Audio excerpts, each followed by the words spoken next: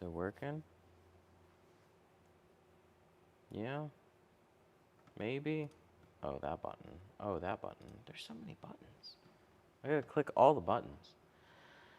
Live now. Good. Things are kicking on. I got a bus to tint. We're doing a full Navigator. Everything with the windshield and a sunroof.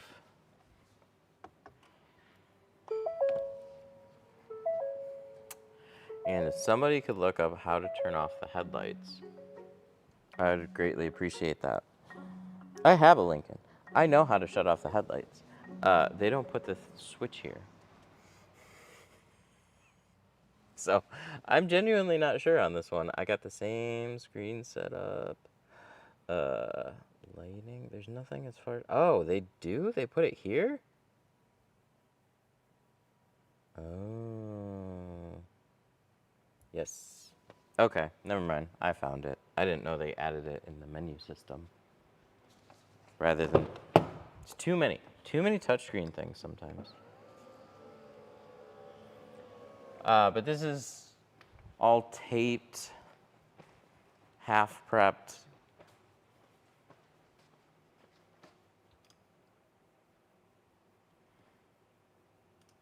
And we can click this button. Oh, no, no, no, don't do that. It's doing that stuttery thing. Stop, stop, stop, stop, stop. Close, damn it.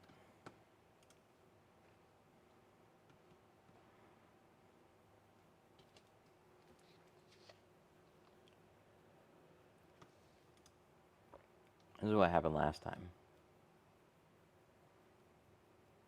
Okay, now we're fine.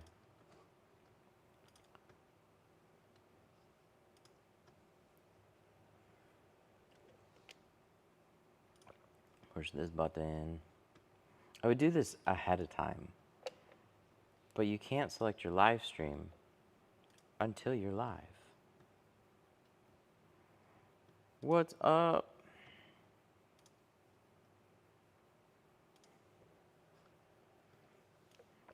That goes for both of these. Maybe I can build something. I should see if I can build something. In this day and age, you can build anything. There we go. All right, so we're gonna start with the front doors. We're doing C2 ceramic 20.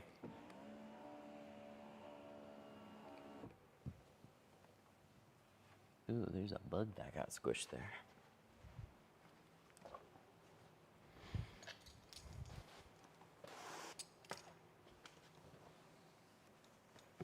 It's Friday.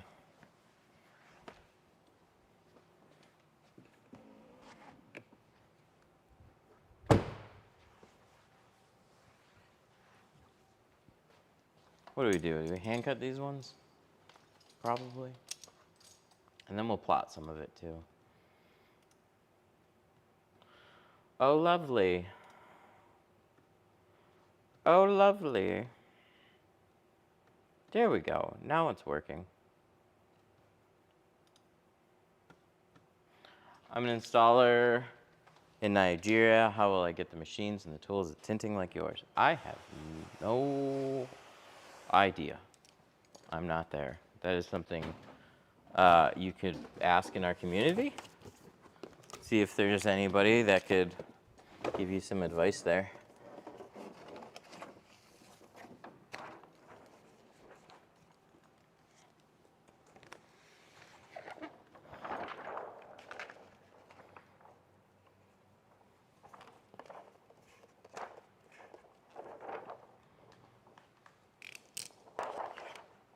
So we're gonna double cut this.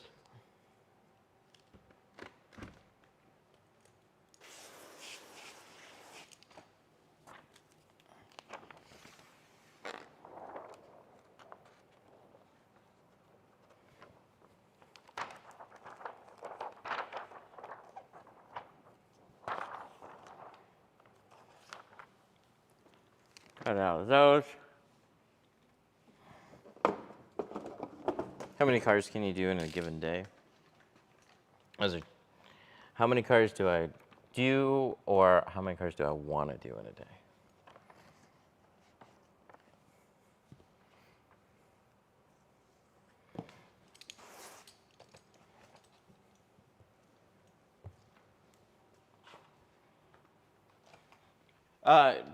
Way less now than what I used to do. I used to tint for shops and have to do a lot in a day. All the sides and the rear, under 2 hours. With the windshield, under 3 hours. They would stack up anywhere between like 3 and 4 cars in a day. 5 if we're going kind of ham. That was like a comfortable, no lunch breaks. You're kind of just hustling all day. I wasn't talking to customers, picking out shades and that stuff. I would show up, I would do the cars, I would collect a paycheck, and I would leave. That was when I was mobile.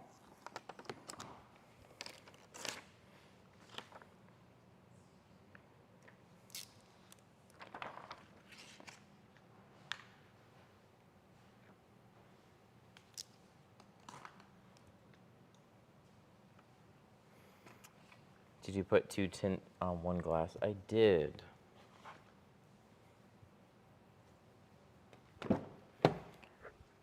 So we're doing, ooh, I should tuck this down further. Good old Ford design here. Look at that. That's almost like a full inch.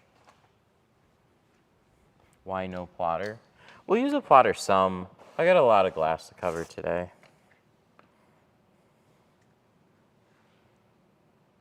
So this is one I'll definitely tuck down a little bit further.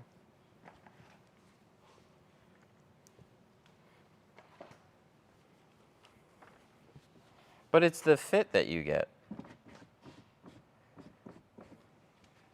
On this one, a plotter should do pretty well. Wouldn't a plotter be faster? Yeah, plotters can definitely be faster.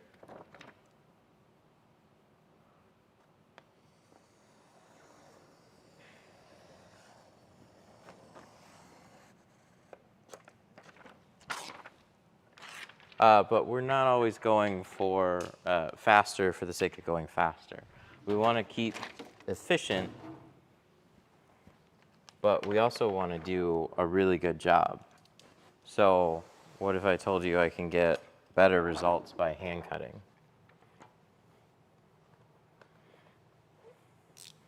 Do we just go for speed? Or do we maybe slow it down a little bit? We can still be fairly efficient, so we're cutting 2 patterns at the same time. With a plotter, I still have to push buttons, load the plotter, weed the film, shrink it. With a plotter, it depends on the job. You'll definitely save a fair amount of time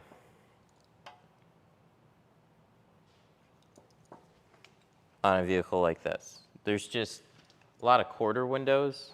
That's tedious cutting. Plotter's going to be much faster at that, especially that hatchback window too. The doors I can cut in a very similar amount of time, especially by myself. If I had somebody doing it for me, then plotter's going to win.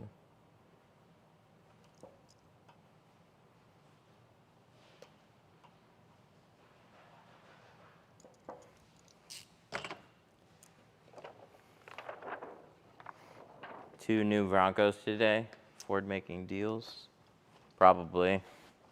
They got a lot of Broncos. Everybody's got a lot of inventory. Inventory is crazy right now. We're back on the other side of things. Starting to see more deals, incentives, and they're still expensive, but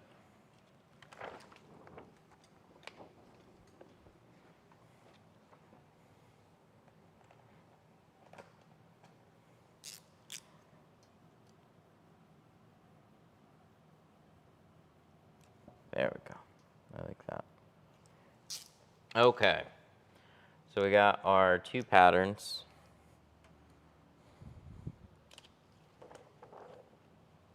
Oh, this should be trimmed a little bit more here too. Just a hair.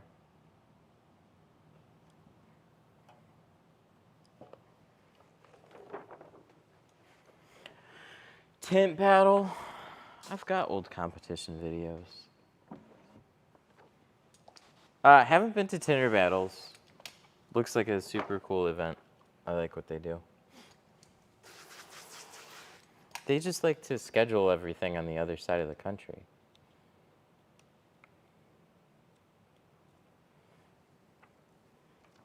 Nobody makes things nearby here. It's always California, Vegas, Texas, Florida. It's like literally as far away as you can get.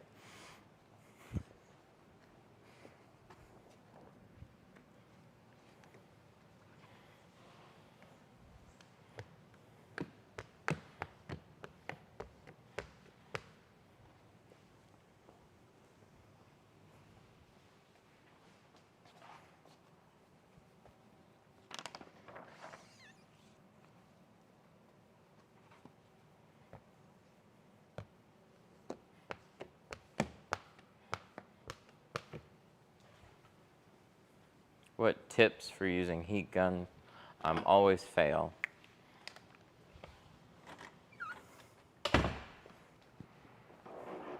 Hard to say. We're gonna shrink this. So one tip I would give you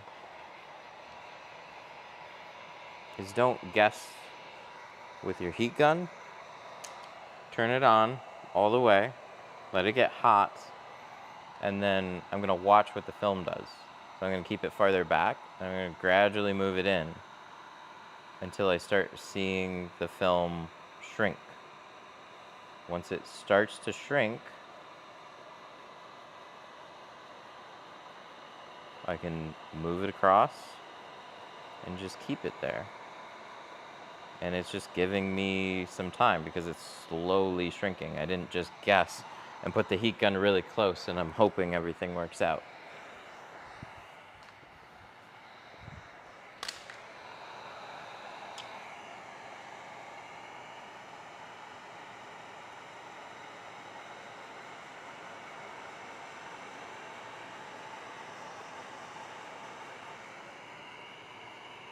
Oh, we're tinting the outside.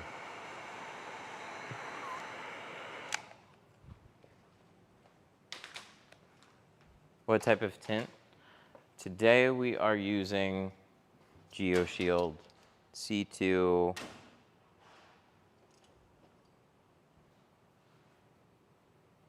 Oh, I'm sad now.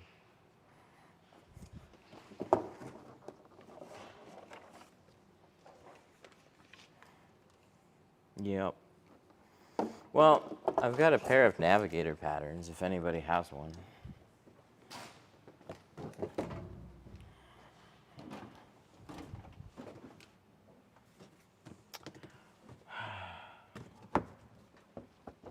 We'll grab this roll now. We gotta cut these again. This is carbon 20. Ready to install.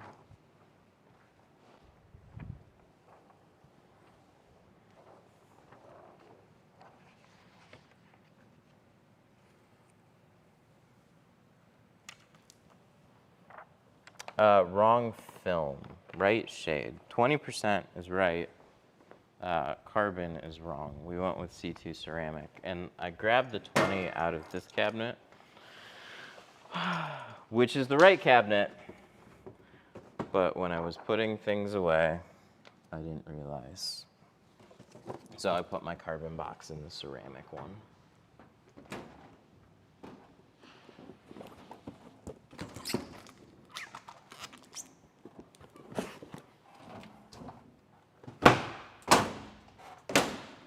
And all I have is a long roll. I don't even have a short roll of 20.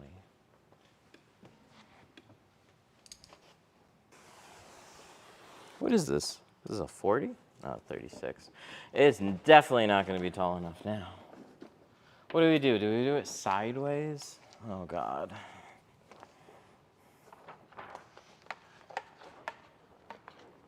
Save some film, do it sideways. It's a smart way to do it. We don't have much shrinking to do on this. It's not like a RAM.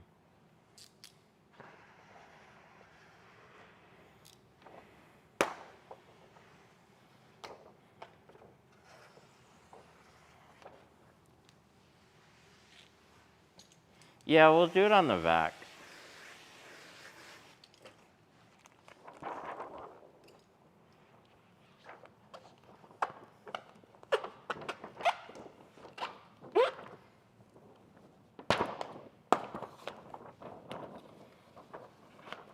There we go.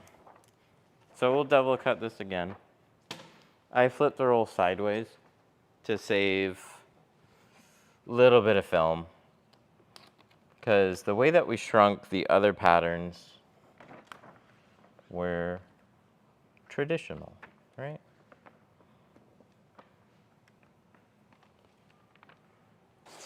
So I have room to flip the roll sideways, but that means I have to shrink out this edge. There isn't much to shrink on this one. My future shop is going to be inspired by yours. Sick, man.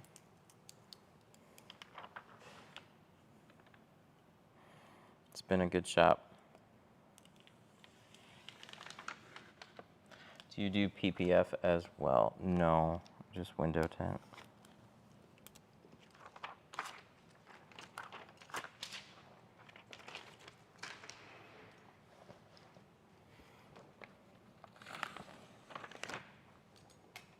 Ta-da!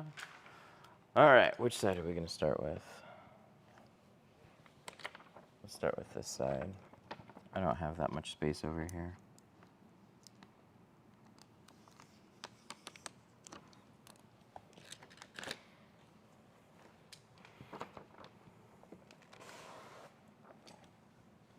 Slide this over. Seals are pretty forgiving on this one. We can make our pattern a little wider, especially the lower. It's gotta get tucked pretty far down.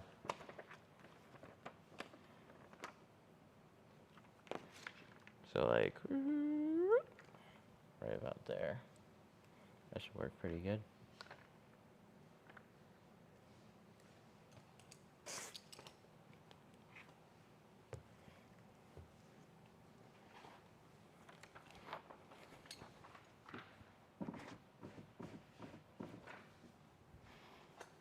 I was hand cutting a quarter window on a Denali and it wasn't fun. Some of them are just like these. They're not hard to cut. I guess this is easier than I thought. Sometimes they put this rubber channel in here too. That makes it harder. What's difficult is like trying to see it when you have the film there. Even with the tape, it's still a bit tedious compared to just plotting it out.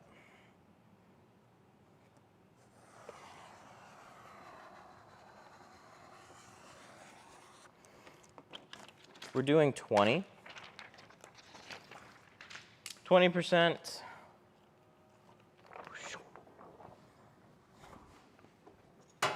And it's double right now because we're cutting two patterns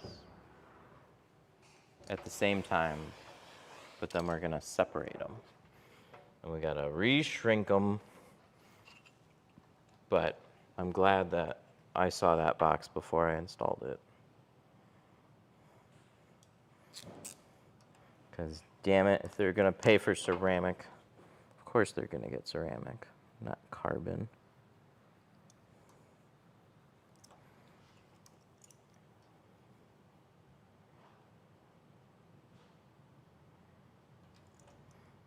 This is GeoShield.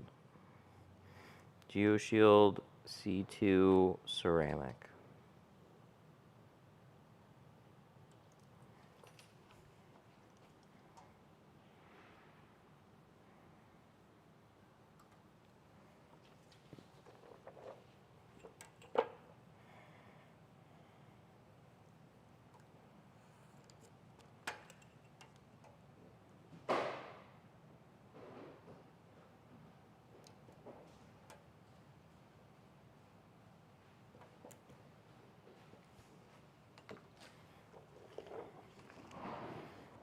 How long did it take you to save up to offer ceramic?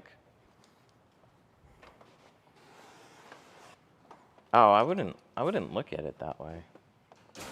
Like, if you want to put the cart before the horse a little bit, that's a jump. What I would consider doing is just figuring out ahead of time, like selling it ahead of time, taking a deposit, and then ordering the film as you need it.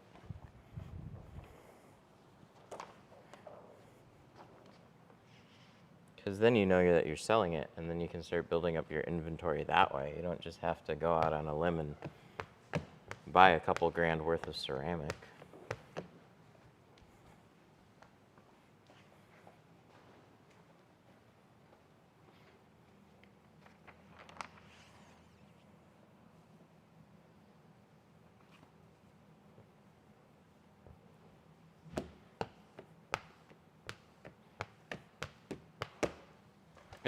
You want to have options as early as possible.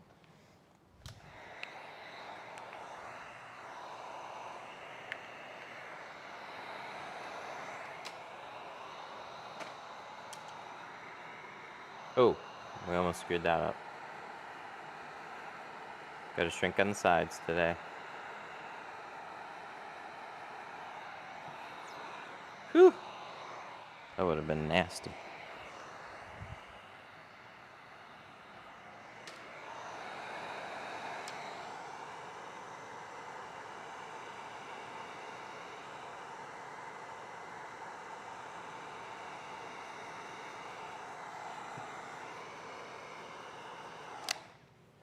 Oh, we're going to use Geo on the windshield. We're going to do a 50.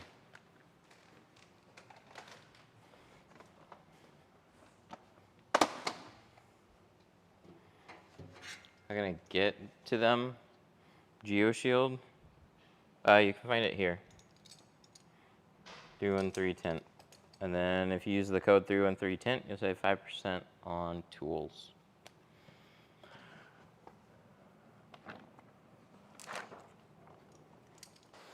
Okay, so now these are ready to install. We have the right film. How do you know you need to heat shrink it in certain places?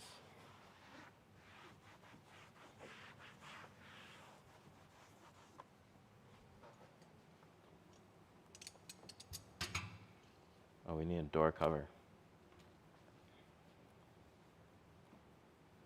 Okay, so heat shrinking, if you look at every example of heat shrinking, you'll see it's always along the bottom that we shrink.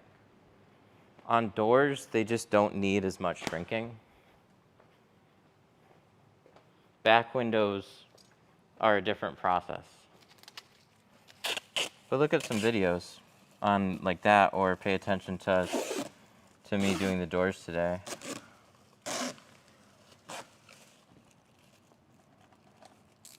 You aren't picking a random spot on the window. You're organizing all your slack. And then you need to shrink it to fit the curve. So how do I offer ceramic when I don't have it? You can take deposits and order it.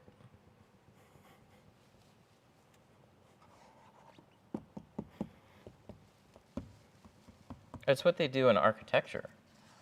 So you might have samples that you show somebody.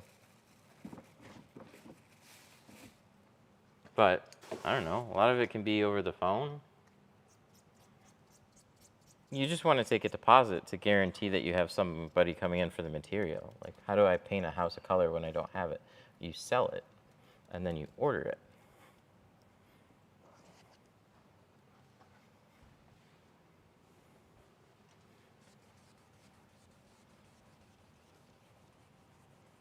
When you do architectural film, you go in with certain samples. You figure out what the homeowner wants. You take a deposit, and then you order the material.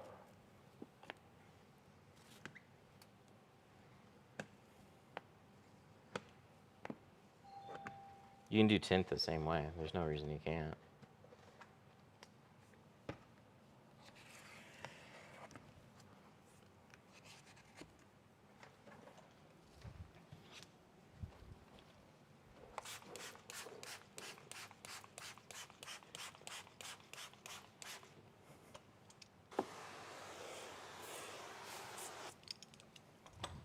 Yep.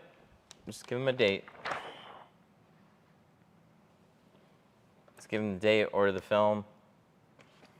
It's a good way. It's a good way to test your demand for it too.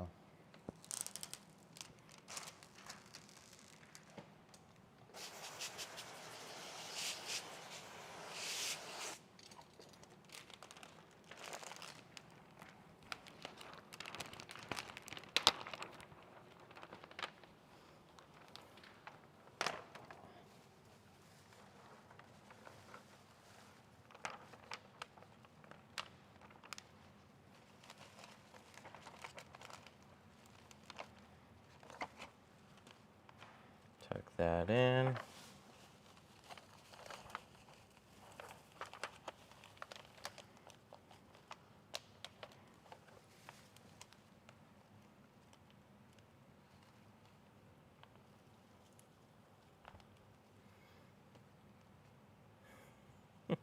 Just find a way to buy a couple rolls. Well, some people look at it like, you know, oh, I gotta have all these shades. I gotta have them in inventory. I can't sell it until I do. It's not true.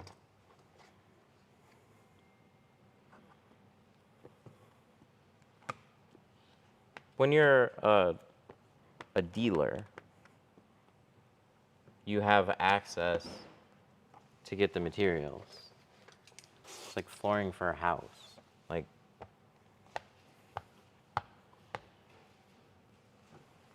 yeah, you're not going to sell it same day if you don't have it on hand.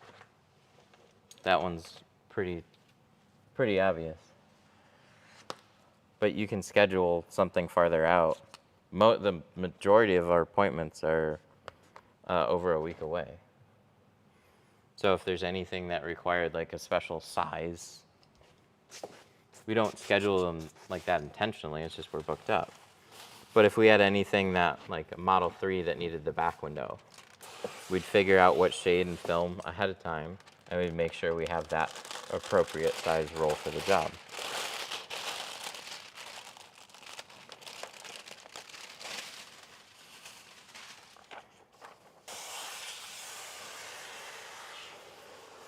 You make it look easier.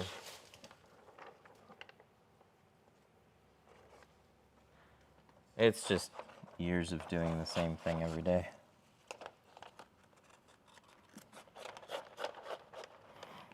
Yeah, my first vehicle sucked too.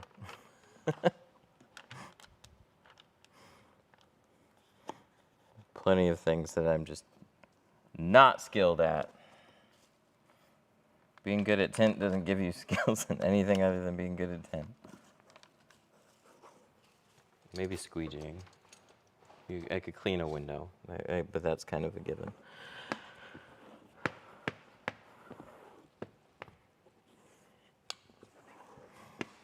No, you always want to use soapy water.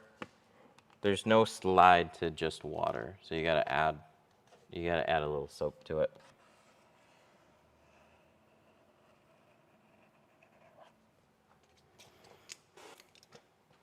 And Geo sells half rolls too, which is really nice. First time I stocked up on a lot of ceramic, I had 50-foot rolls. But we decided, so we were different. I was tinting with a mobile company, and we decided to bring on a particular film, and everything was sold then and there. So it wasn't scheduled, the material wasn't scheduled ahead of time. The ceramic part of it was sold there and then in person.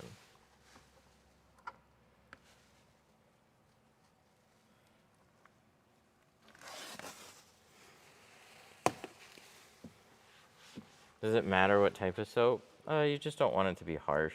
Dawn has degreasers, So baby shampoos are very mild soaps. And they don't have like too many other things in them. But there's lots of people that still like using dish soaps. They'll walk through a grocery store and buy whatever suits them.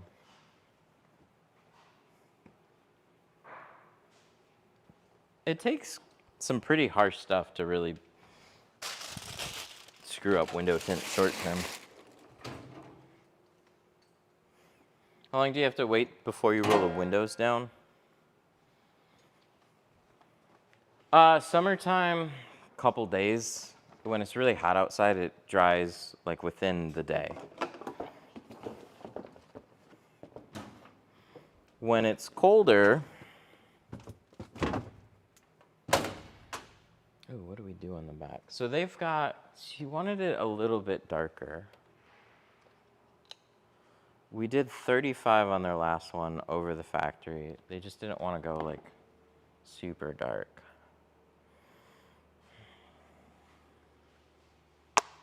Should we do a 40?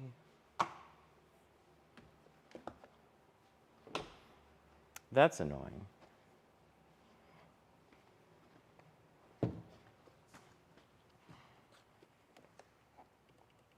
Literally just shut off. The rear door's metered at 20, rear quarter's metered at 15. I can definitely, look at that. What the heck? You look through there. It's a big difference.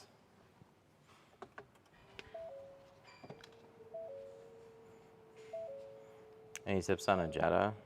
Just cut your door windows slimmer. Yeah, see, that's 20. Quarter window's 14. The rear window here.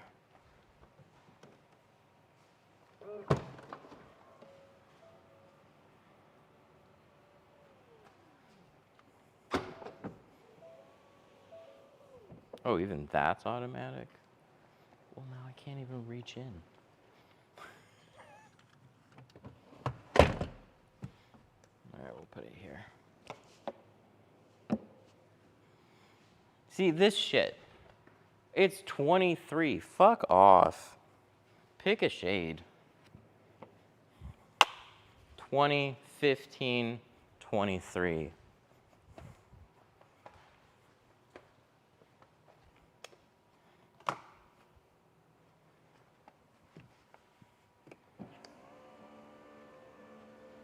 Make up your mind. Make up your mind.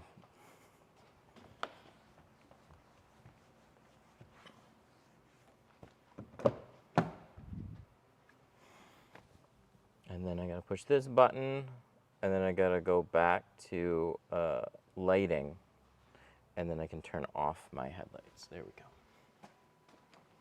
go. You know, for such a big vehicle, this screen situation doesn't make any sense. You should have a way taller screen so you actually have a good backup camera.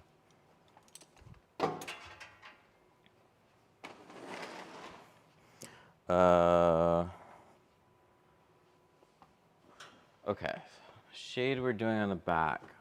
I've got 15 and 5 here. We're gonna grab a 35.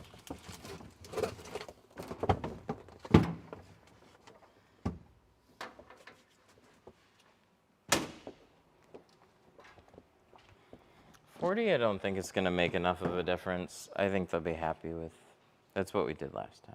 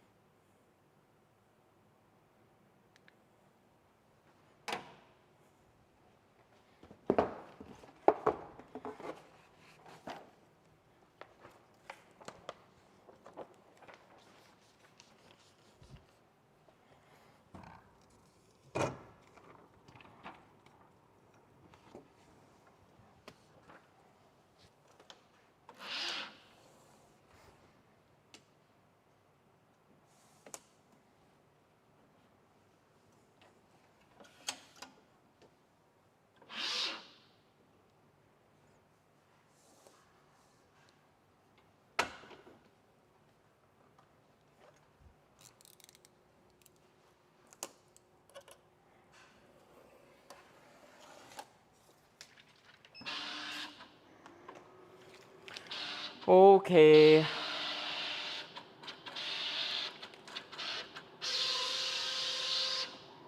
So we need, last thing we did was the Porsche. We need a 26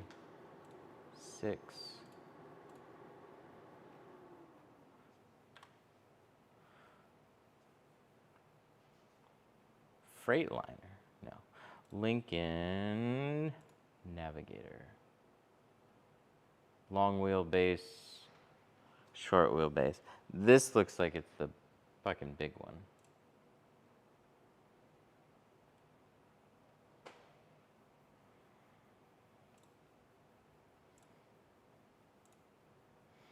.36 isn't going to be tall enough for this. That's kind of a bummer.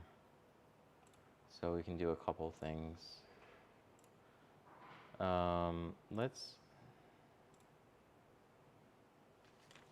This is the driver's side, this is the passenger side. So let's do this, and then we can flip this one. I'm fine with that.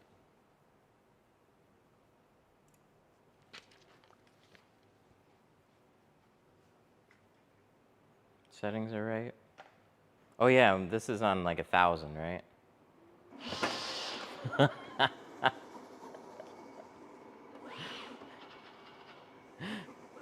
That's fucking hilarious.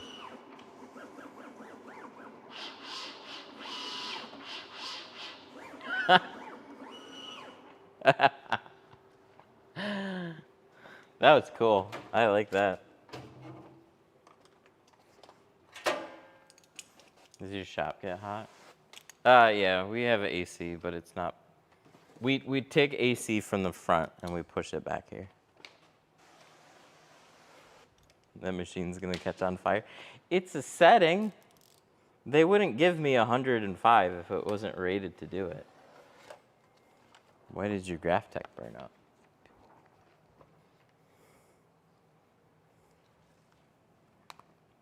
Or is that a bit like driving your car at 180 miles an hour because it'll do it?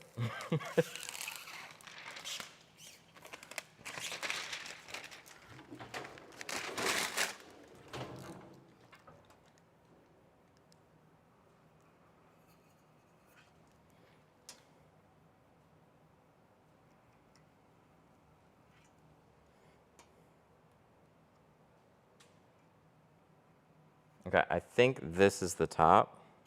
It's always hard to tell on the square windows. But that should be right.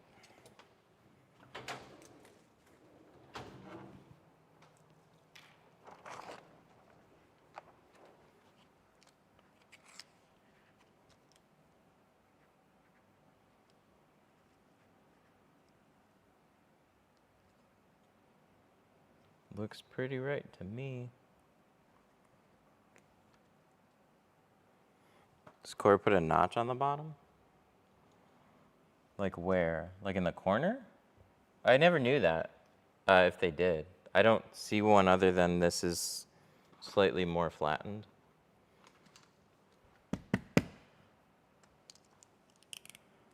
But that would be nice.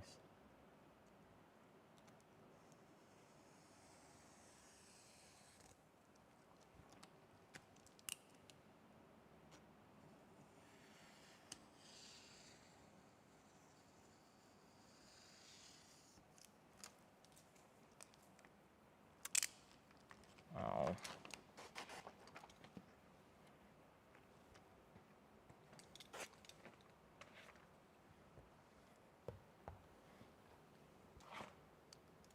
Is GeoShield overpriced? No.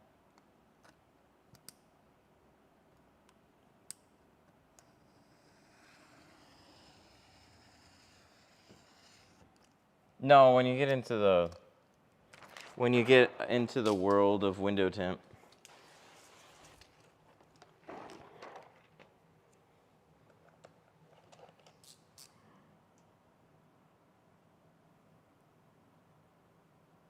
When you get into the world of window tint and you actually start comparing films in person,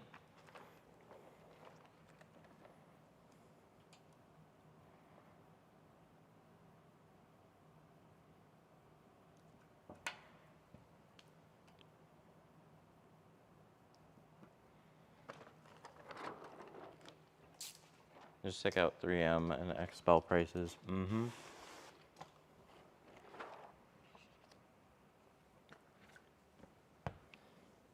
That's what a lot of them don't see. We'll see like a Tint X or a Rock Rose and be like, oh shit, Geo's expensive. Compared to those, yeah, it's definitely more expensive.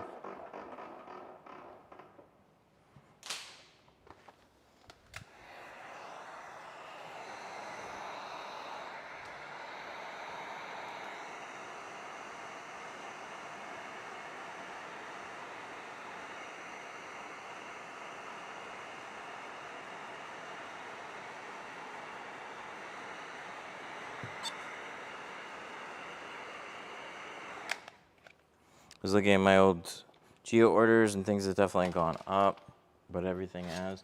Yeah, they had a 7% increase back around fall of last year.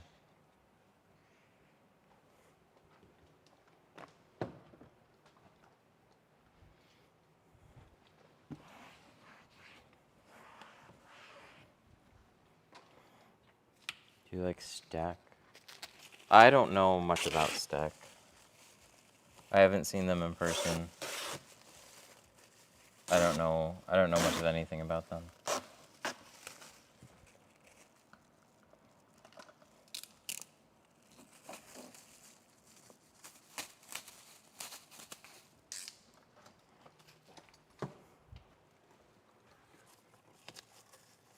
But I don't have anything against them. Like, they seem like a interesting option.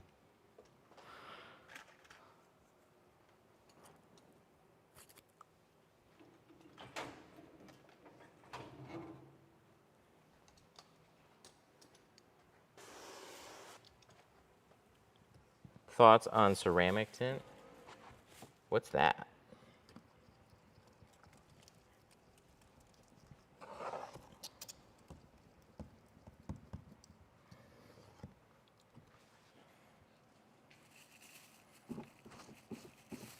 Okay, so we got another door window that we're gonna install. The first step is scraping. We're gonna make sure everything is clean. If there's any dealer sticker, residue, anything. Make sure that's all wiped off.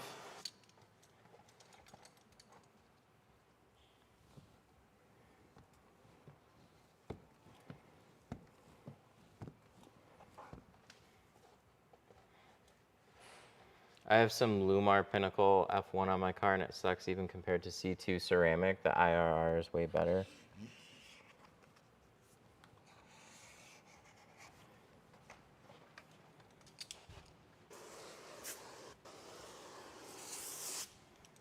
Yeah, I haven't looked at Lumar in a while.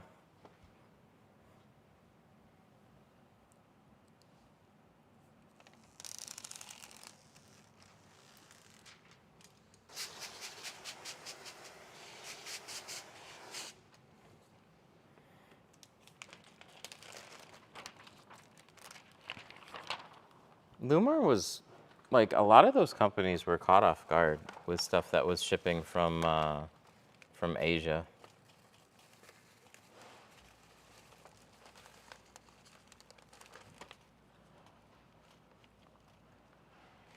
Like, Eastman's a chemical company that owns a window film brand. And their main things are dyeing, not carbon. So you kind of see, like, Wari specializes in dyeing films. Eastman dyed films. And then you had a lot of carbon films as an alternative to dye all of a sudden show up on the market. And it really threw, like, CTX was the top of the line film for them for a while. This is years ago. It just got stomped on.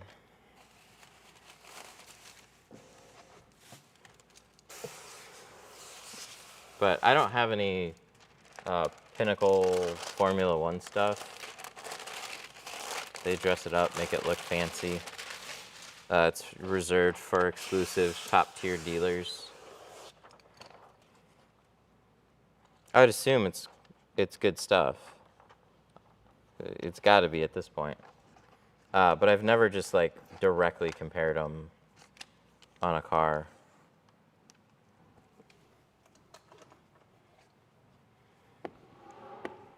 But there's only so much you can do with window films. When you learn about manufacturing and processes, and it's like, just because a company has a lot of money, films still have to be priced somewhat appropriately for it to make sense for everybody. And everything is very competitive. So when you take a C2 ceramic and you put it in front of a heat box and you're like, holy shit, that blocks up a fuck ton of heat. And then you take 2 layers of it, and it's like, oh my God, we're getting close to 0 being let through. Like, what else is a film gonna do? How much better can it get? Like, you're just not gonna notice much of a difference. There's not any difference left to notice.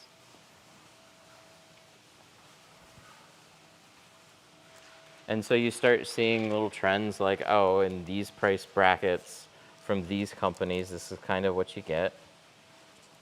These are their spec sheets. This is it in front of a heat box. The value is in the branding. That's what you pay for. People want to feel like they're paying for the best film by going with the best brands. That's why they go with them. But when you learn more about the companies themselves and manufacturing and stuff, and actually think, what is going on here?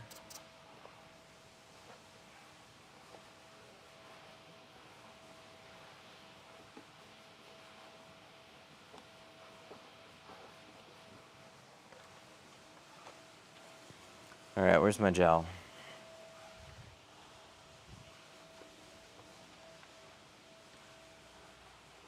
Let me sweep it off one more time.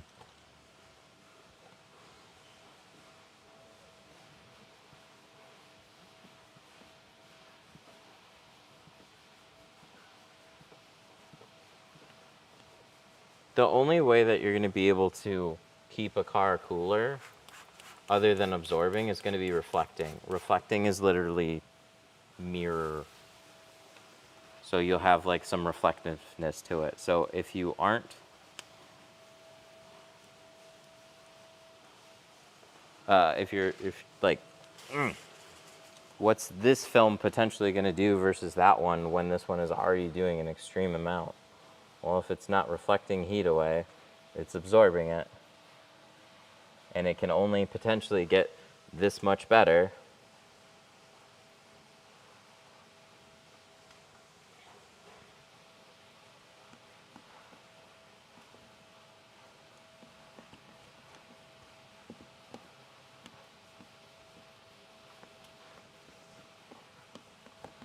So a lot of times I say I'm not missing anything by going with Geo over another company.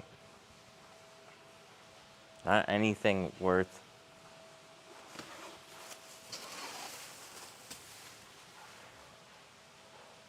film might shrink slightly better, might install slightly easier, might block out slightly more heat.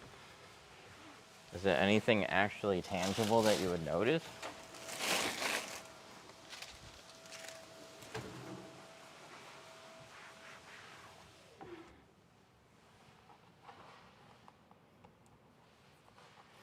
But then you learn where,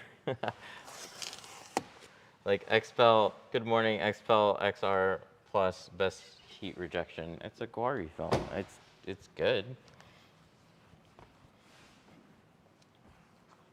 Versus Apex, are you going to notice a difference? No. No, you won't.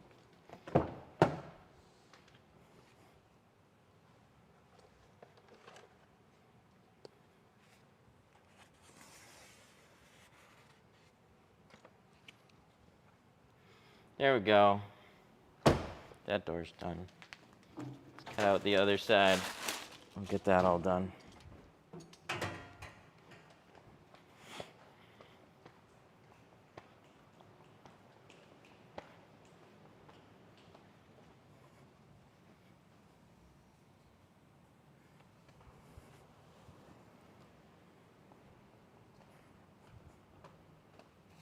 Well, that's not going to be enough. Are we at a door panel? No. No, we're not.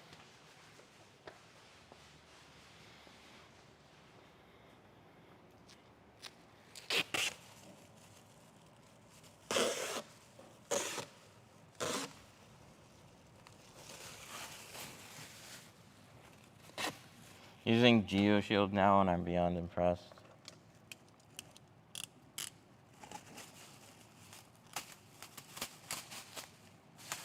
That's cool. And I don't mind what film anybody uses. I have what I like for my business. It's always been my stance on it. I have to use something.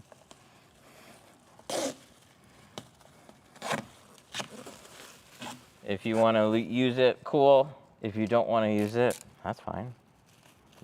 Still hang out, talk. There's so many other things.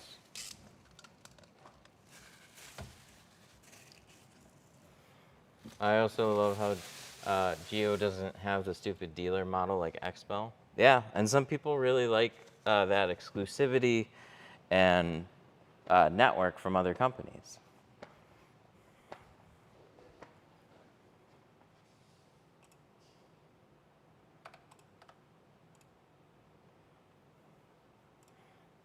There are different companies for every flavor of business.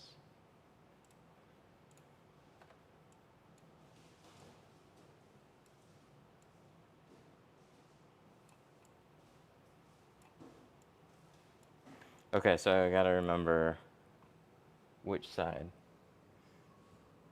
Okay, you guys ready to ramp this shit up? Okay, I need these windows tinted, and I need them tinted now.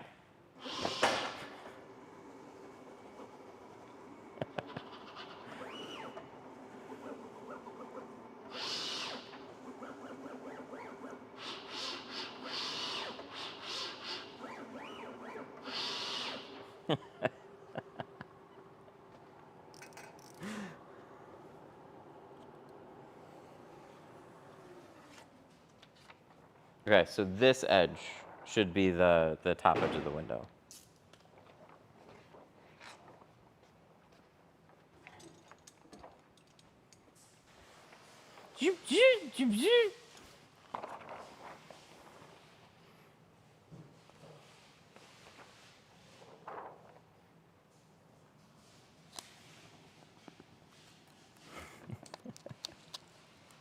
That's okay. It's mine. It's my machine. You can live vicariously. Like, what if we do that? That's typically what I like to do. It's just like, within reason. I've never tried Expel. I wouldn't mind playing with it for the experience, but all the TikTok videos I see Expel their films have a blue hue to it, which I'm not a fan of. Yeah, XR Plus definitely has a bluish tone to it. And it's pretty talked about, and people say whatever to justify it. But if it had a neutral tone, then it wouldn't even be a conversation. It would just be like, yeah, it's an amazing looking film.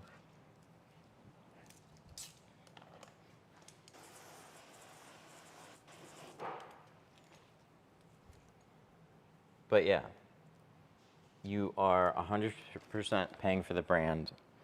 And that's not a bad thing if it works for your business. Just want to make that like really clear. There's a lot of different types of people. There's people that want to save as much money as they possibly can on a film.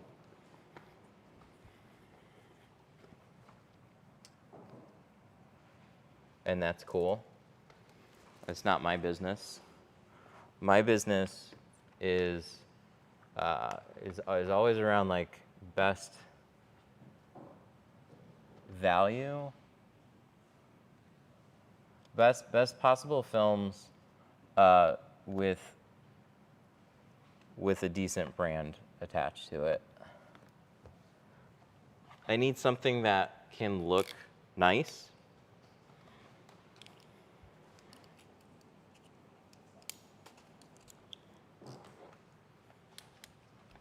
That's why I didn't go with like a Tint Depot. Not saying their colors don't look nice, but the idea of selling Tint Depot is just one of those like, what film are you using? Tint Depot. Ew.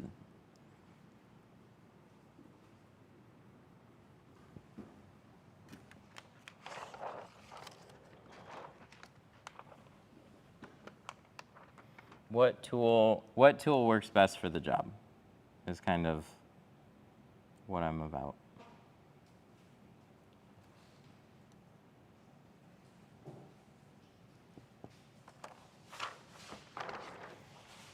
Okay, we gotta shrink this one still.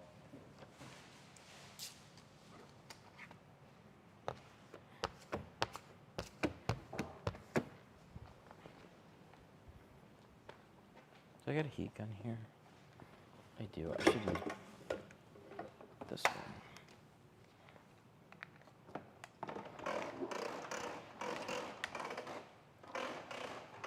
But look, I would absolutely use an Expel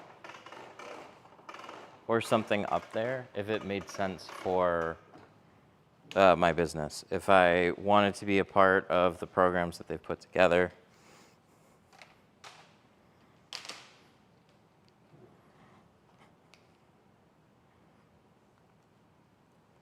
I'd have no problems with it, but I don't. It's just, I'm gonna have a harder time. I'm gonna spend more on film.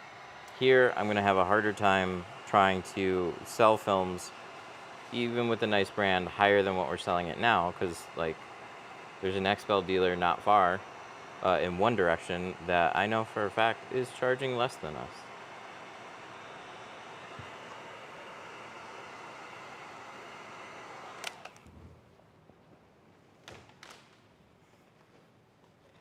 But they're more about volume, and they brought Expel to try and bring in more customers, and it's just playing that game.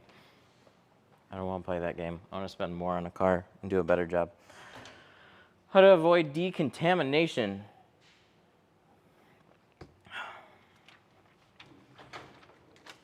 So avoiding contaminants in a windshield, a lot of it is just your process. All the little steps matter.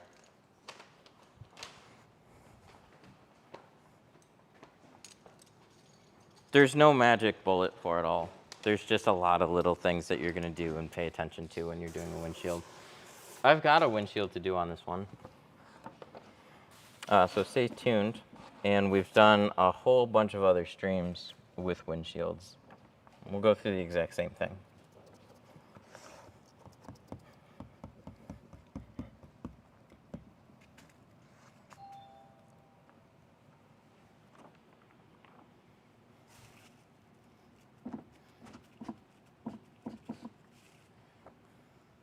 What? I did 2 doors on a truck that smelled like hot dog. They had bags in the back door. Oh, like it was. I thought it was actual hot dogs. It's like, that doesn't sound too bad. Weird thing to leave in a car, but.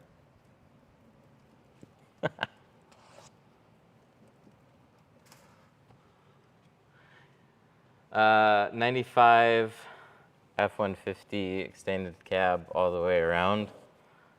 I couldn't do it today, but we could do it.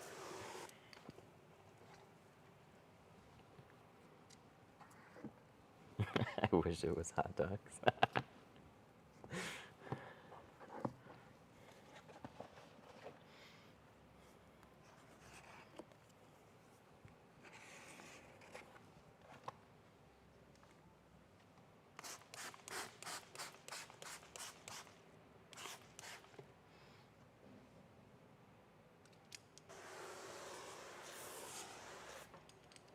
The darkest? The darkest that I'll put on a windshield is 35, and then I could do typically 5 on all the other sides in the rear. I do have a 2% though.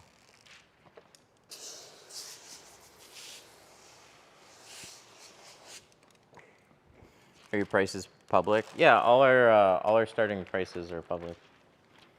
Most vehicles are those prices. If you go to Detroit Tint Studio, you can see them.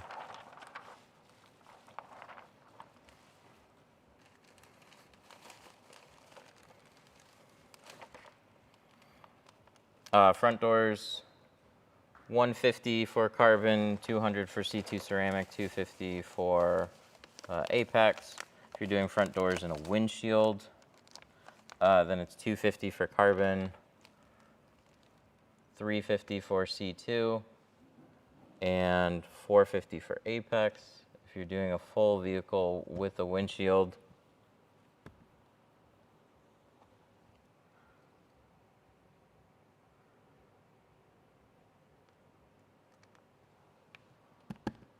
let's make sure. Sorry, there's a comment there.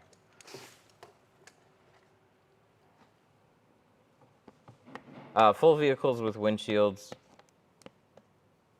are typically 450 for carbon, 550 for C2, and 650 for Apex.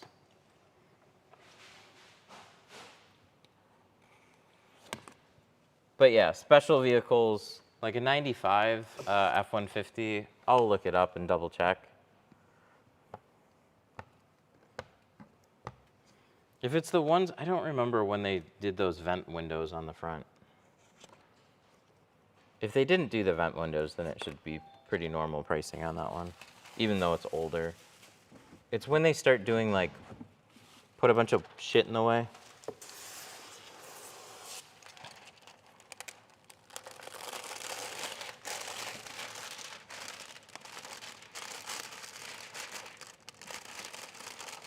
What about the different geofilms? I only carry 3 of them.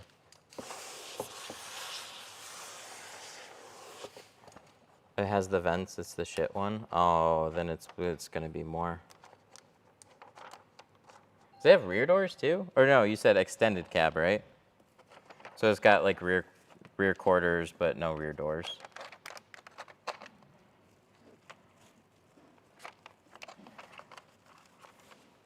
It's I gotta look it up and think about it a little bit.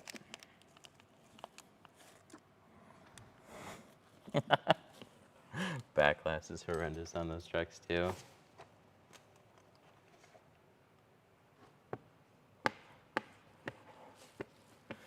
Lovely.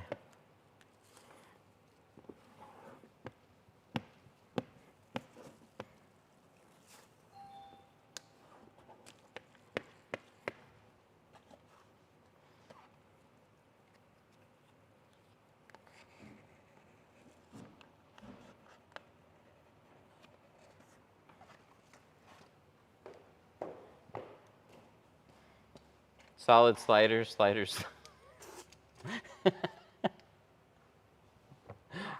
There's sliders and solids. This is a slider solid. God damn it. Which one? I'm guessing slider.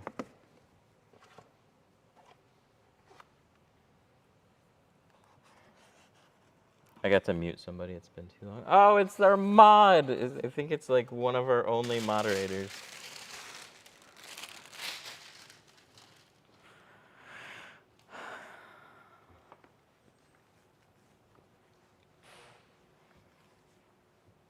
Oh, it's the 4-piece. Gotcha. I know those. I'm gonna say this in the nicest possible way. I don't really want to do it.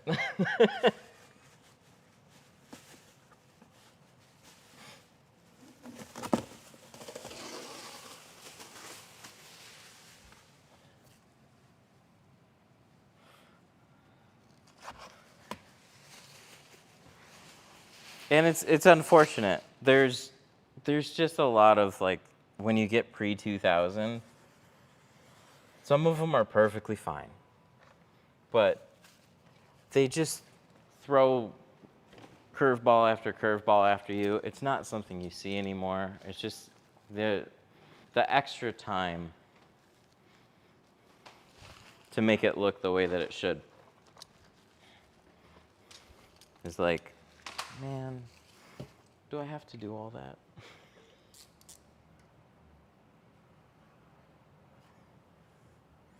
I found pre-cut tint. Yeah, I've got the best software and a machine to do it. The problem is, it's not a very popular truck. So when they made those patterns, quality control is a concern. So just because you have pre-cuts for it, pre-cuts are not an OEM thing. Like, it's not the same as getting a blueprint for the glass or something like that. Like, it's just a company cut some patterns, scanned them into a database, threw them up there.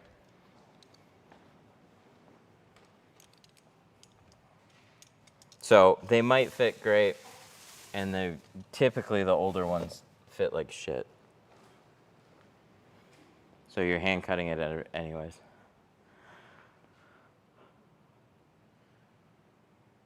Can you make an in-depth video on how to prep a window for tint? I mean, every one of these live streams. And yes, I already have them. They're posted.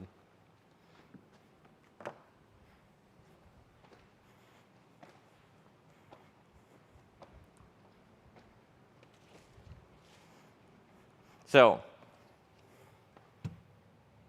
we'll go over it right now. I have a pattern here. It's ready to install. I have not cleaned the inside of the window yet. The only thing that I did was I rolled down the window and I put tape along the seals. That's it. So an in-depth cleaning is going to be exactly what we did on the last 3 doors. I'm going to take some soapy water. I'm going to spray my window. And I'm going to start with scraping the lower half of the window here. This is just to loosen things up. I see some random suction cup marks. We just want to make sure there's no residue from anything left behind. So we loosen that up. We roll the window down.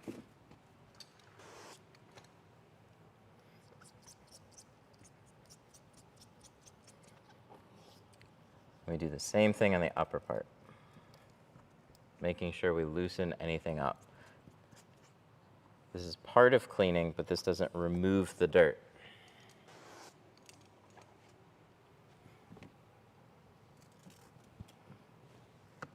Then we take a squeegee, make overlapping strokes so everything is completely dry.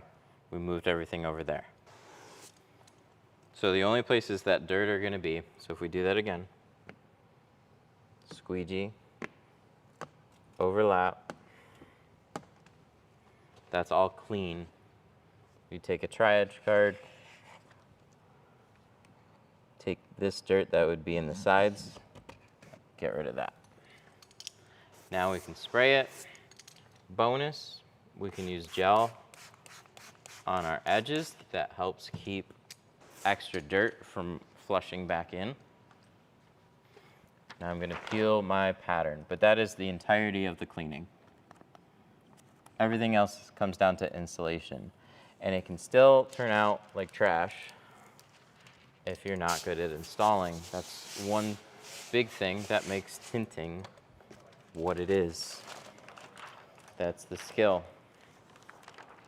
So we're going to take our pattern, we're going to lay it up on the window, right there. I'm going to roll this in, tuck it into the side. Then I'm going to go do the same thing with the other side. we need to pull this back so I can get it behind the seal. Right like that.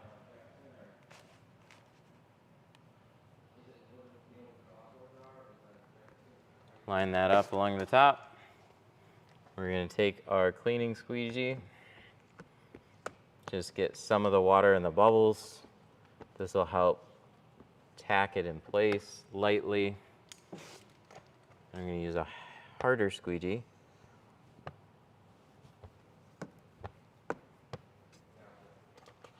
Press that down. Then we got some bubbles on the side. We're going to use a tri-edge card, push those out.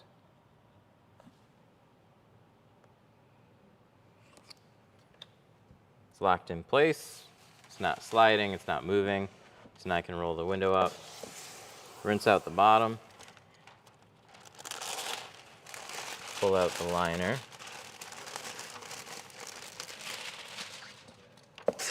We're going to rinse. Remember when we loosened everything up? We didn't squeegee it, but we can just flush it, make sure that's clean. Tuck in one side,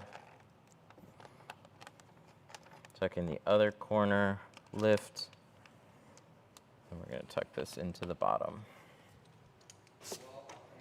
There we go.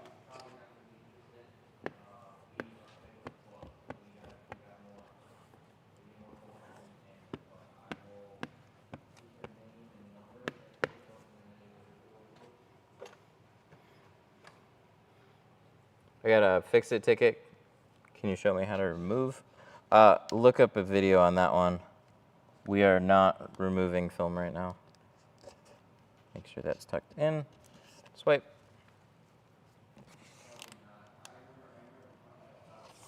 Swipe. I think I just pinched this one. Oh, just that little bit. Yeah, that got pinched. Little pinch there. Well, we know what that means. That means we start over. How do you fix that crease? You rip it off the window and you cut it again. It was going well.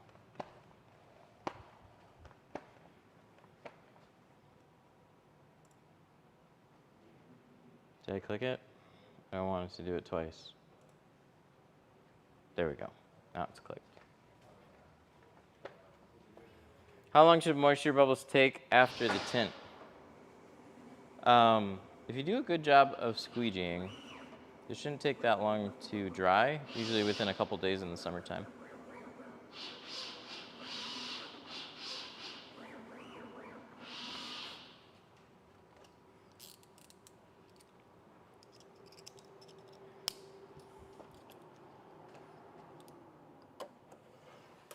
Oh yeah, that's how you do the removal. You just peel it. I cursed myself. I said we're not going to do any removals.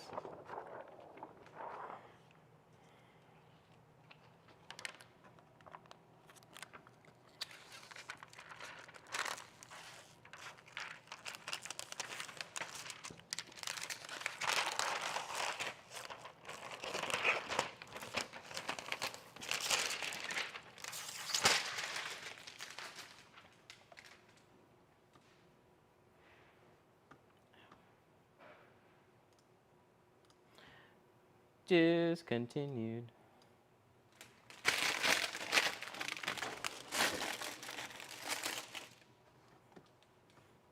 TikTok, what did you do? You did too many updates on this app.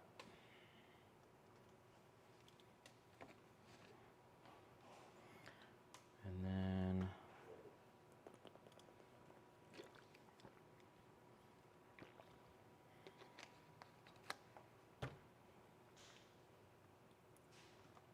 go live.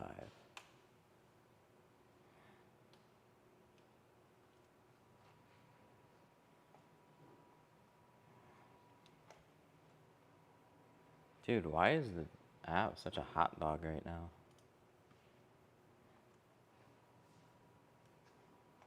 Oh, okay. It's the preview that's a hot dog. Go live. And then we can click this.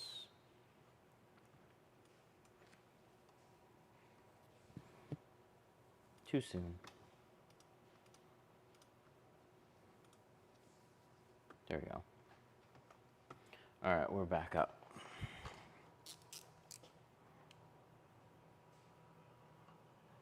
Okay, so this pattern is upside down.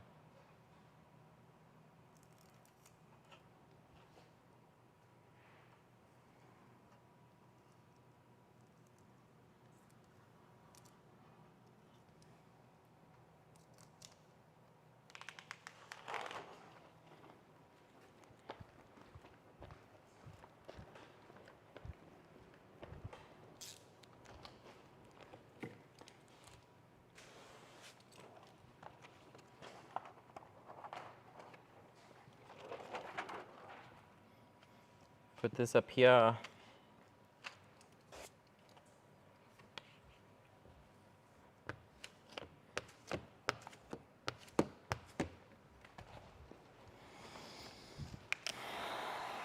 Shrink.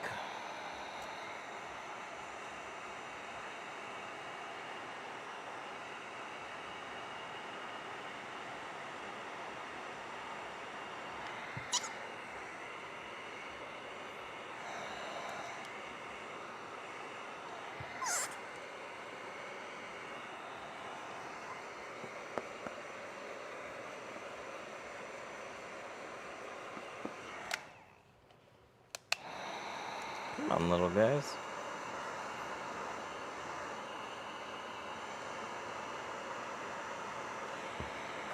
Here we go. All right, so this one is clean because we just removed what should have been a good pattern, but I creased it. Rip. So we're back at it again with another one.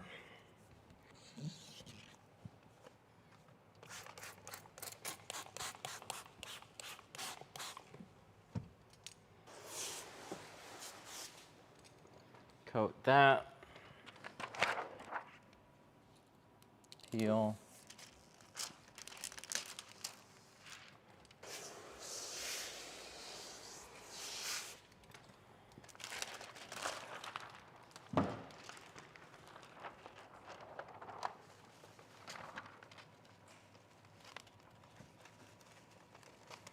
This gets tucked. There's that. See how that can just like stay back there? We can pull it back and push it on the glass. It's nice when it does that. Oh, I didn't have to retrim. That's a good top edge. Good job, software.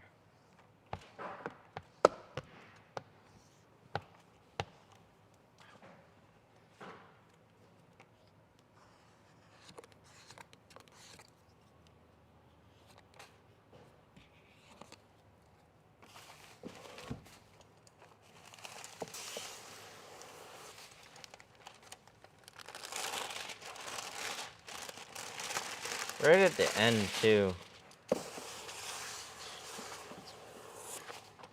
Like right here, we're gonna try and not make that a thing this next time. See that? Pinches right here. There. Now it's fine. So when you're tucking in your corners, you want to make sure that these areas are as flat as possible. Sometimes they just want to grab the glass while you're trying to tuck it into the corner, and that'll cause it to bunch up there, and then you swipe. And if it does, that swipe doesn't put enough, like if it doesn't free it up, it rolls and creases. So right here, on the last one, it just pinched and creased on itself because it didn't, it got stuck and it didn't want to slide all the way into the seal.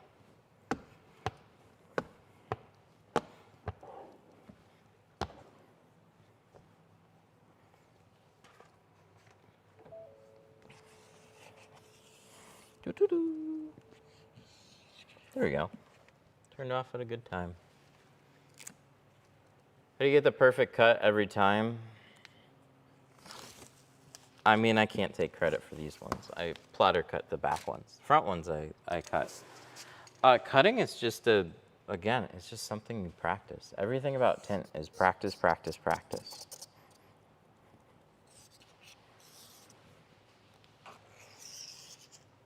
Find the main part that you struggle with and do that part over and over again. So if I suck at cutting a top edge, I'm going to look up how to cut a top edge or just tint a door window. I'm going to see best angles so I can understand what they're doing. And then I would just take a piece of film and not go through every step. I would just take a piece of film, put it on the top of the window, try and make a cut, shift it up, make another cut, shift it up, make another cut. You just want to repeat back to back until you figure out what you need to do.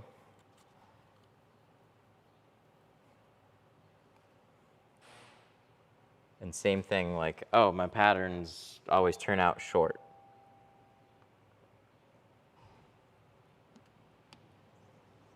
Just take it one step at a time. Focus on each step and what everything in the film is doing. Patterns short on the sides are, people usually don't tack their film or anchor it onto the window when they make a cut. So you can help yourself out by making a cut or tacking it to, positioning the film, tack it so it doesn't move, and then you make a cut. And then if it turns out jaggedy, then you loosen the film up, shift it over, tack it down, and make another cut. You just keep going, repetition.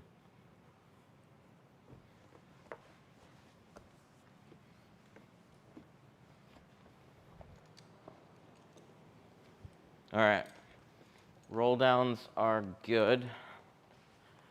Now we need to do all three back windows here.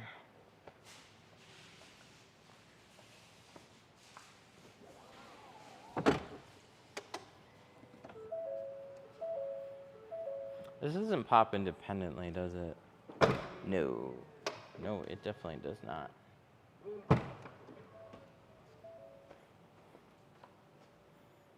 All right, what do we got?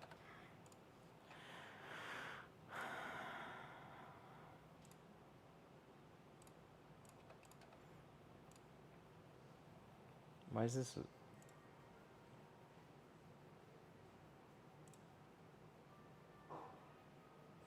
Why has this got 1 star?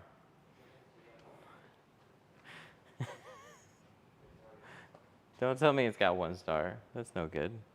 Front doors 4.3, back quarters. As far as I can tell, it's these measurements 41.96.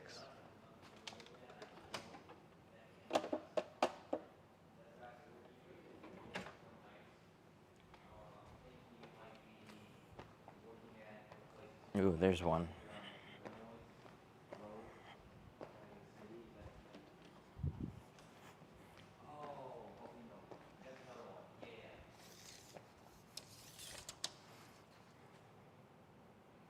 Yeah, 41.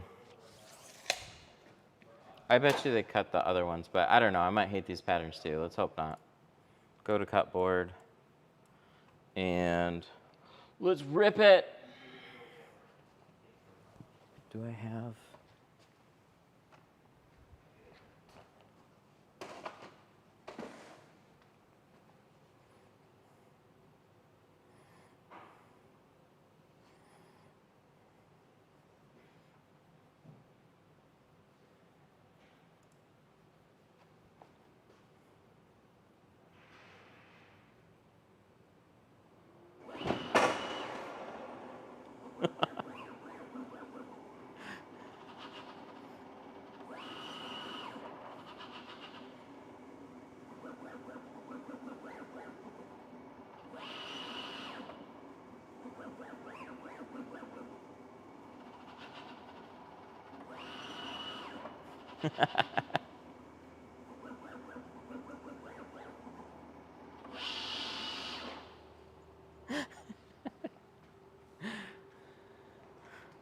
That's awesome.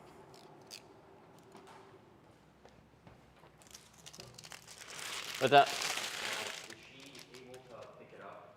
She talked to you about that? Is she going to be here at 3 o'clock like she's supposed to? Oh, she didn't talk to me about a pickup time. Yeah, 3 o'clock will be fine. Well, I gotta go. So you want me to call her and see if she's going to be here? And voice or something? If she can't, will kind of leave me hanging right now. If she can't be here at 3 or 3:30. I'll be here. Oh, but I feel bad because you might maybe if she can't get here before something, Oh. you're going to be stuck. Oh, no. No, it's fine. Okay. All right. Okay. Yeah, sorry for leaving you hanging. Oh, it's fine. Okay. You're good. Okay, cool. Yeah, thank you. Yeah, I got to go. Okay. Okay. All right, cool. Thank you, Dad. You're welcome. Have a good weekend. You too. I'll see you Monday. See ya.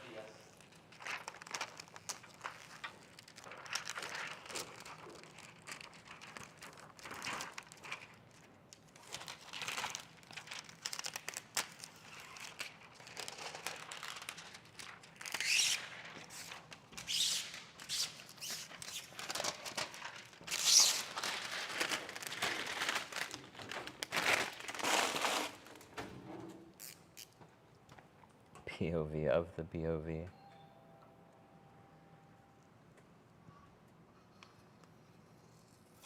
Yeah, I want to do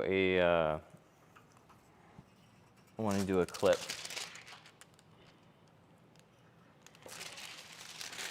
Of that.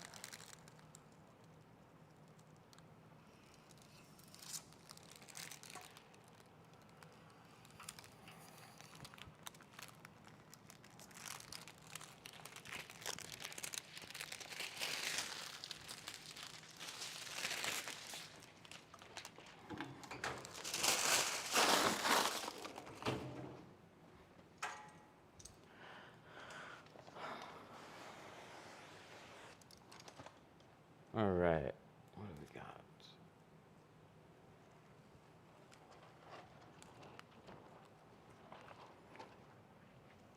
Tinting gel better than soapy water? No, you're still gonna use soapy water.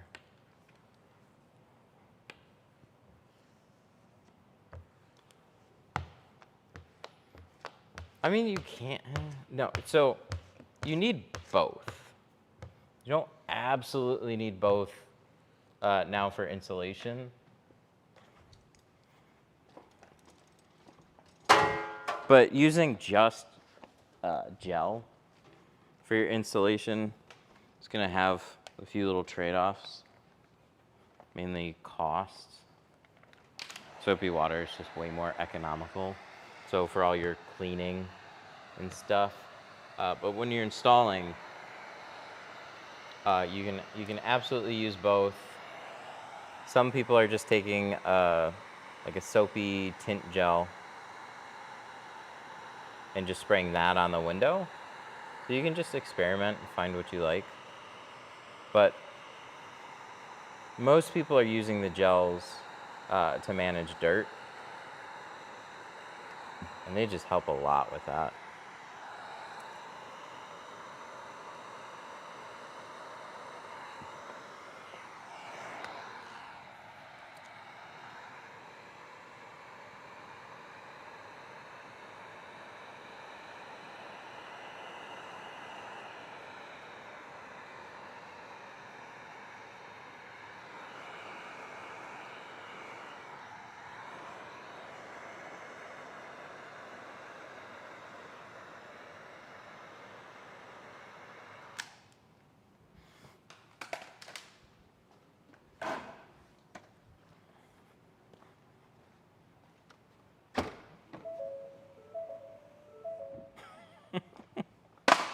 Still funny that it's motorized. That's cool.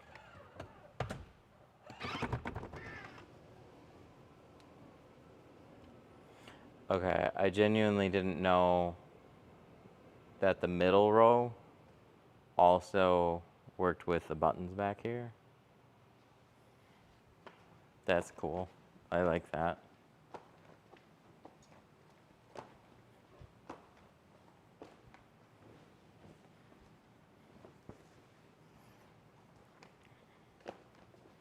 So all this is done.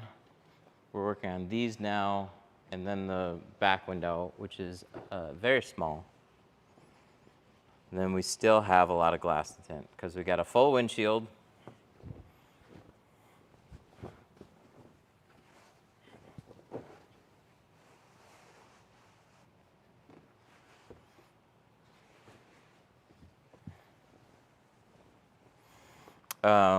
And we have a panoramic sunroof. God damn it. Didn't I just do one on an expedition? Why are my customers doing? They have an excuse. They did one before. They did one before most other people. But I've done a few panoramic sunroofs recently.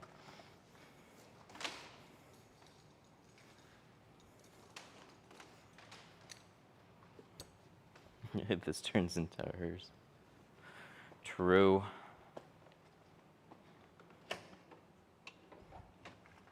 MH400 plotter from US Cutter. No, I don't know the model number.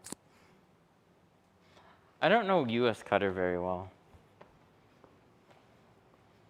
Nowadays, it seems like you can cut with anything.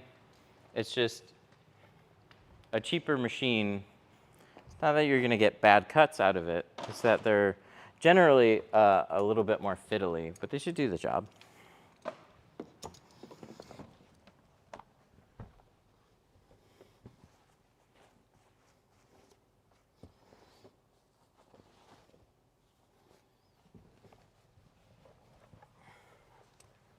Oh, this has an antenna on most of it.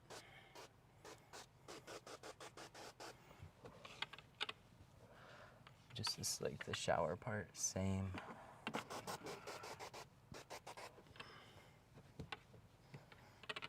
What was the biggest struggle when you got a plotter?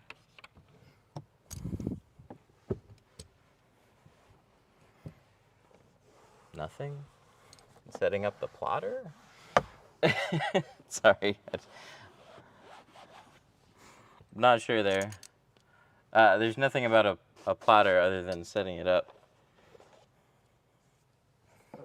So I don't know what that has to do with life.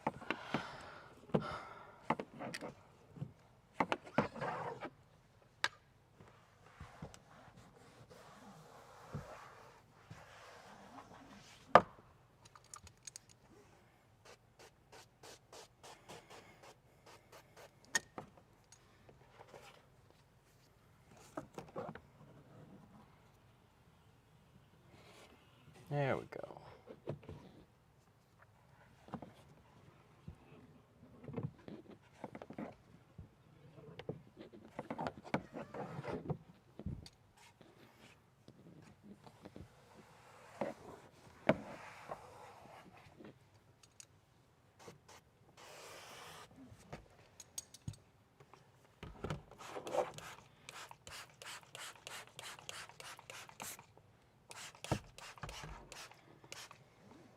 So that, you could spray enough gel covering it, and then, I mean, I suppose you could do it on the actual film too, and just do everything in gel, but it's still a lot of gel.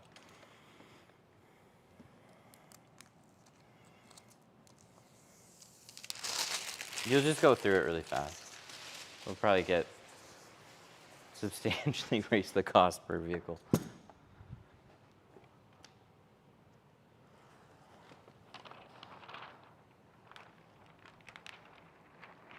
All right.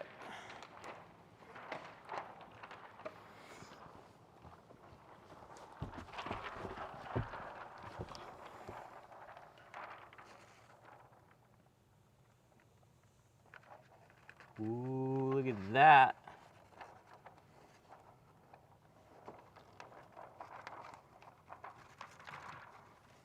I didn't think I'd be able to get it hover that well. It was good.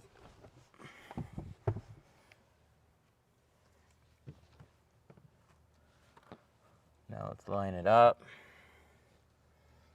Pattern's perfect. I should rate these.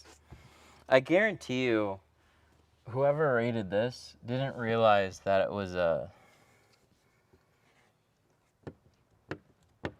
short wheelbase.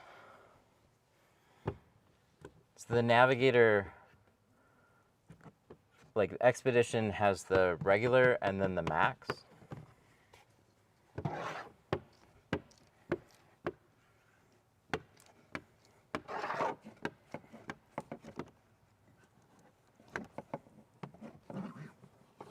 So they would have different size quarter windows. You would cut out the big ones for the small and then not realize. So they could, I think they could label them better.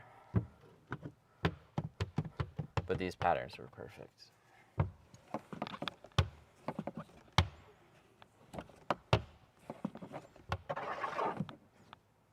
Why don't I participate? I should be I should do that. I should be helpful.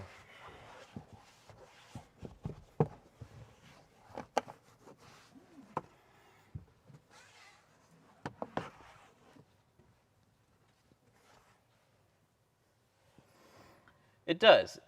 Gel is thicker, gets rid of the dirt.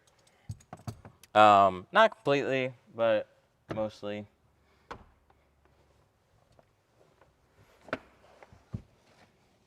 So it's been extremely helpful. You can spray it anywhere.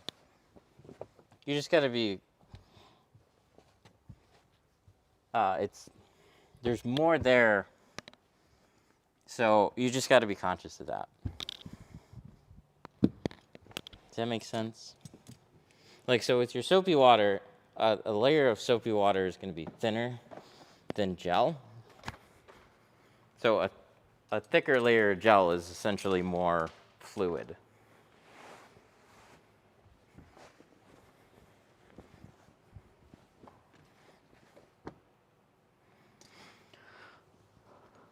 Okay, so we have that. That's over there. The spray bottle has gel in it. That's my 10-minute warning. Should we cut out 2 of these? We should. We should just cut out 2 of these.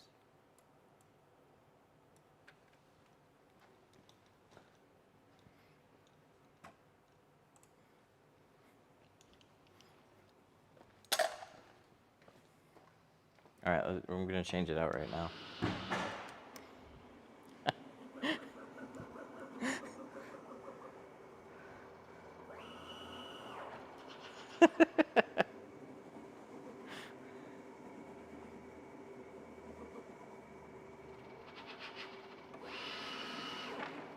That's awesome, actually.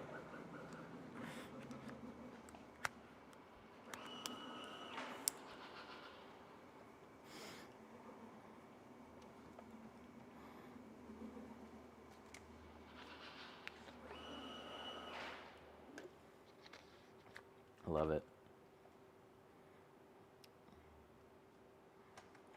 How do you do that? I took my Graph Tech and I made it go as fast as it would go. What was I gonna do on the other side? I have that. I gotta shrink. Maybe that's why I came over here. I came over there for a reason.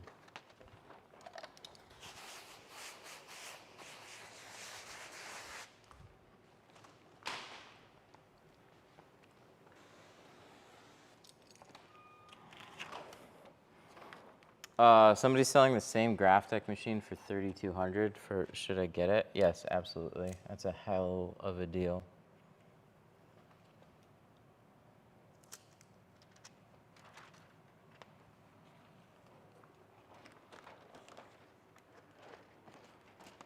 I just got off the phone with Jack. Do you have any recommendations for a Transit Connect full windshield? Oh, that is flatter. Okay.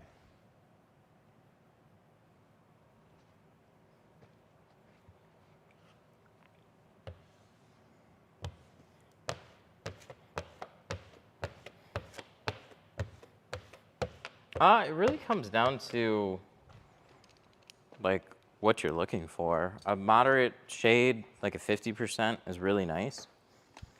And our C2 Ceramic or Apex are really nice choices for that.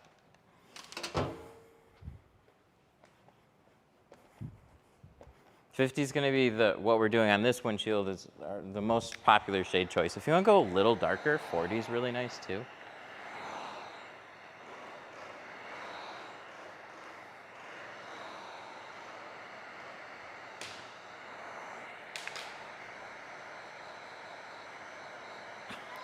You guys need to give me more context. Any tips for shrinking? You should have kept that in the original comment.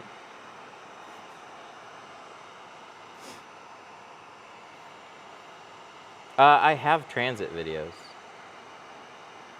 They're just big. They're overall an easy window to shrink. They're just a lot of surface area. And it's just hard to get to.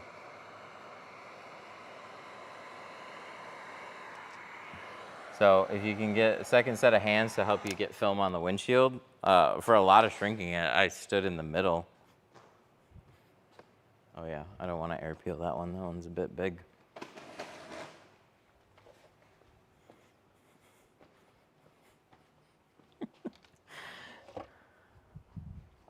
We just had somebody ask for a ProMaster this morning, but not shrinking, actual installation.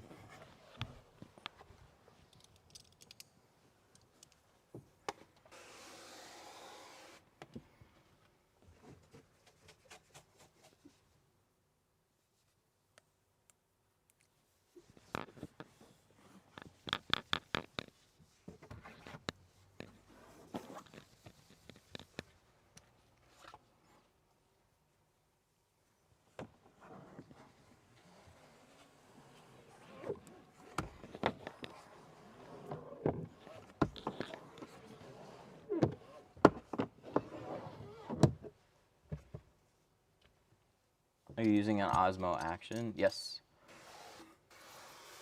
Yep, the Action 6. The Action 6 is the greatest streaming camera for the size. Phone's better. iPhone best by like a long shot. iPhone can do 1080 60 and you can adjust the bit rate and they have really good stability. But wearing it on a neck mount, it just takes up space. This is the best tiny camera for streaming. I tried the new GoPro. It's not as good. And I tried other DJI Actions too. And I don't know what it was about them. We just couldn't get them to work the same way. They should work though. But it's just like the way that I stream. I stream directly to a PC.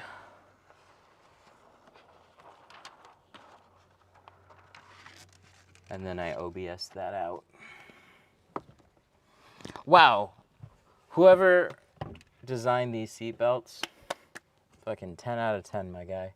You gave us just enough space to coast past. These aren't frustrating. They don't get in my way. Kudos.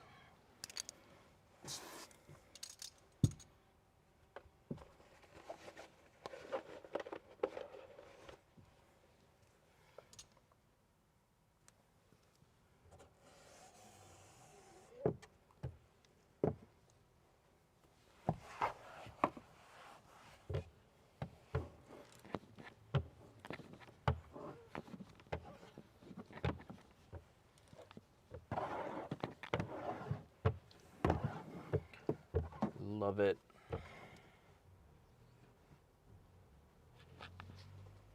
They typically make them flat and they're right against the glass with a little bit of room and you have to try and pull them back.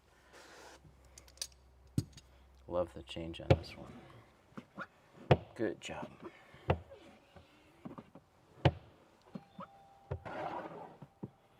Oh God, that's my doorbell.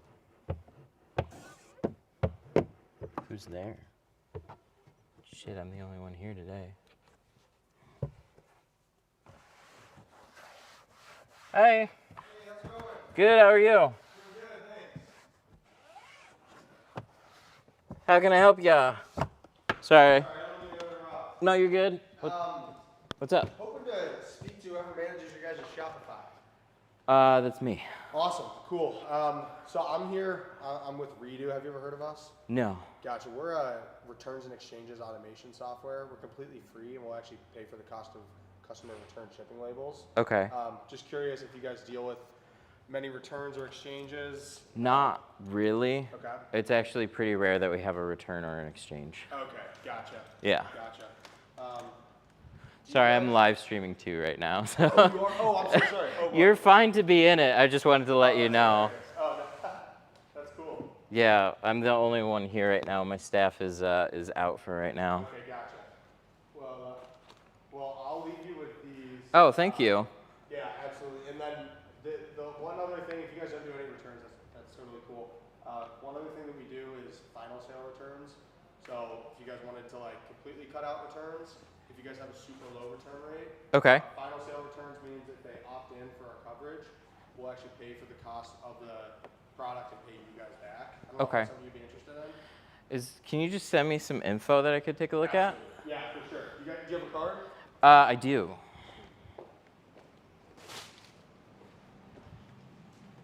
Here you go. Thank you so much. I'll shoot you an email, and if it sounds interesting, Uh-huh. I'll link my calendar invite, and if you want to set up a time where we can just talk like virtually for 15 minutes and kind of show you how it looks. Okay. Awesome. Thanks so much. Sounds good. What was your name, by the way? I'm Nico. Nico? Matt. Matt, nice to meet you, Matt. Nice to meet you. Thank you. Sorry to interrupt. You're all right.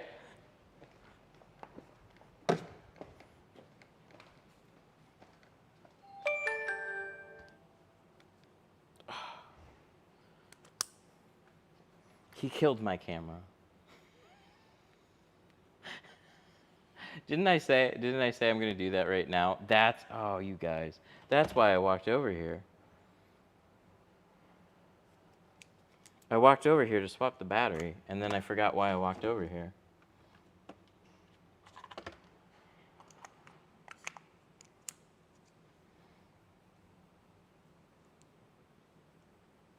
Camera's turning back on. He wanted to plug his business on stream. Hey, you know what? He brought Crumble here. Way more inclined to hear you out if you actually just like cold come in and bring something. Like, I don't know if I'm getting shit out of this. I might be out the door.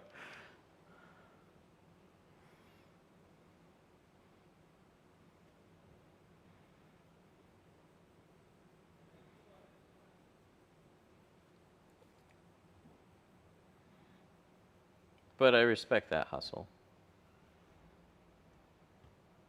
That's something I don't do. I don't walk into other businesses and try and sell shit. I have no problem with it. I just personally don't go out of my way to do it. I like staying in my shop. But going around from place to place to try and drum up business, like, dude, I definitely respect it. There we go. We got a camera back. I know. And those are not the cheap cookies. It's $12.40. I'll have to save these. Aw, that's adorable. I gotta send a message to Jack and say, you should have hung in there 10 minutes longer.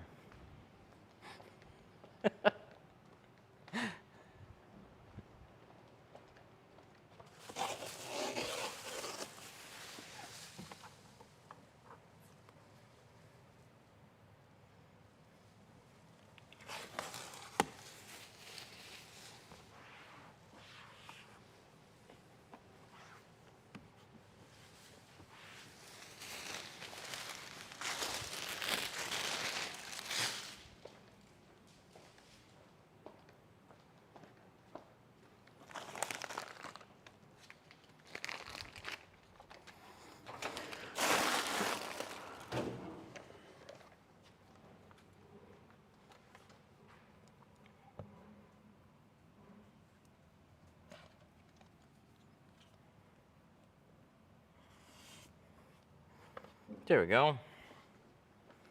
Okay, what are we doing? Back window. Quarters are done. Jesus Christ. It's just huge. Does this go? This goes up. If I push this button then. Yeah. Oh, and the button's right there too. Okay. That's what I figured. Nice. Very nice.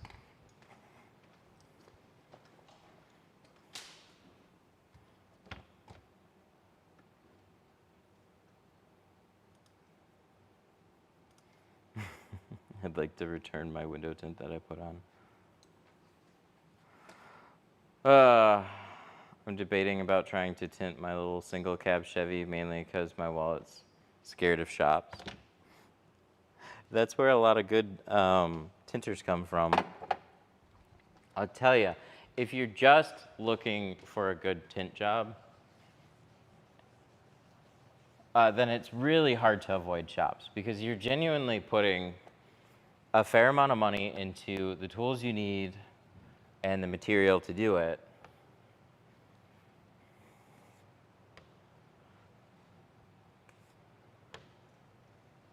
Just for one car. But if there's the potential that you might end up doing it for more than yourself, I think it's definitely worth exploring. Because what if?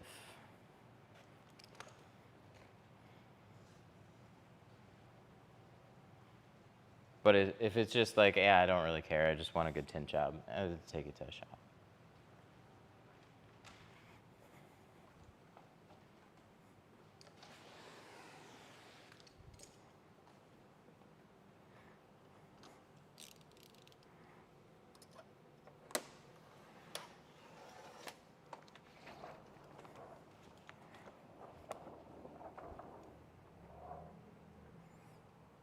How many cars do you tint in a day? I usually just take on a single project like this in a day.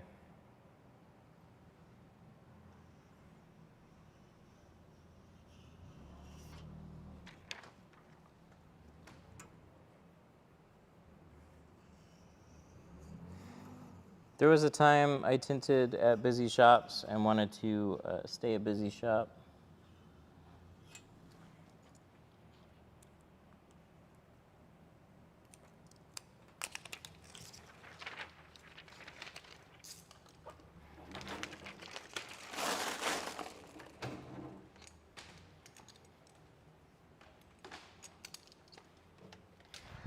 But tinting all day, every day,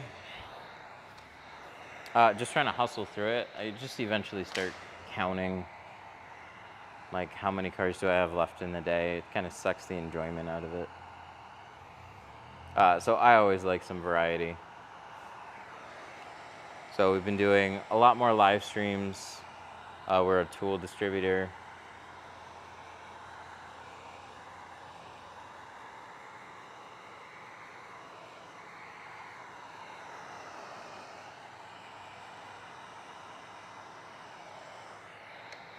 And we teach classes here.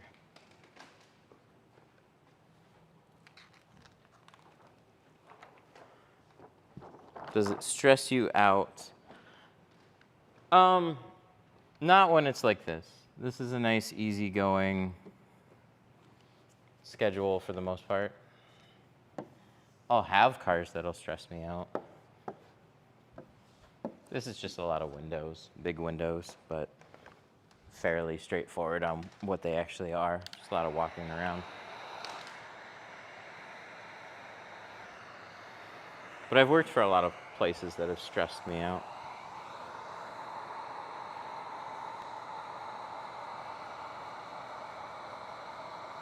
But you make good money doing it, and that's a good trade-off. The biggest things is the people that don't listen. I can deal with problems, I can deal with hard vehicles. It's the people that set you up that you've talked to before that just like in one ear, out the other, and their primary concern is getting as many cars in at whatever cost. Those are some of the most annoying environments to work in. They don't charge enough for the jobs. They don't give you enough time to do them. Customers can get upset because it doesn't look as good as what they thought. It doesn't matter what a customer pays.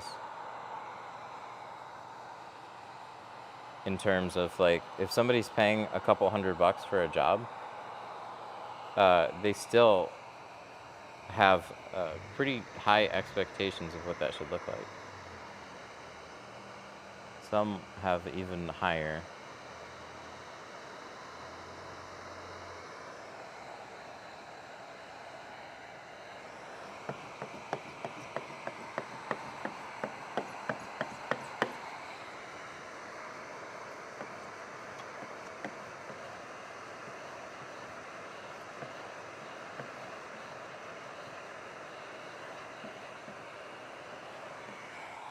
All right, now the upper.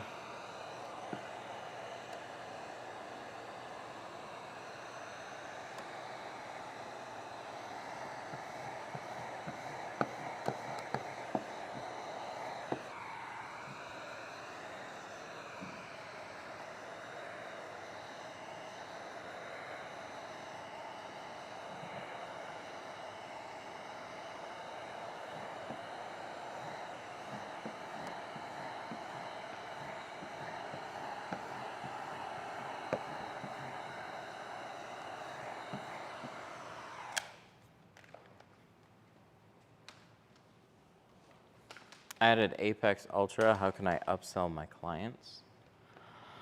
I mean, a heat box is going to be like the number one thing that you should use.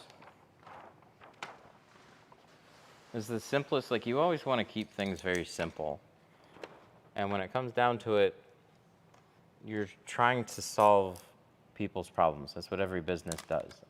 I have a car. It doesn't have tint, but what are they looking for? Are they just looking to darken up their windows? Is heat a primary concern? You want to start with asking some questions and actually learning about what they're looking for.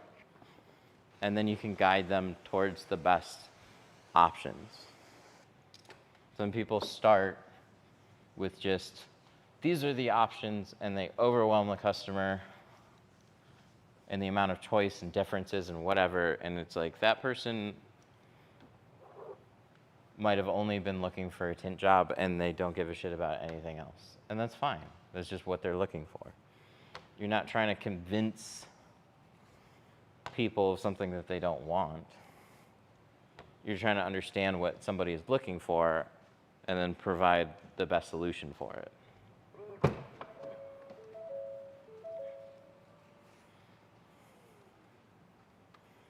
So when Apex came out, I actually didn't carry it for a little while. We had Pro Nano. Price points were already high. The only reason I picked up Pro Nano is because everything kind of like shifted.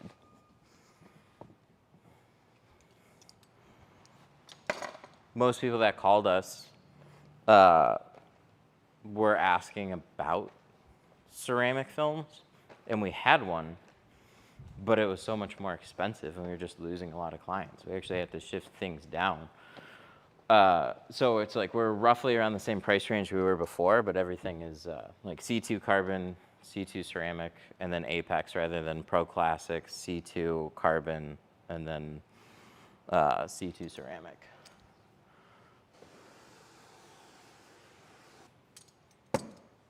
But everybody that comes in, you want to find out, like, it's worth asking a few things. Have you ever had window tint before?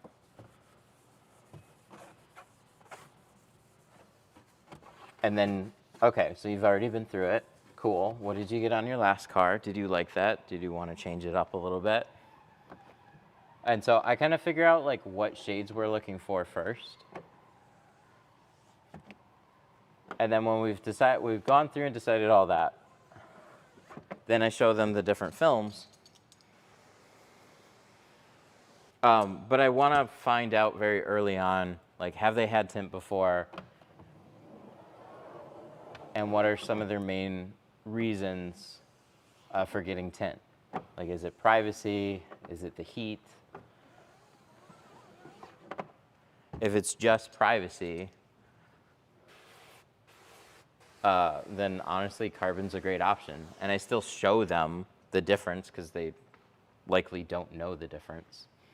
And so some people then are interested. But if they start off with saying, yeah, the heat's really bothersome, then carbon's not really in the conversation.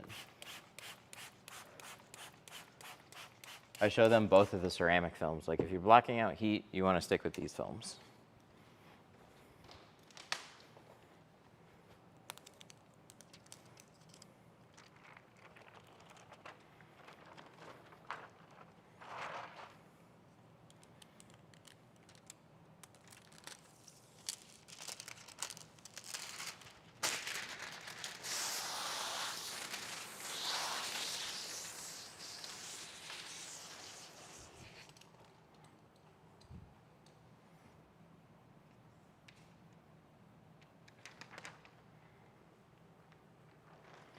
All right, let's put this up there. Should have carried it like that.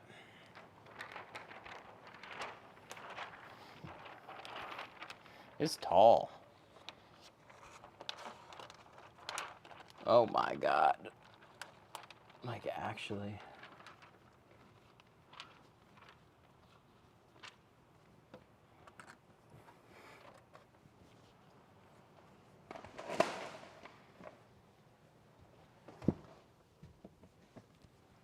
All right, this is part one of the panoramic roof.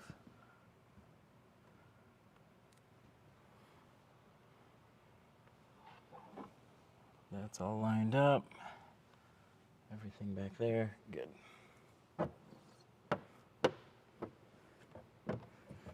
I haven't used the Titan plotters,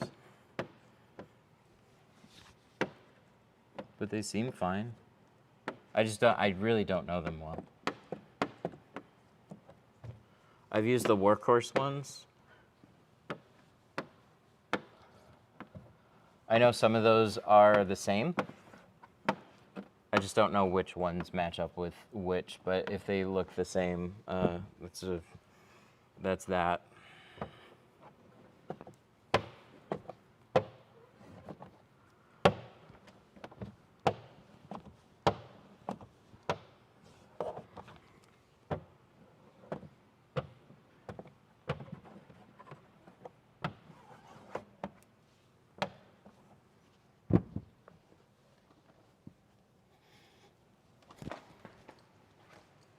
Cool, that's one. It's the tailgate, but we still got the panoramic roof. That serves as the first piece. No heat gun. Doing it wrong. Shit, man, you got me.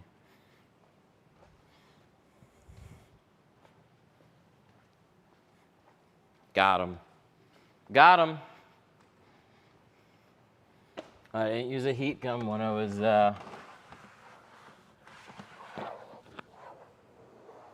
putting this in here. But then when we're using a heat gun on the outside, you're tinting it on the outside, that's wrong. Don't worry, we always do it wrong.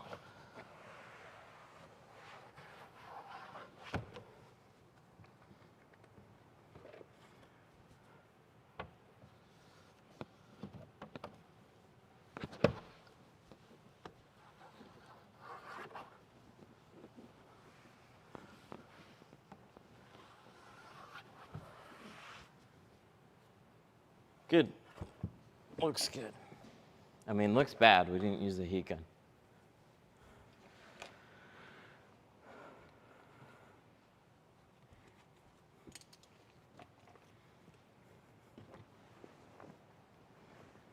Leave this open. Let that dry out. All right, all the sides and rear are done. That means we're at the end. Nope, just kidding. I got a whole nother package to do on this. Sunroof. We got a sunroof, well, panel roof, and a pain in the butt windshield. They're not that bad, they just got the big dash. Big screen dash that kind of gets in the way. This is gonna be fun.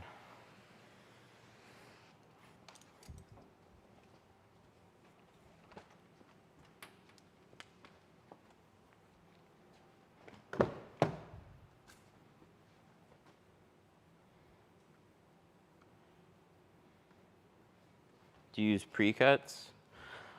Front doors I hand cut. Everything else I cut out on the plotter. Windshield I'm gonna hand cut. Panoramic roof. I'm gonna cross my fingers that they have a good panoramic roof.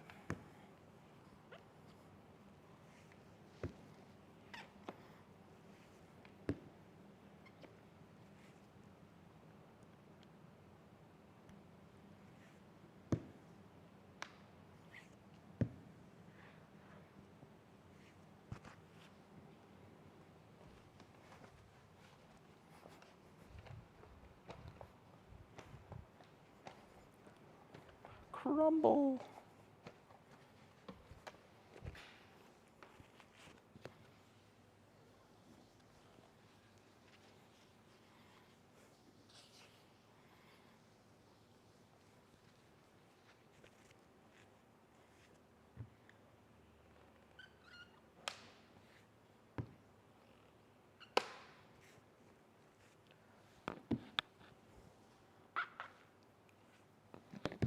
Can you show your camera? Yes. I don't have a lot of time to go over it.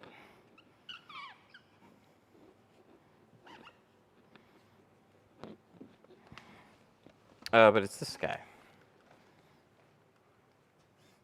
DJI Action 6. Can you see it? That guy? See that guy? That's the camera. It streams to a Mac Mini right here. And then this just goes out to a few different places. That's OBS.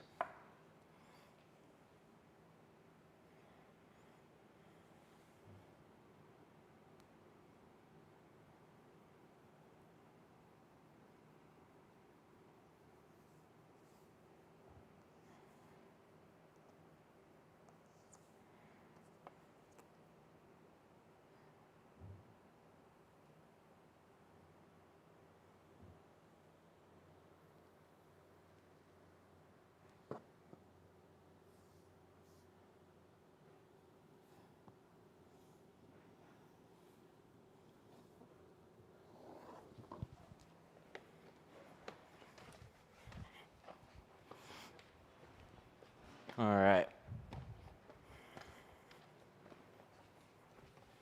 But you stream in vertical and not horizontal? I was gonna try horizontal again. Vertical is an algorithm thing.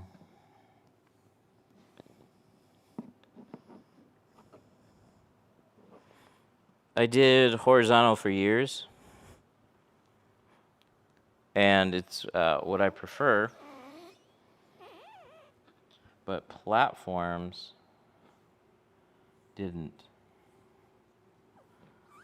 They all copied TikTok, and TikTok was taking live streams and putting them in vertical feeds. So if you weren't streaming at the time in vertical, you just weren't in a feed.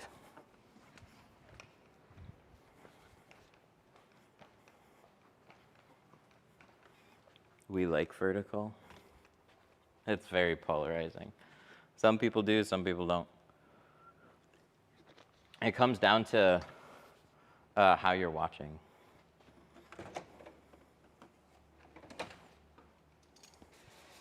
So that's why, like, if you're in the shorts feed, we had a strong likelihood of popping up and they were really pushing things too. They've definitely, you can just tell by viewership, they've definitely changed it some.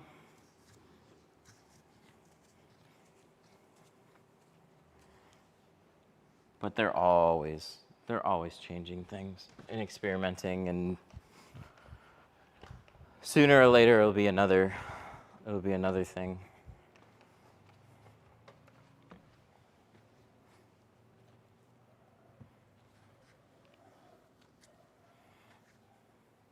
But that's where I get a little limited, because I gotta walk around with an actual camera. If I could sit at a desk, I could have a few different cameras and stream in both, and it'd be fine. But I cannot do that. It's too much. And these only stream vertical or horizontal. They don't stream square. So if they did a square view, then I could kind of crop it so it made a little bit more sense, and then just do both. It's just, it's not great. I've tried. It's not great.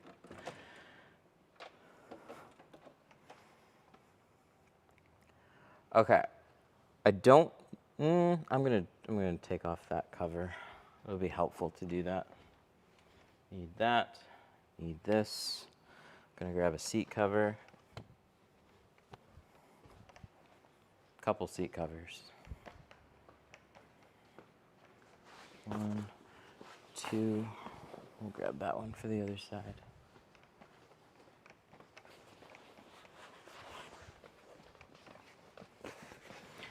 They did say there was a dog in here.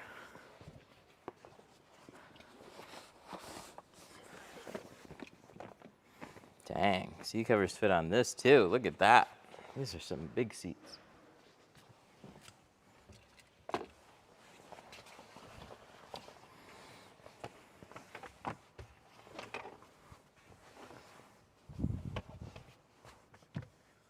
Look at how nice that gets covered. Oh, I love them. They're just so pleasant.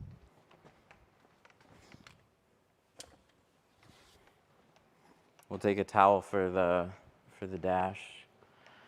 What's your least favorite vehicle to tint? A 95 F-150. It's usually older stuff.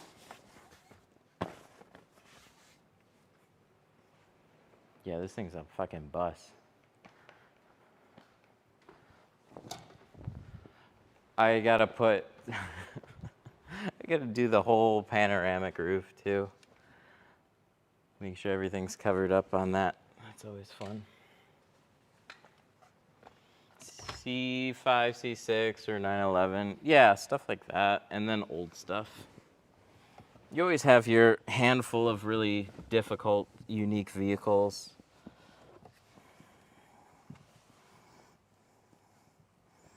Windshield on a Model X would be on that list.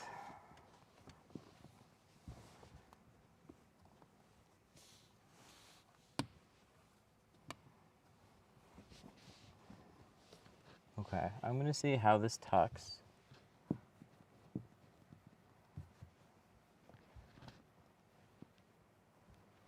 If it makes sense to put a rope. If this tucks in nicely and just kind of wedges, then I typically don't really use the rope as much. But on some, when they have a little bit more open space, rope's really good because it helps hold the towel down and in place too as well, and soak up a little extra water. But this is what I want to see.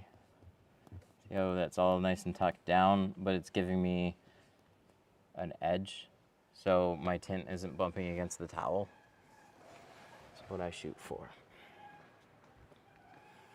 Model X's are built so cheaply. Yeah, for the money, it doesn't have the, like if you're, it's the Model 3 and Model Y style interiors.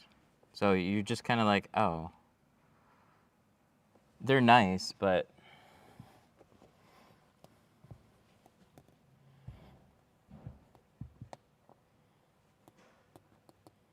when you see what some other brands have for their interiors in the same range, like those ones don't make sense.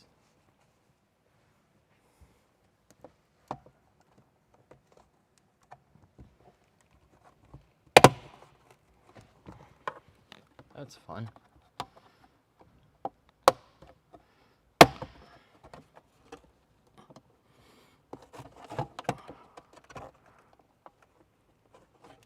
All right, we're gonna go to the other side for that one.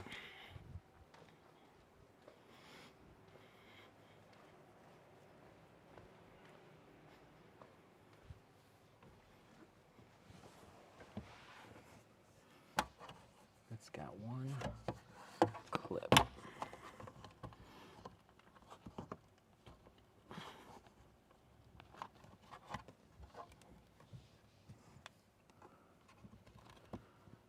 Where?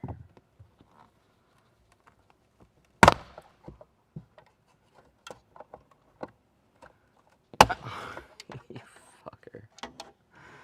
Holy. I have never seen this either.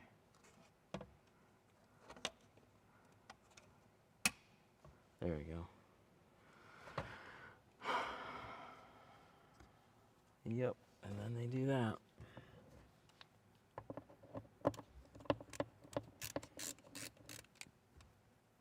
Oh, that's why. That's how you find out. And this will unclip. There we go.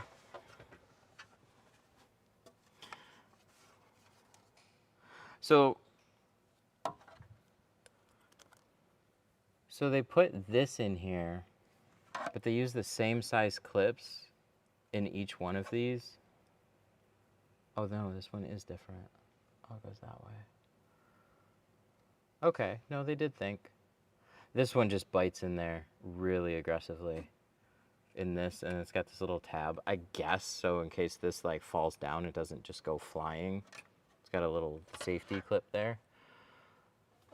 But this one, holy shit. That's too much. That was too much pulling.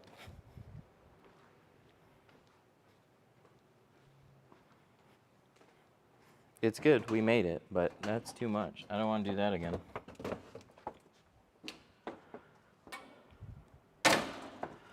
It's risky to take mirrors off. Could you cause damage to the windshield? Yeah, absolutely. Again, this is the 50% carbon. I put these away. I put them in the wrong spots. Carbon goes here. That's why they got big labels. There we go. That's what I want. C2 Ceramic 50. Yeah, whenever you're disassembling stuff, we're just working on a car, you always risk damaging something. So I've gone through enough mirror removals. You just get used to like how much pulling they have. That was a lot more than I've had to pull on almost any of them.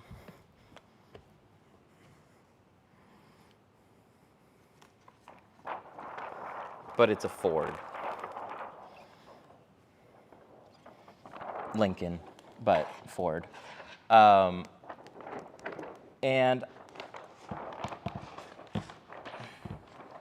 I've just gone through enough of these. I figured it'll probably be okay.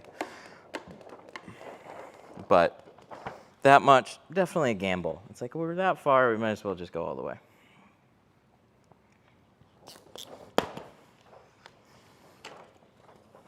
A GeoShield is the brand.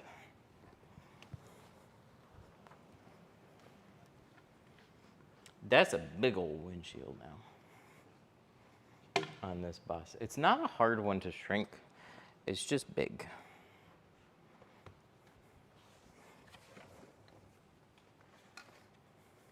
Look how much space you have.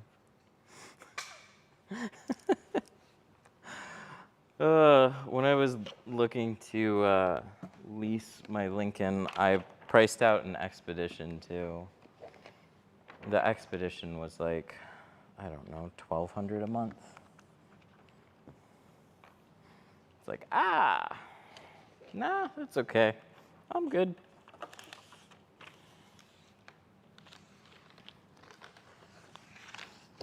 I get a Z plan, but doesn't make it cheap.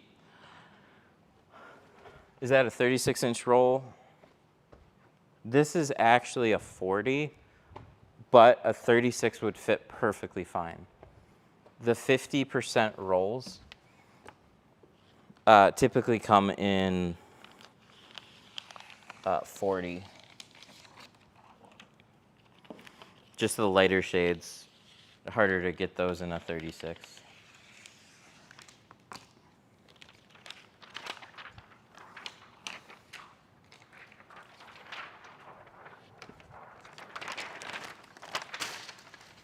Another masterpiece. I'm trying.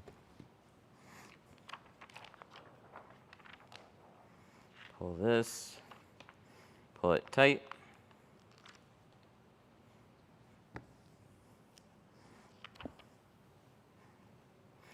Ever done a Lexus IS 250?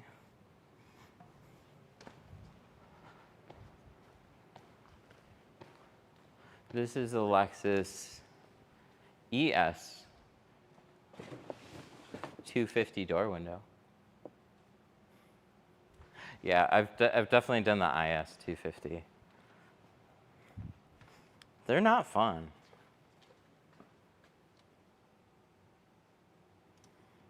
Inactive. Shut it down. And then we start back up. Your system is under heavy load. Is it? Why?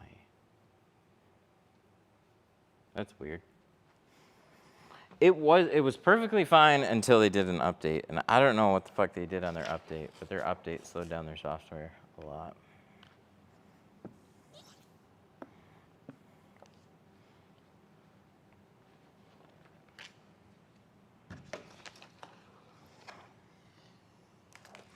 Do you take the panels off for the door speakers? No, panels stay on.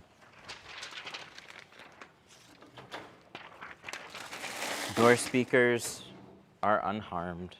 You don't need to remove things to keep it safe.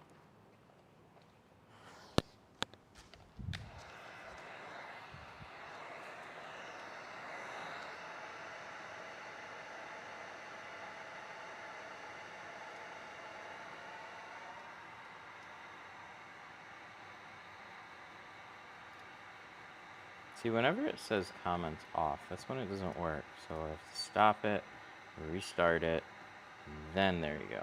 Now it works. Okay, so we're gonna shrink this.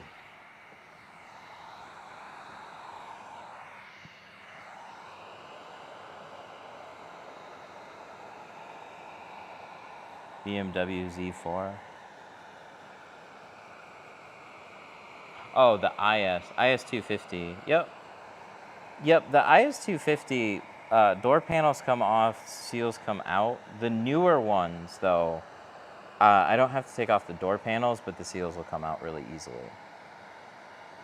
It's that older one where the 2010 version with all the paneling that's just melting. They're gross. I don't know why.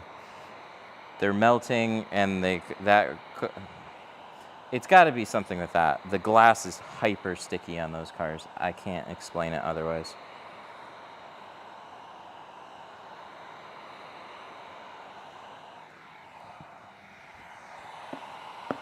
This is like a big Explorer windshield. Explorer is a very simple windshield to shrink. This is a lot like that. It's just wide.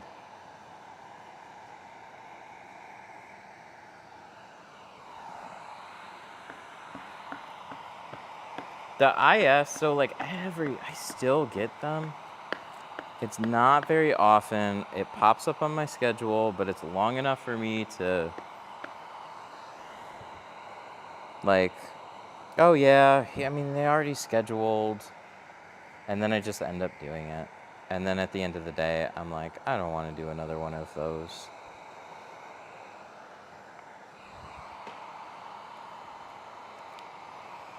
I take on more challenges than I ever turn down. I haven't had to turn something down until today in a while. And that was just somebody called about a Impala 95 Impala SS. I don't want to tint that one. I didn't even want to price it high. I just said no.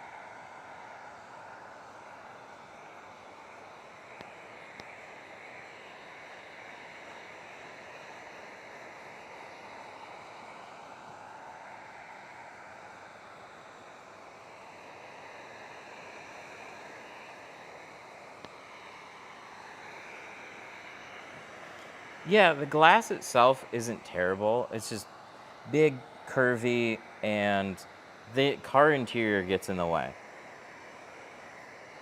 Deck lid should come out. Door panels should honestly get pulled back. You can work around that stuff. Back window, sometimes you can. Like I've done. And it's like, do I want to spend all day doing it? No.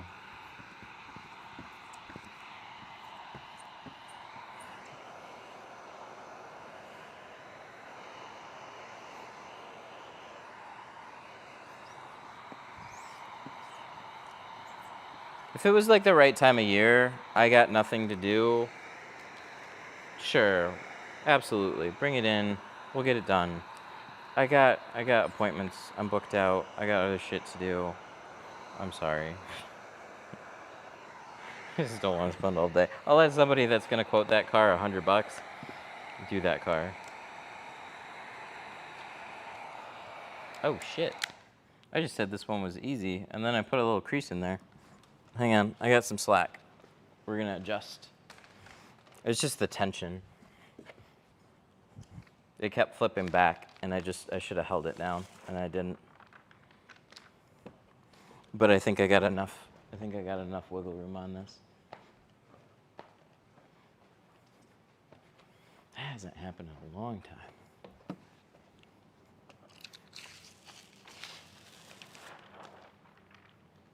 Okay, so here's what we're gonna do. We're gonna lift my pattern up.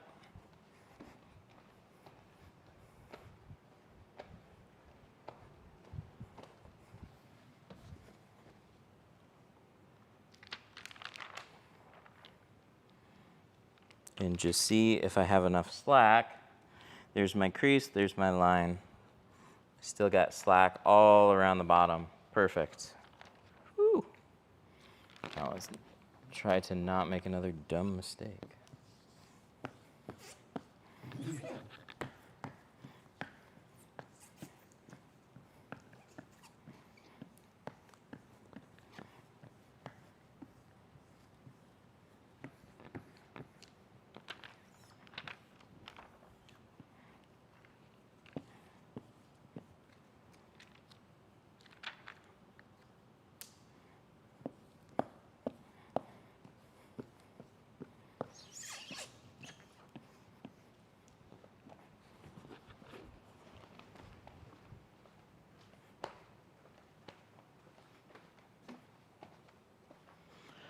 So keep that in mind.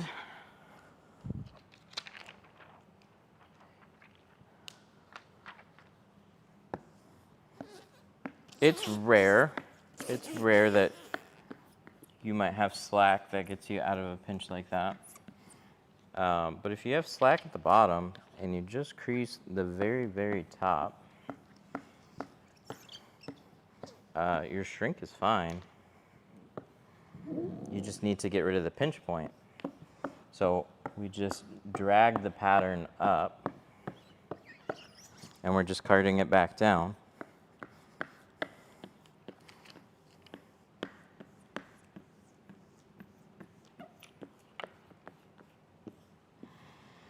There's a lot of reasons people pinch top corners. I was just being a little careless with this one. When you say it's easy, that's when it bites you. So, this one, you can see it was just flipping up a lot from here, and I was just kind of haphazardly pushing it back down.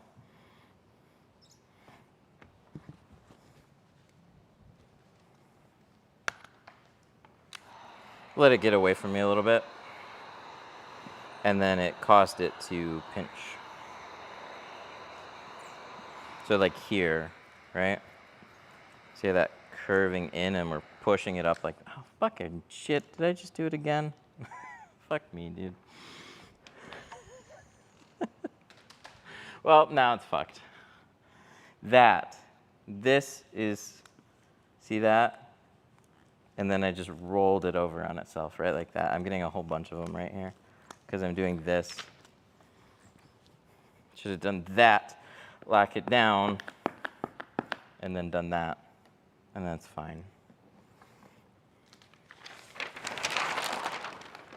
We ain't putting shit on the windshield is what we're doing.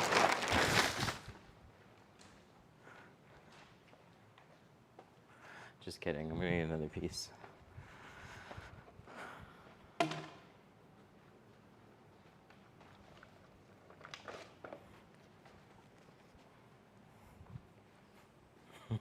It's one of those days. Everything.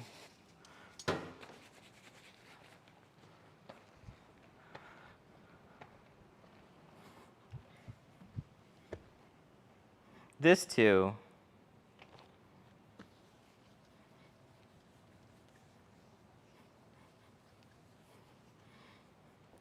That'll help out. Bro got a whole shop, doesn't even know what to do. I know. We're just figuring it out as we go. Thanks for watching.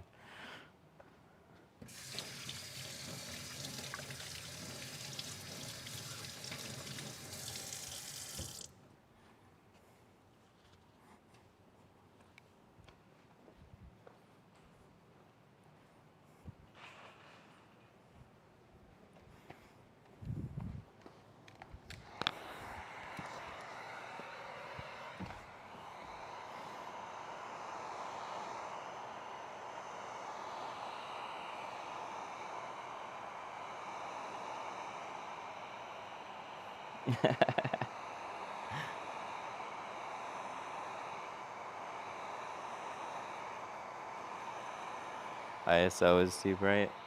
I have no adjustability on that. It does whatever it wants to do.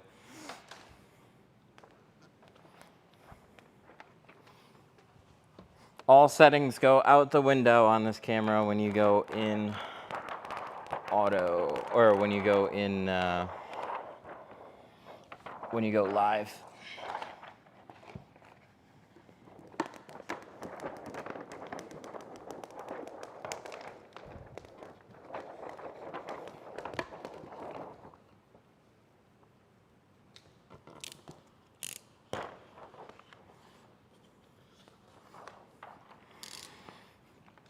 Yeah, so that wasn't a very big imperfection. That'd be a small line in the top corner.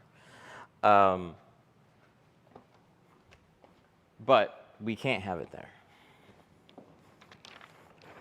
No creases on the windshield, especially where they're going to be looking every time they get in the car.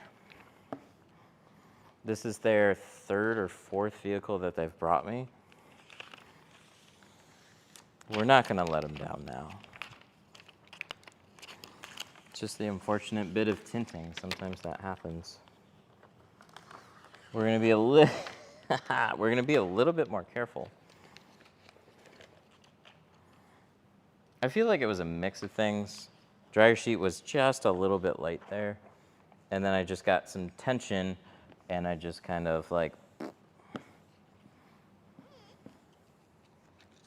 we'll make sure it's set up a little bit better this next time.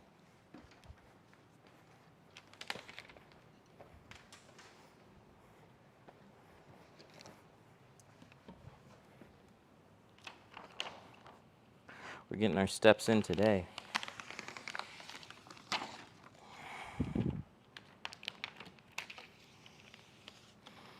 This is called the Snitty.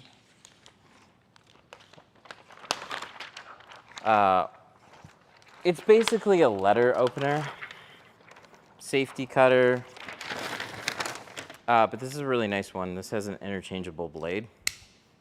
Really like this cutter. It's super nice for trimming up around a windshield without dragging a blade everywhere. I already tacked the other side, so let's grab this. We're gonna tighten this up, right like that. And then we're gonna make sure that's pushed down. Let's try this again. All right, we didn't mess up. It's crazy. Do you mess up? No. Mistakes? Do you ever fuck up? Me? Hell yeah, I do. It sucks. It sucks every time. It's never fun.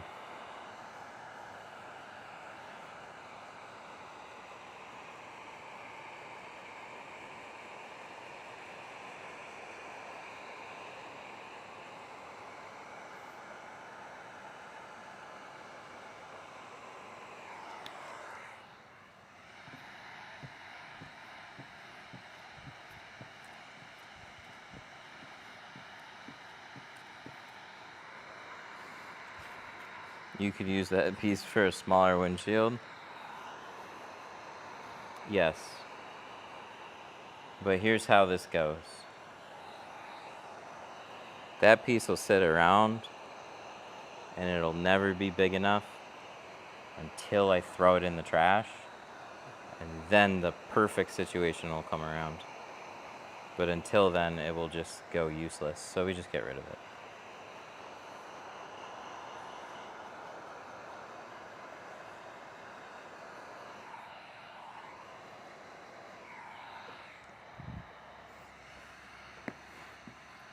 I've run out of patience with tint too. I'm not immune to it. Being on stream helps. Not with just like pressure to do a good job.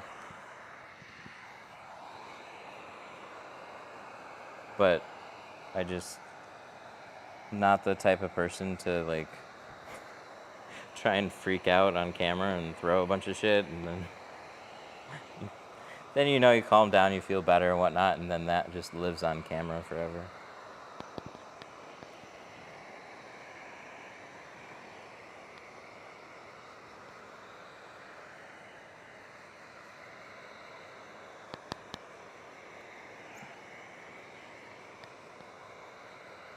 See what I mean? It's not that hard of a corner.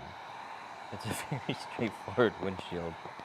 I got too much tension. It was not sticking right. It was bouncing back. And I should have just been a little bit more careful.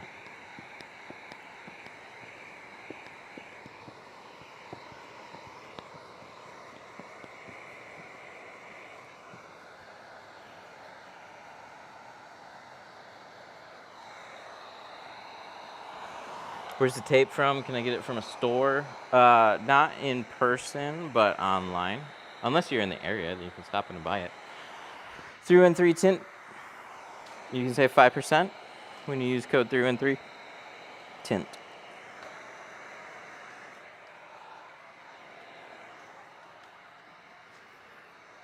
To screw up screw up is not a problem. Not knowing how to fix it. You always want to learn. Definitely want to learn from your fuck up.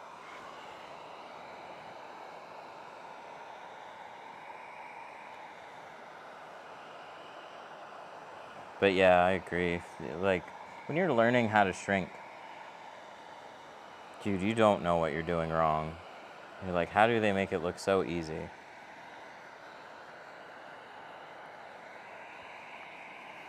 We're paying attention to a few very simple things, and you get used to looking at the ripples. And then you can start to tell where you're over shrinking, where you need a little bit more heat, what's gonna potentially bind up, and then more importantly, how evenly you end up shrinking. I think this is just a sticky day today too. It's grabbing a little bit more than it probably should.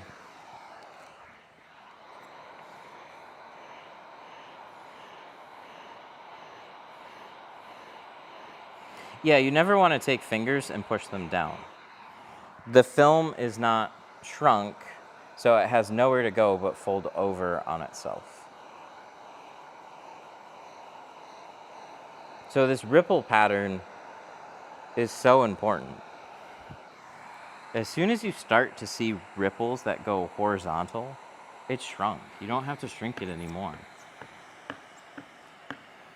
Now, what also can confuse people is like, here I have ripples, that like the horizontal ones, and here this is like muddy. It's not, they're not really sideways. They're kind of in between. So this needs a little bit more shrinking. This is fine. So I can push up to, you'll see. Oh, right here, this is what happened on the other side.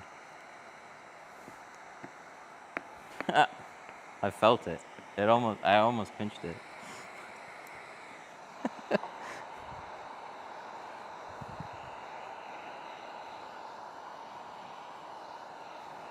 Windshield's a little grabby. And then this twists a little bit more.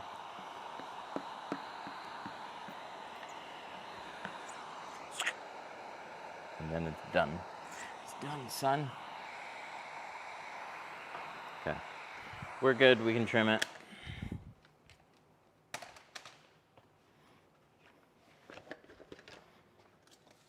But yeah, that's why, like, in our classes, shrinking day is so helpful to people. The actual process of shrinking is really simple. You have a very hot heat gun, and you're just trying to evenly distribute heat from like a circle.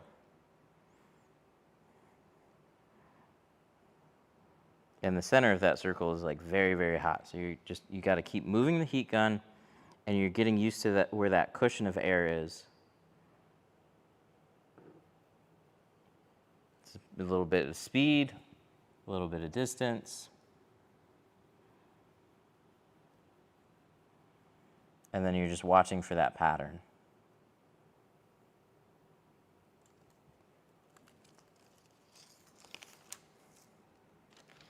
Didn't have that shrinking technique back in the early 80s. No, splicing on defroster wires and whatnot. You guys figured a lot of stuff out. Heat shrinking wasn't a manufacturer's thing, it was a tinter thing. They found out that film could shrink. Imagine just like you get film and you have no instruction manual, no guides on how to do it. You just got to figure out how to make it work. I wouldn't have come up with, like, reverse rolling. It's what we're going to do on this windshield. I just watched videos of people and tried, like, there were hardly any videos when I started.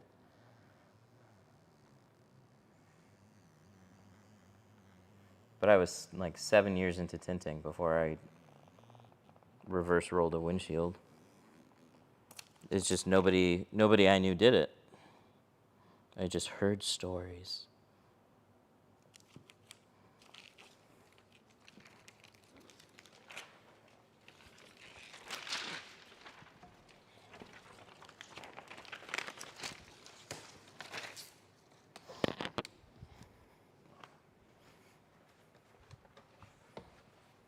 Oh, where can I buy Tint? 313 Tint. We don't have a code for film right now, but 313 Tint will save you 5% on tools.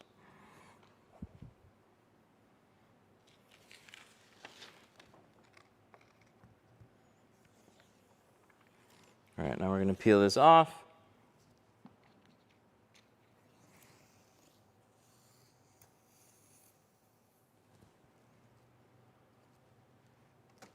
Gila River? I've never heard of that one.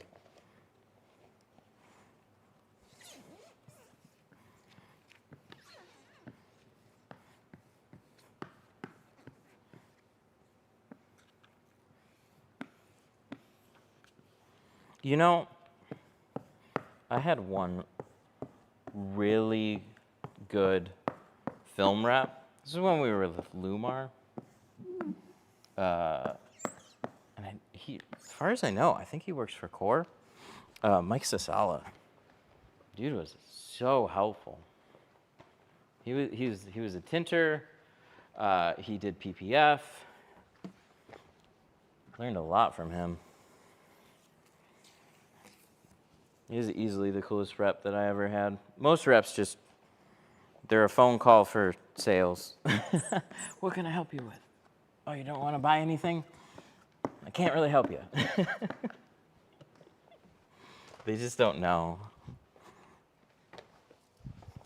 Those are my, nothing against them. I just don't care for them.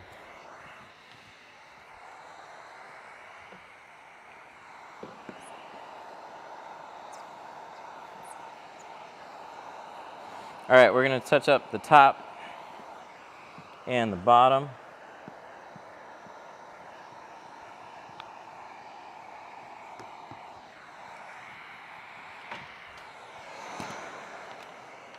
Yes, it gets cut and fitted on the outside.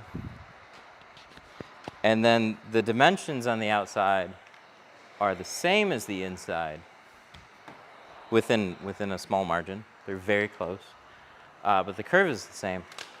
So you can install it on the inside. But imagine trying to heat gun the interior. Do you guys want me to do that? Probably. You probably want me to do that.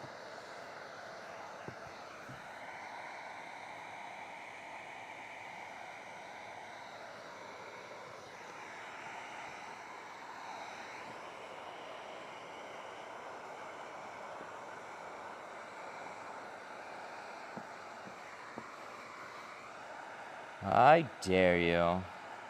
I've got a couple class cars. Maybe one of these days. Maybe one of these days we'll try. Here's a good video for somebody. Tinting in a car with all the doors closed. The rules are you get a spray bottle, all your tools, everything that you need to tint the car. Just once you get in the car, you can't get out of the car. Good luck.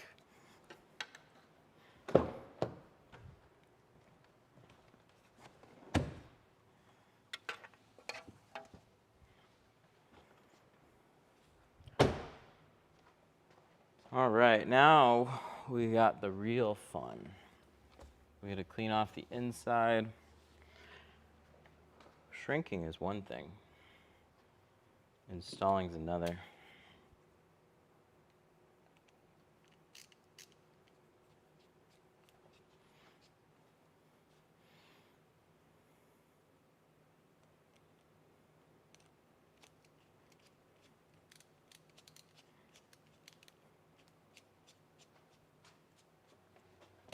Oh, let's not argue now. Play nice. I don't want to have to hear it.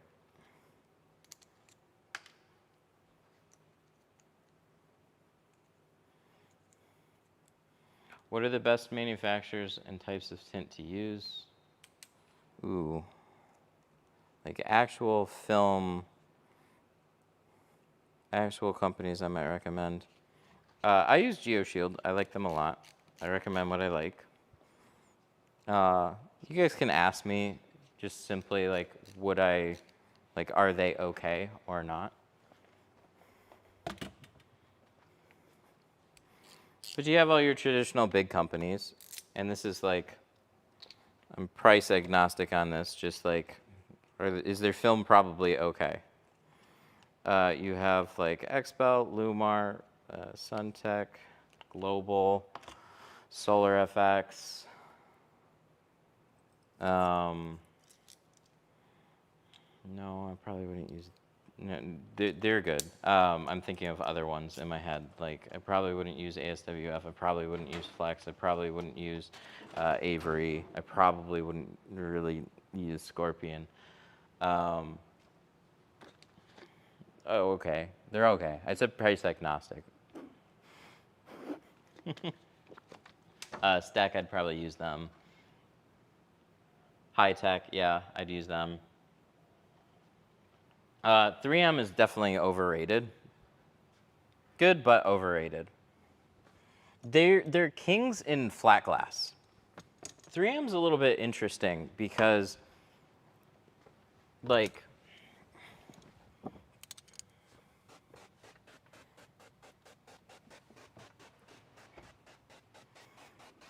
oh, were you guys not arguing? I like, there's so many comments, so I thought people started fighting in the comments.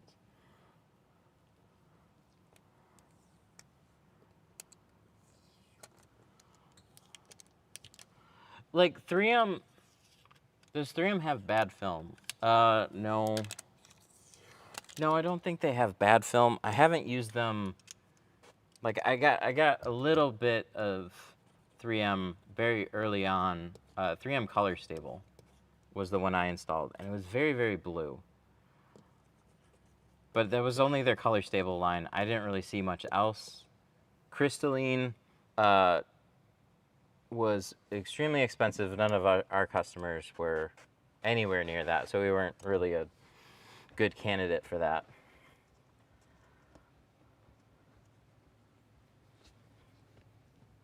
But yeah, like you do have a threshold where, like, it's got to be, you got to just like not do your research or care of price, because there's just certain levels that like you're just not really going to notice the difference.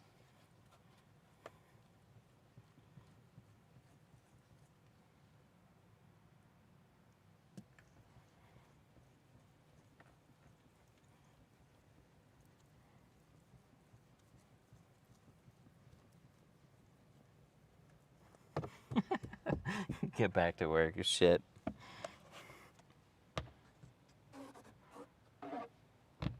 It's my shop. I do what? No, I actually got to work. Damn it. Some people, like, I'll try and stay a little nicer.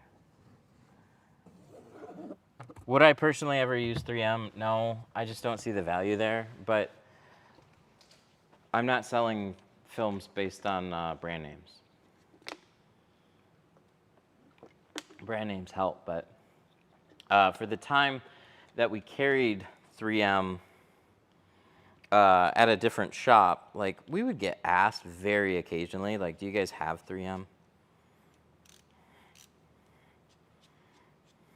They just were never looking to spend more. But come to find out later, it was more just like our location, our types of clients, really. Like for some people, they're gonna work great. But 3M is dominant, or way bigger in flat glass.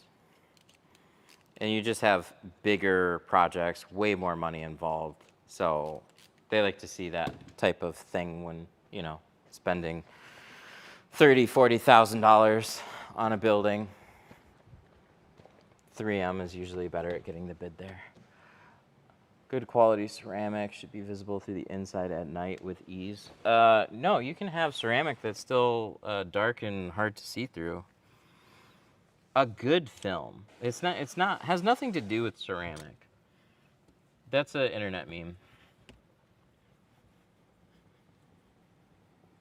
Just a good film should be easy to see through. But when you're going super dark, there's only so much that you can do. But I've especially had poor quality films that are just tough to see through. I did it on a live stream. Sister-in-law's car was tinted out of a dealership and they just used bad film. They did a 20% on the windshield, but even during the daytime, it was like, this is just really hard to see through. It's just like hazy, smoky. Like it's just like, ugh, this is rough.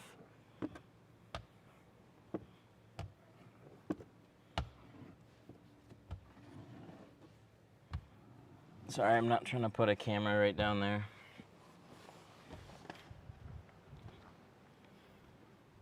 Only difference is ceramic stops about 10% more heat. That's not true. Stroke Doctor? I feel like Stroke Doctor's a good one for this. Ooh, yeah, that's nice. I haven't used that one in a while.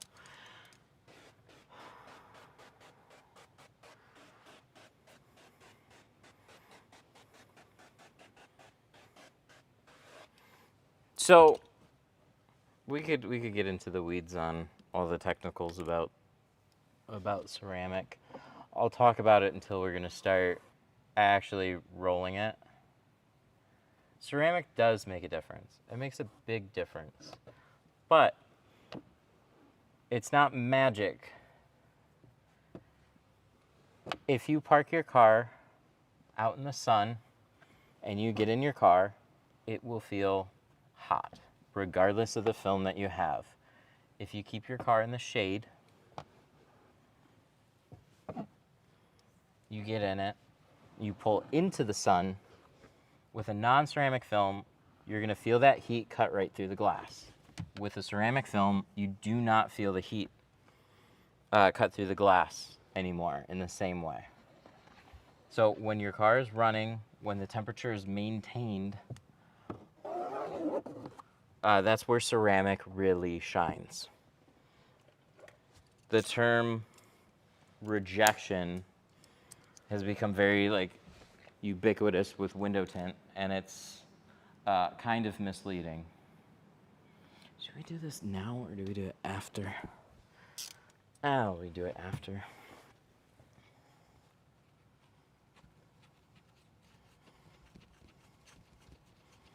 Ceramic really isn't rejecting heat. They absorb it. Some of that heat dissipates off the glass, especially when you're driving. You have the wind pulling the heat off your glass, and it doesn't just allow the heat to cut through, so it's keeping everything much cooler. When you're sitting there in traffic, you have your air running. If you don't have ceramic, you're feeling that sun just cut through the windows, and you can have the air blasting on your skin, and you also have the heat from the sun glaring on you. That gives me a headache.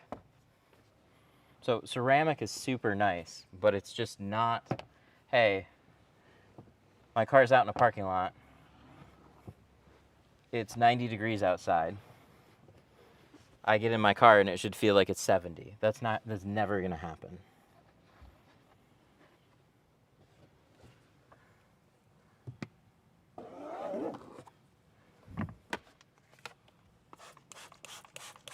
So just keep those things in mind when you're shopping around for it. Ceramic is really nice to have, but it also depends on what your needs are.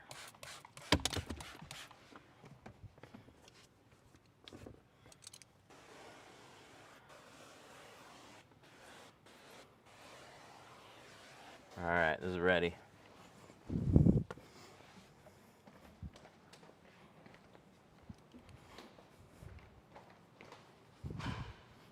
My truck feels that way.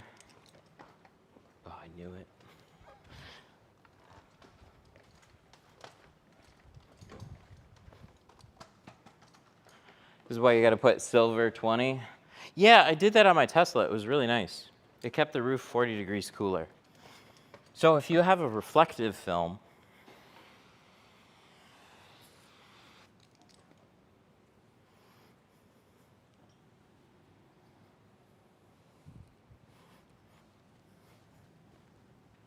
when you actually reflect heat away from the car, that keeps the car cooler. And you can do that with reflective films. The problem with reflective is it's reflective. Stands out way more. Some people do not like the look.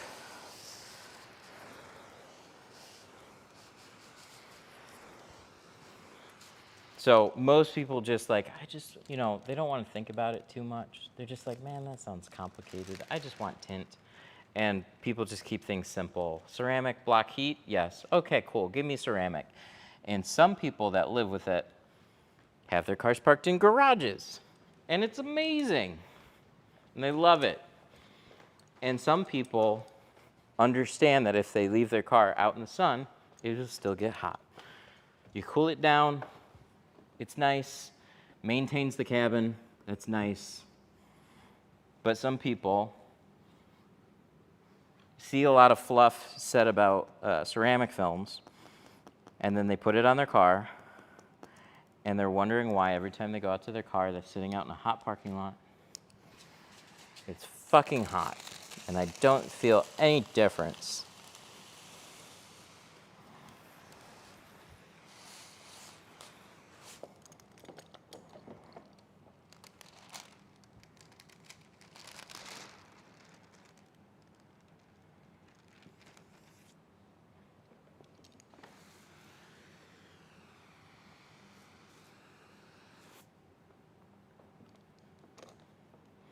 If you still get contamination from gel, would you say that's on the tint and not the glass?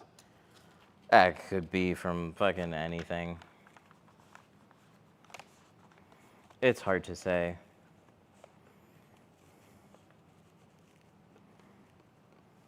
There's still a lot of little things at play.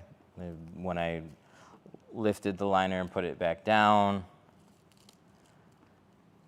when I started unrolling it in the car, something floating through the air, a wiggle, who fucking knows? Something in your water. It just could be like from so many little things.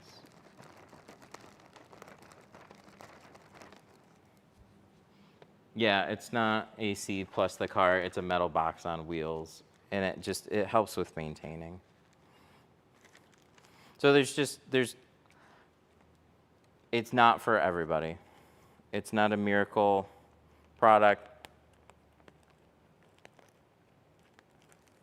I mean, it's really nice, but like, it doesn't defy physics.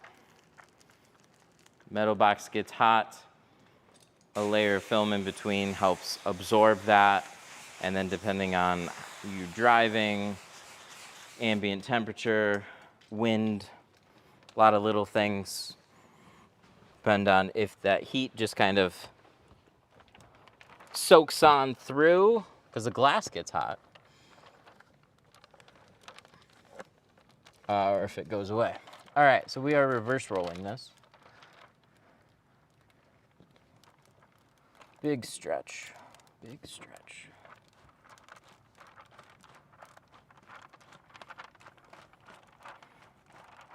Going well, going well.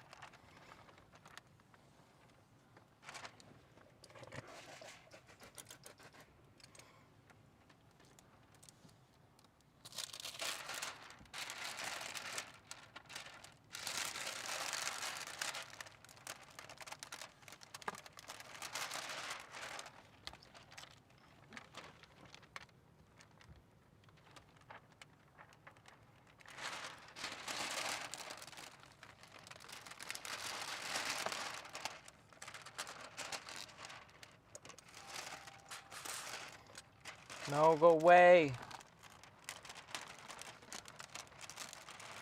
I don't know who's here. Hello?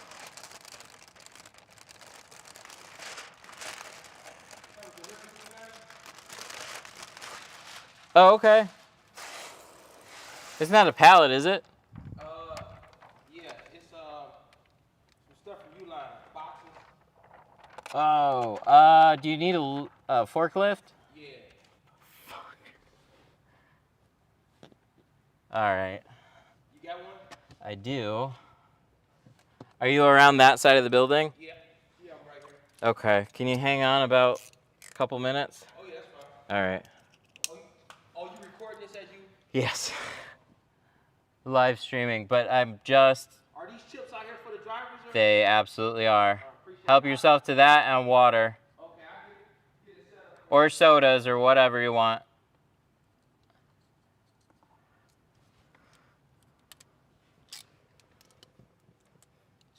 It's like, what pallet? Fuck. Boxes.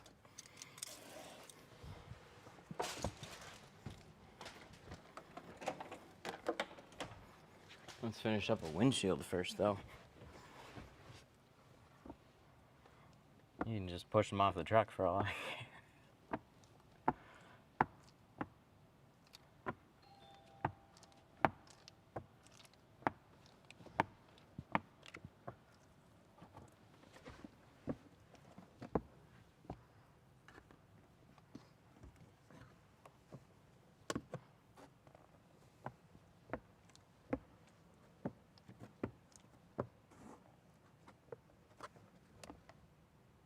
Ooh. Holy. That slid out of place without noticing. I'm glad it didn't lock in place.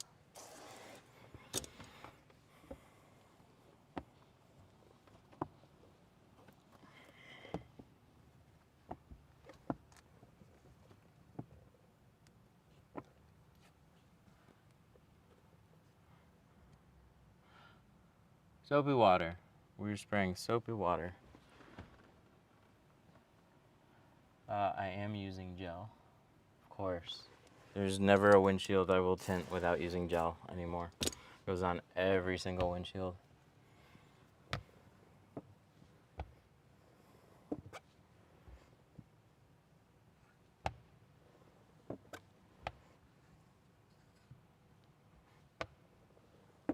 My reverse roll really hasn't changed.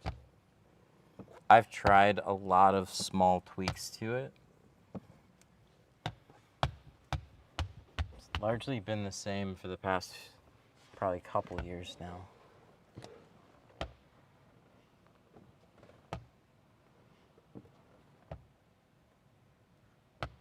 What's gel? Oh, I assumed it was typo for gel.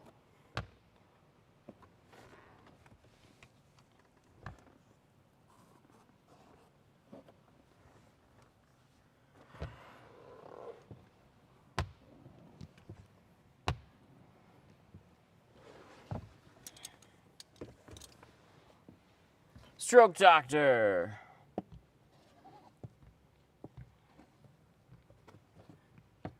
Nice.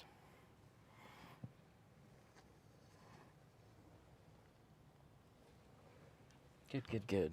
All right, that went pretty well. We're gonna do one more harder push.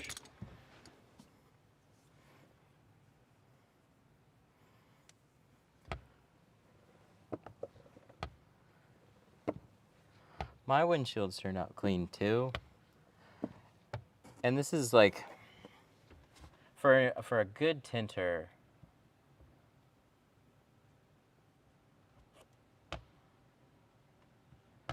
is gel gonna be life-changing? No, you're already doing good. But if you really pay attention, it's like the same way I felt about taping the seals. It's like when I tape seals on something that's a little bit older, just how clean, just like there are no specks along the edge. You start seeing that, not every time, but most times you're just like, holy shit, there's like nothing there. Not like, oh, a couple little specks I gotta chisel. It's like, no, it's fucking clean. And it's awesome.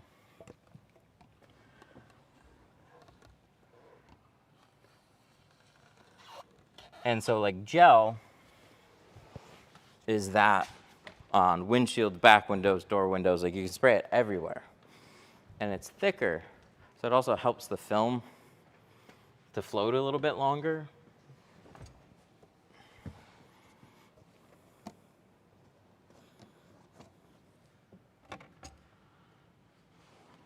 All right, let's clean off the outside.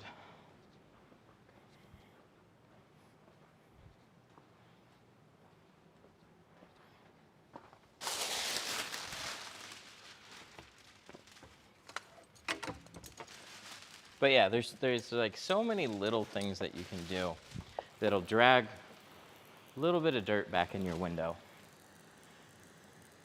And sometimes it's just not a big deal. It's just like, oh yeah, there are a couple little specks there, that's fine, touch it up. Move on to the next one.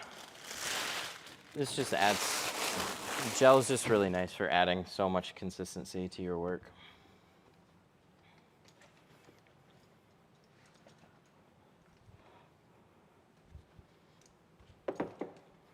What is it? This is the one that I use, OptiGlide.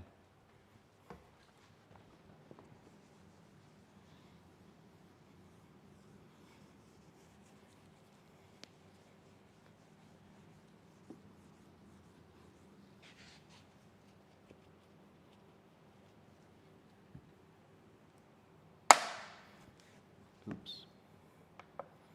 See how clean, see how fucking clean that corner is? My God.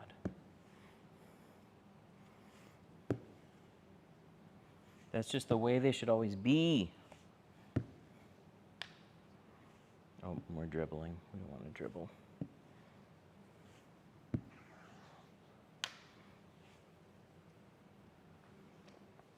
So I was pretty used to like clean windshields, and then you just have, like, there's no such thing as a perfect job. You'll hear everybody say that. And even with gel, you'll still be able to find something somewhere, but on average, it's just so freaking perfect. It's really nice. Because Instagel is good. I like OptiGlide more. Instagel works really well. I used Instagel because there just weren't a lot of options on the market at the time. And then since then, more stuff has become available. And having something that's a little bit thicker is a big plus. A little bit thicker and it stays in place longer. It's been a big plus. So if I have two bottles side by side, I'm grabbing Opti. And then if I can't find my Opti, I'm fine with grabbing Instagel. I'm always going to use one though.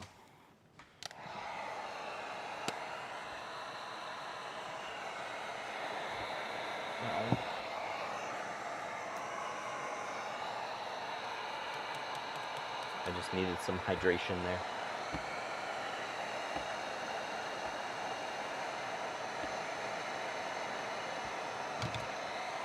And a towel. Fuck.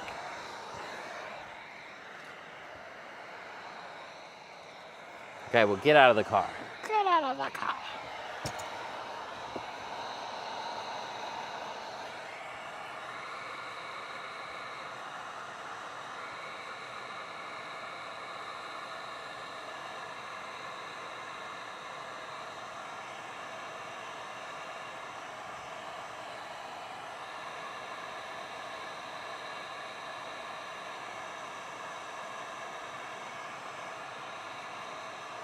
Okay, that's good. This is not.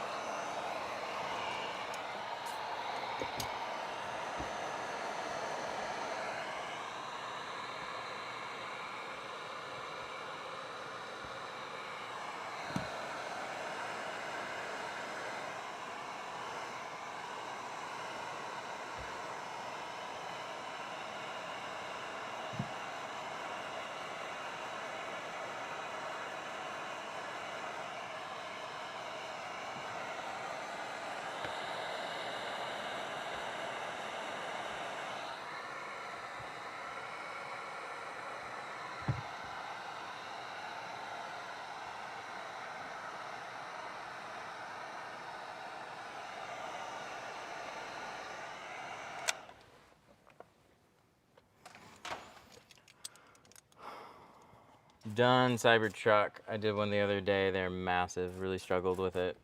No, I actually haven't done one, but yeah, they're ridiculous. That's the largest windshield.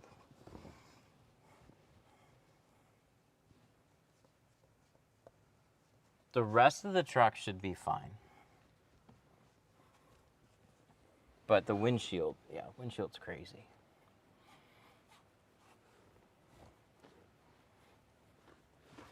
Struggled with the hardest or the biggest windshield around. Yeah, that's pretty par for the course.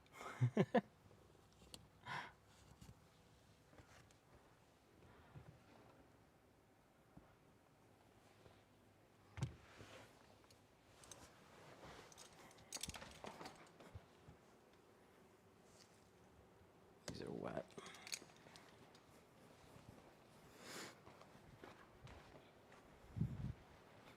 Looks good. Had a couple little things pop up.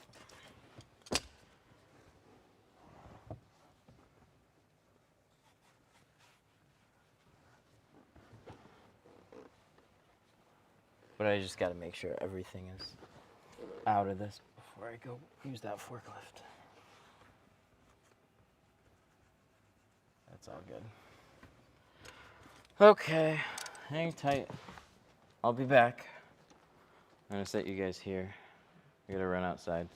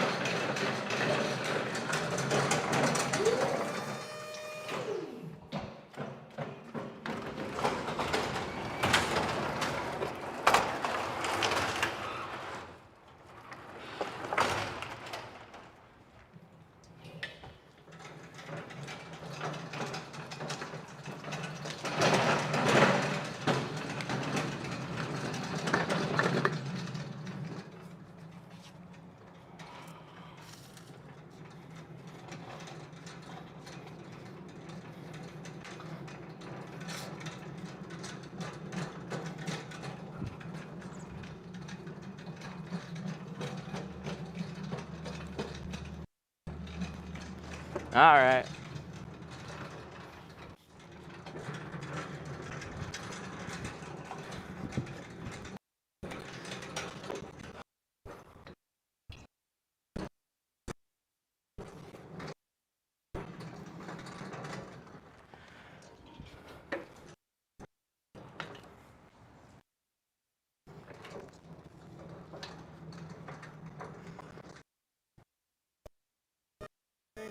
Matt.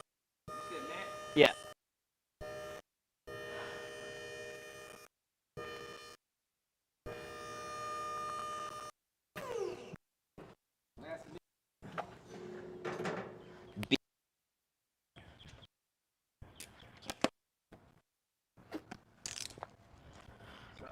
While you was working. It's funny. It's like slower day. Somebody asked if they could leave early, and then all that is coming today, along with other stuff happening. It's like, oh, light one.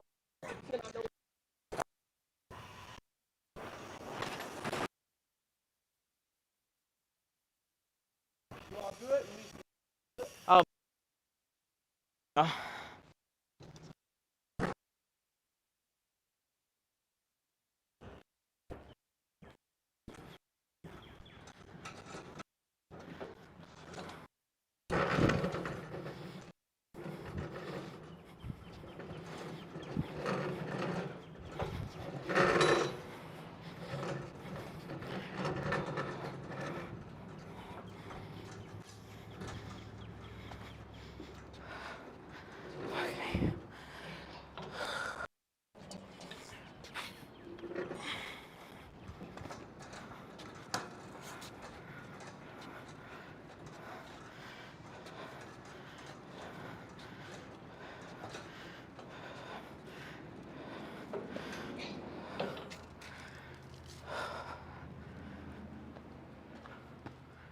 Fuck me, dude.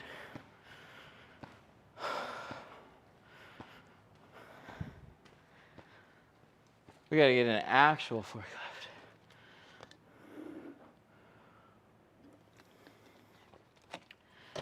All right. I'll be right back.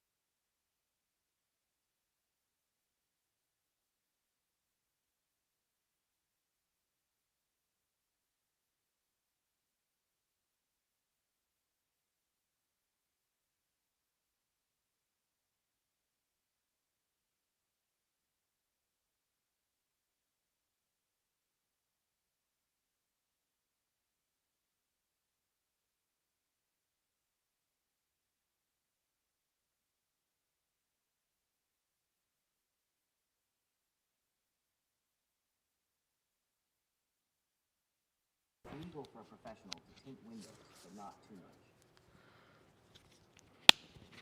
Yeah, dude, I'd just take a pee break. You should plus hold music.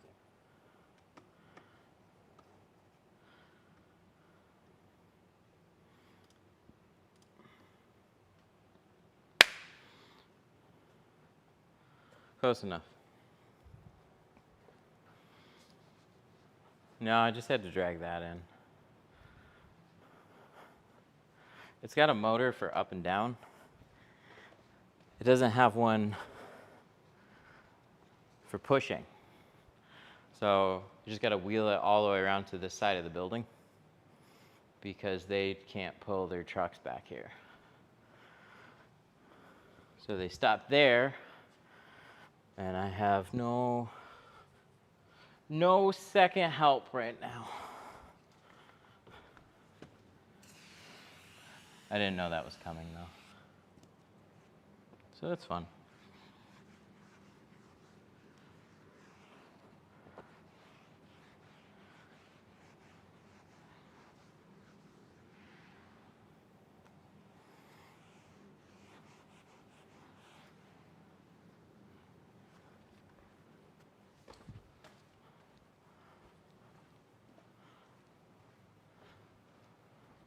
It's illegal for a professional to tint windows, but not too much.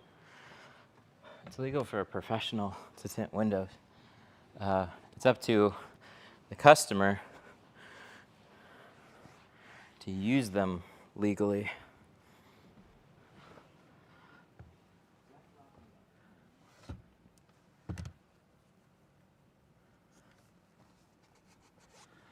I think that's the biggest distinction. Some states are a little bit more particular about that.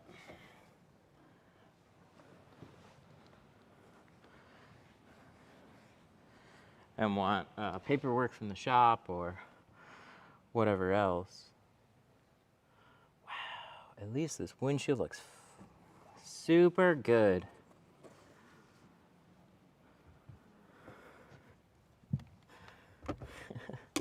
No, he'd feel bad.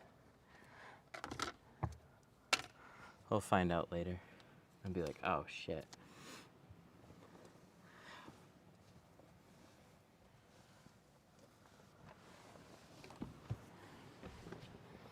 Jack's a get shit done type of guy.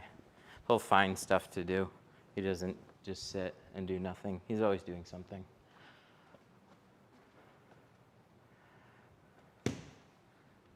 But there's plenty of time where it's like this, where I'm tinting, not much else is going on, other than, you know, orders here and there. So it seems really quiet, and it's honestly most of the time not a big deal.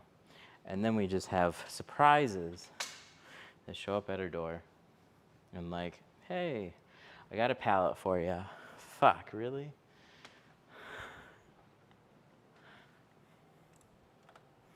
Okay. I guess I can drag this out there. All right, let's figure out if a sunroof is gonna fit.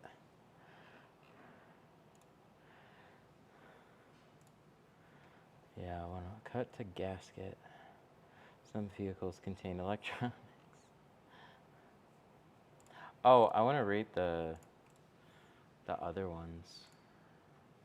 These ones, review, excellent. And look, you can see my review right there immediately. Oh, I'm gonna start rating stuff. Review,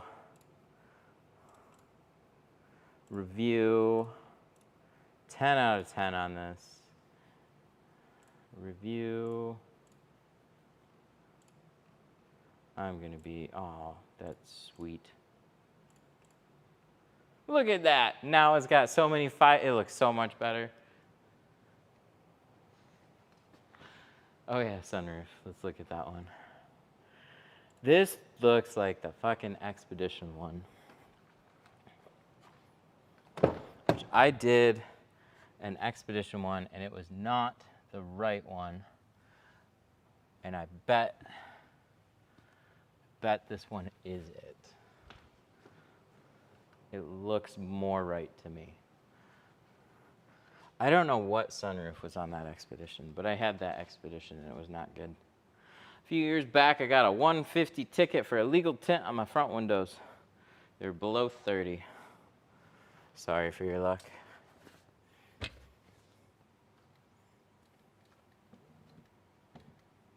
That does happen.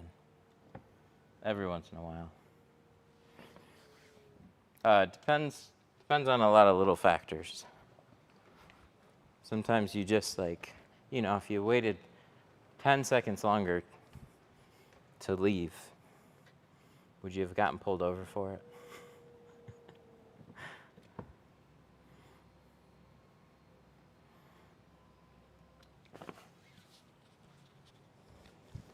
Your mic is so-so.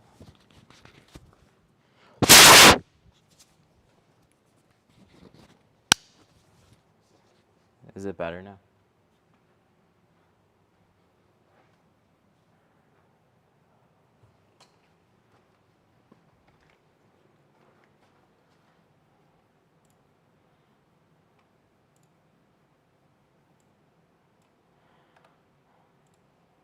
So this is a 36.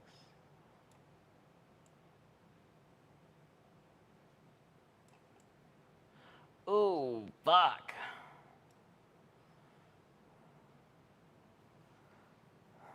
$20. They want 20 on it.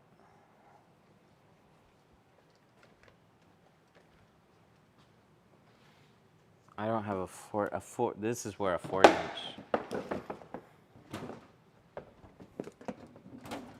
This is where a 40-inch would be great. I don't carry 40s. I do 36 24s.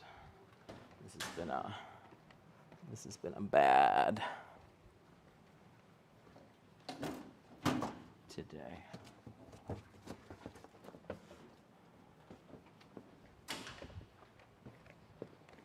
It'll fit the other way, and that's fine. It's just not as ideal as what it could be. We can still cover it.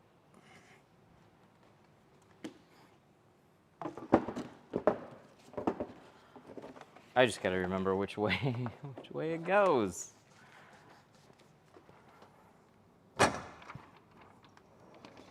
The square piece.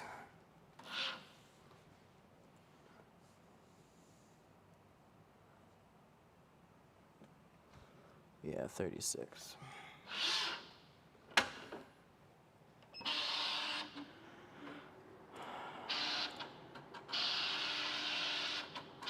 All right, so we're gonna start with a fresh. So I get bad at orientations. Go to cut board. So this is up, this is down. We're gonna separate these, and then up. It's gonna face this way.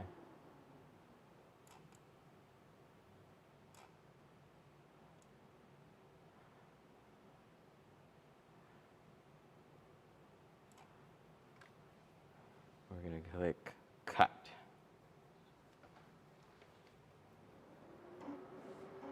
You know what I'm gonna do? I'm gonna slow the speed down. Still gonna be fast, but we'll go half speed. Okay, so as this spits out, I gotta remember that's the back. This is the front.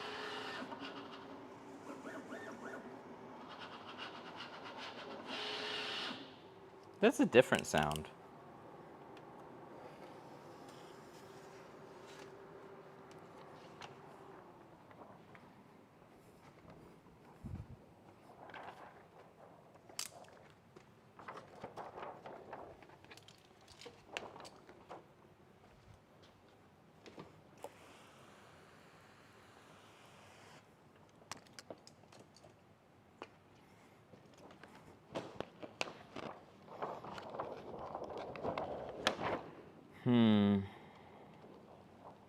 You know what?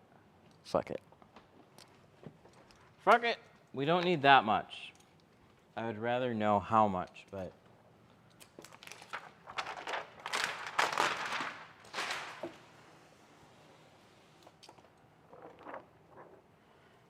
this side.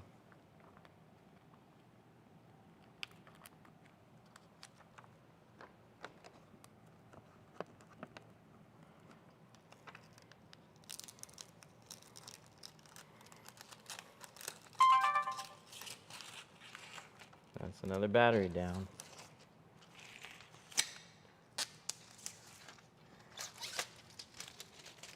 Okay, so this edge, that's my front edge.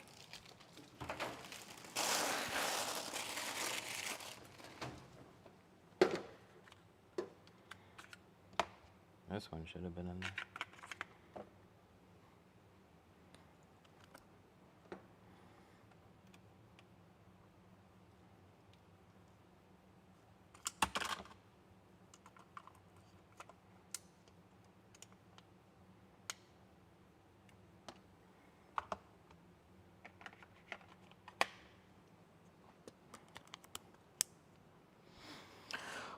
Okay.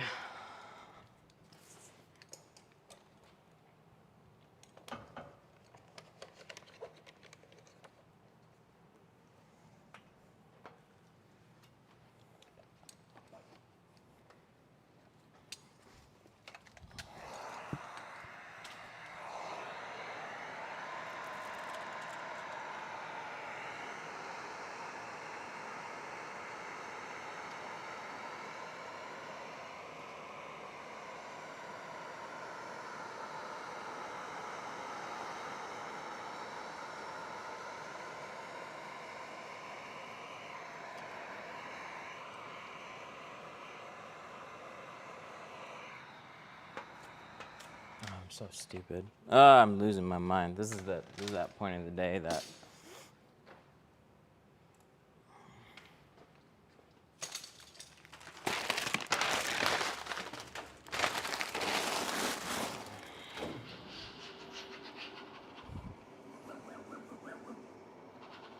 how did you know what side is the front end? Plotter.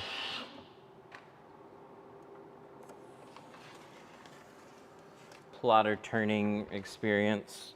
So this is this edge here at the bottom, and this is the front.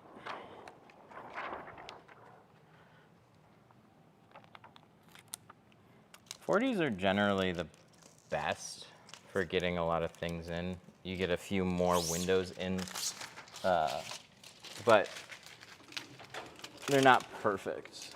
Everything can have a little trade-off to it. On average, that's pretty right though. Okay, so what I did wrong was I shrunk the wrong ends. I need to shrink these ends.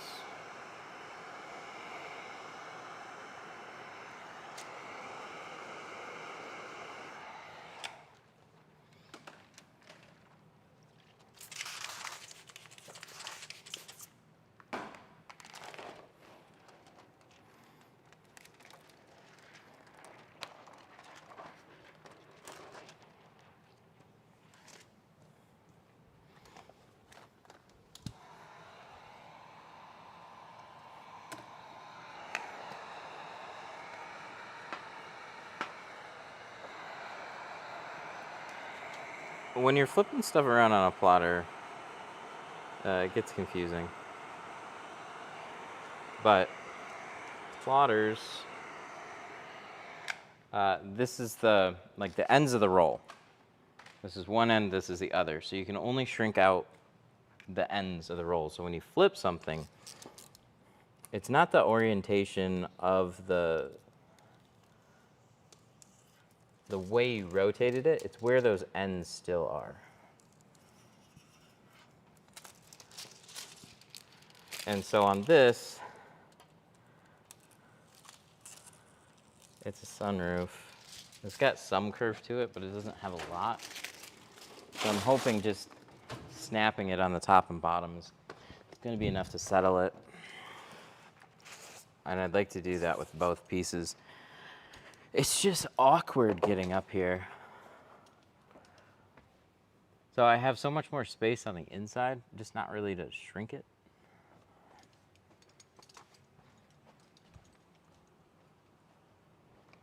So it's like a big quarter window is all it is.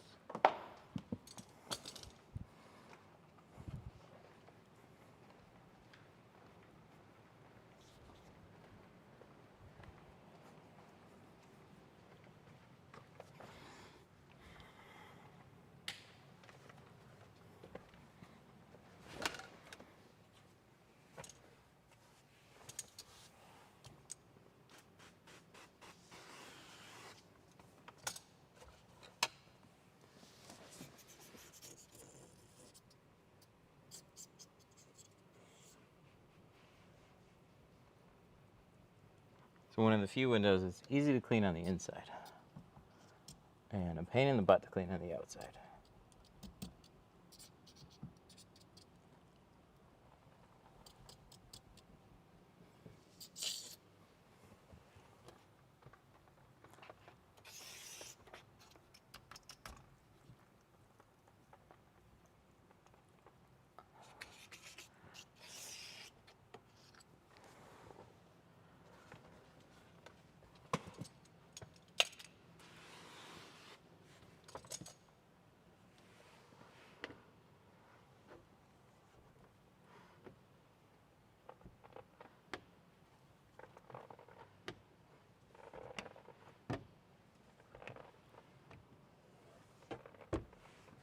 So we're gonna see if we can do this the easy way.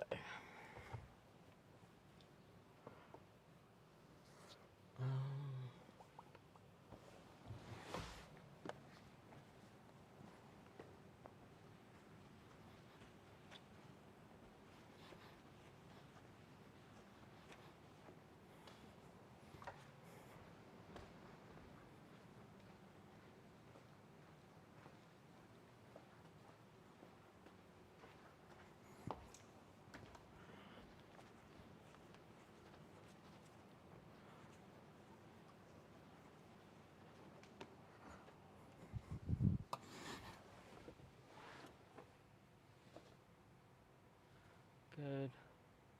Ooh, that's not good.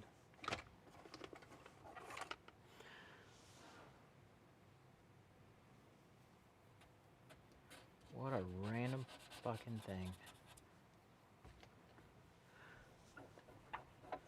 I almost just sent it.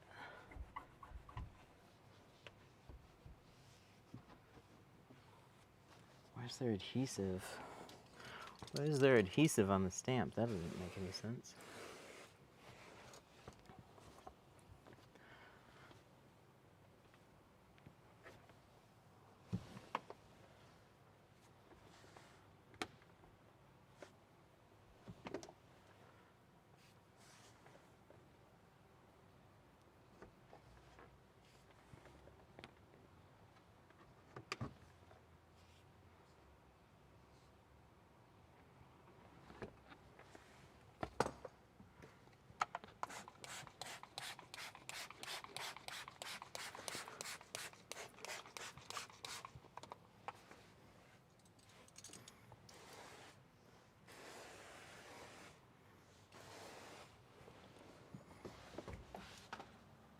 Okay, so this was the front edge.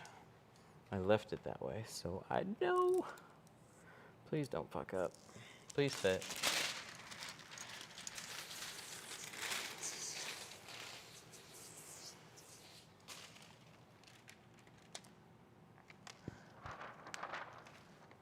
You're wearing your umbrella hat. Not today.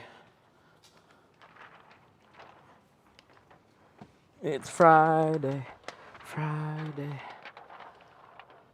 Gotta deal with this shit on Friday.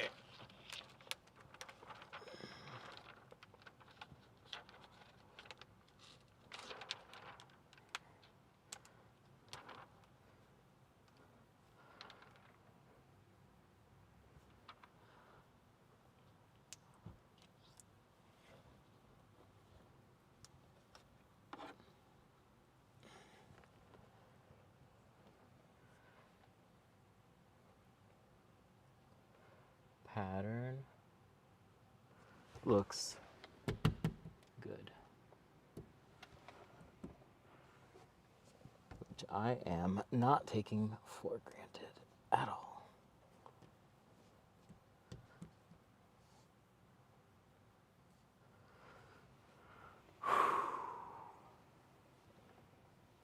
Whew! That's where plotters are your friend.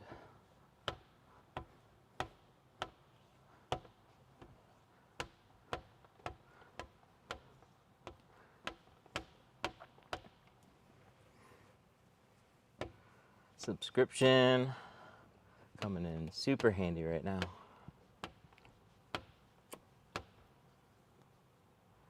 It's for the tedious as shit stuff. And when they work out, hell yeah. Good fit. Good fit on that.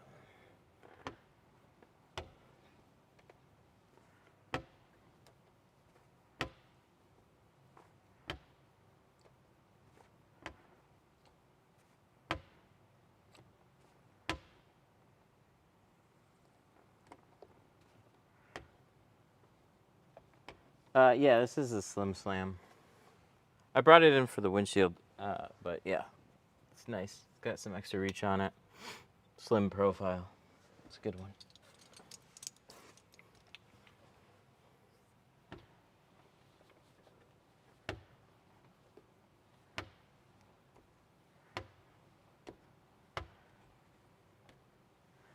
snap. Fit nice. I don't see anything.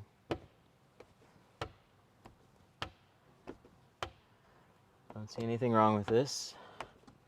All my edges locked down.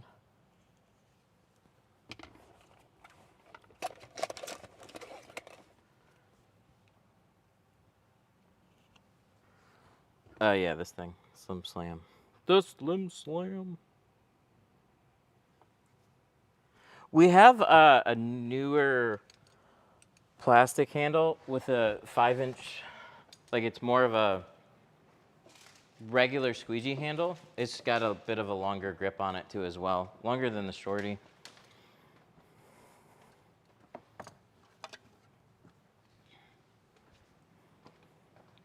Did a Grand Marquis this morning, working on one of those Elantras with the deep ass seals now. So fun. You just get those days. Why can't it just all be Malibus? Malibus and Tauruses.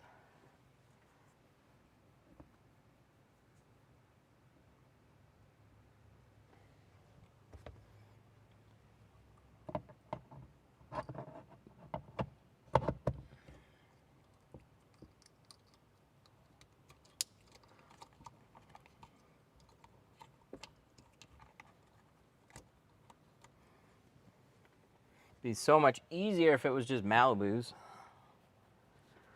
Okay, that looks good. I'm really happy with the sunroof. That lined up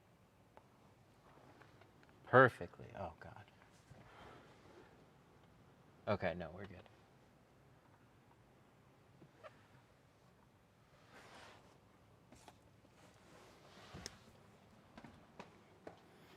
Can you throw a tint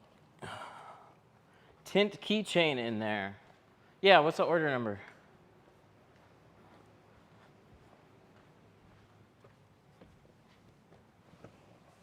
Oh, notes. We need to pass through notes. Holy shit.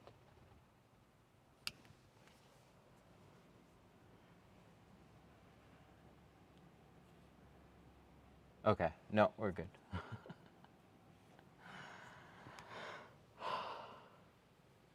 Yes. Yes, yes, yes.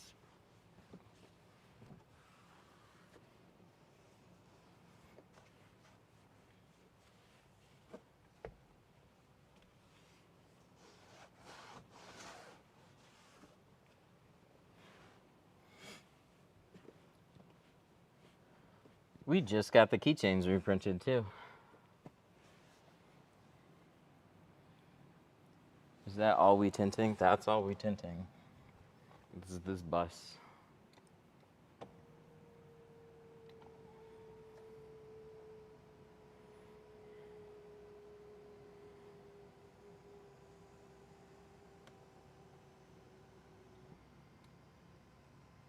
Okay, now I want some space on the inside.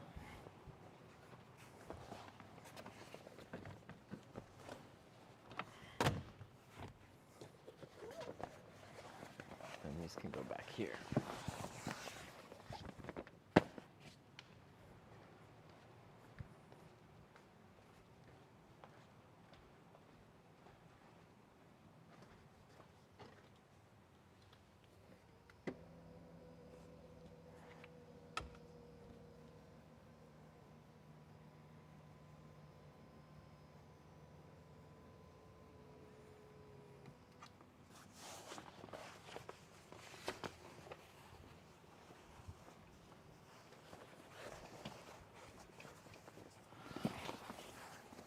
Oh, there's a different number.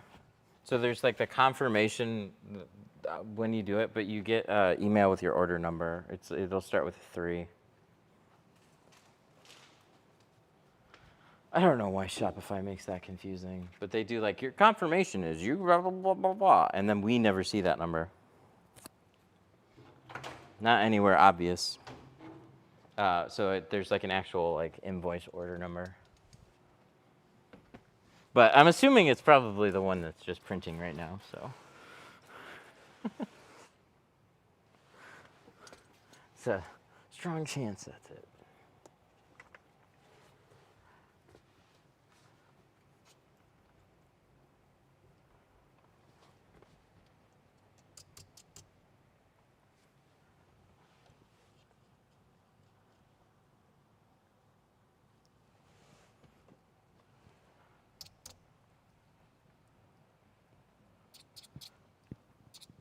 Thank you. That's the one.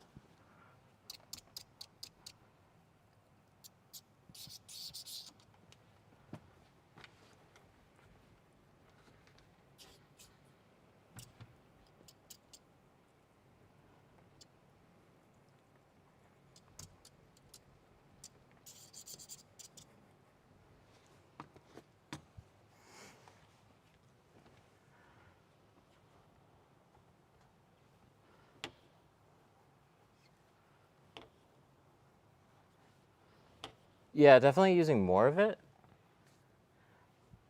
It's just been really helpful.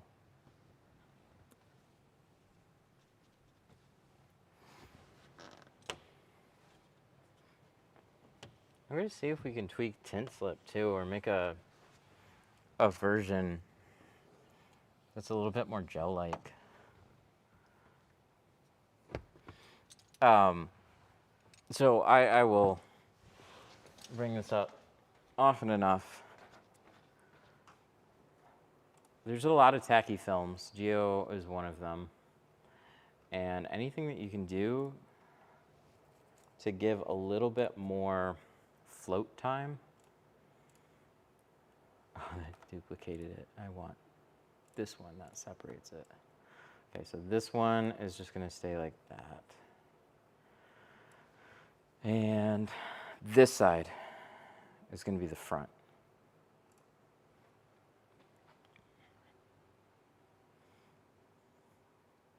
Because that was up.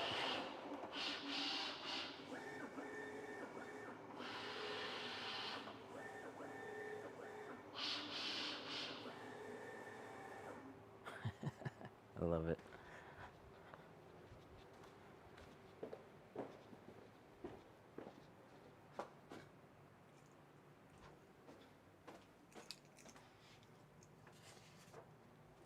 Oh yeah, this one.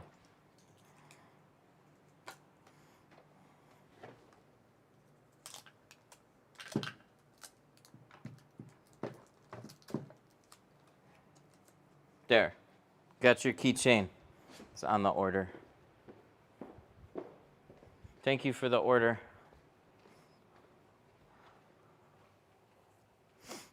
Software is $200 a month. It's core. It's definitely not a secret.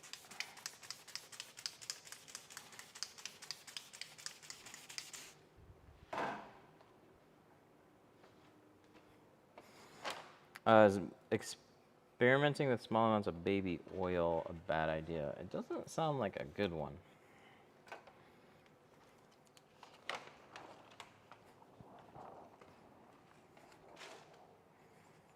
But experiment away. Questioning why on everything we do is where we discover really helpful things. Because there's the way that things are right now. But fuck, dude, gels are new. Gels are awesome. I wish I knew about them years ago. It would be really nice. I don't know if it's an oil. Oils mixed in your slip solution, like you want things to dry out quickly and not leave stuff behind. Oils will probably leave oil behind, right? But I don't know. I'm not a chemist. I would GPT some stuff and test it out, see if there's any ill effects from it. There's just a newer product that was released that's called Tack Stop. I have no idea what's in it. But same type of thing. It was made for flat glass. Probably fine for auto, I don't know. But on those really hot windows, films will want to tack up really quick. So it was a way to prevent that. I'd love like a tint soap, like tint slip, to just have that in it. It needs some more oomph to it, I think.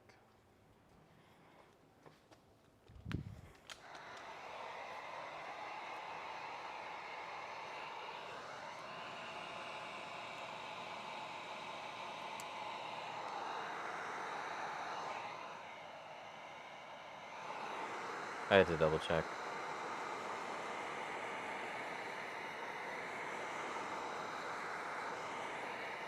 No funny business on this one. Long edge is getting shrunk.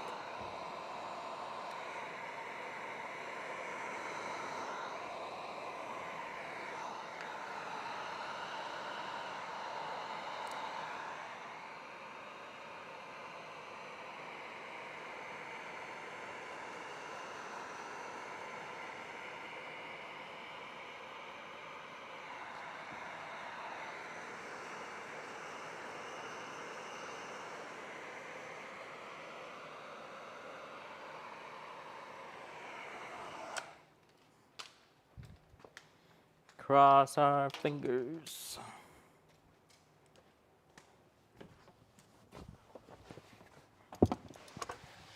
Probably gonna go in this way though. I gotta tuck behind. I got plenty of room on the sides, which is really nice. So for a sunroof, actually not too shabby.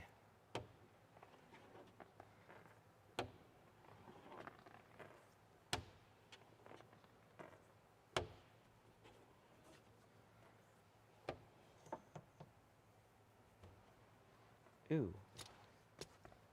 there's another one.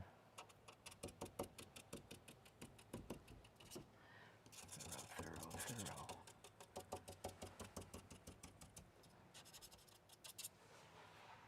Is that everything? Again, there's like adhesive back there. With gummy.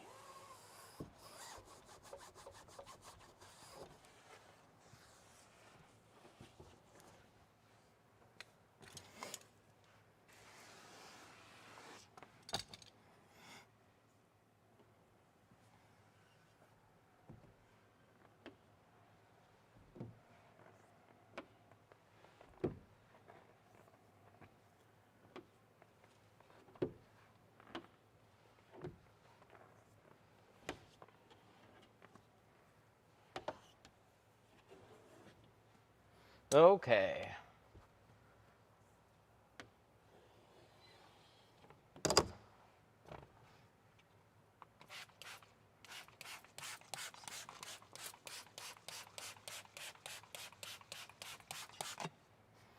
Got it. Last window. I didn't think I'd say that anytime soon. Oh, finally. Cross our fingers.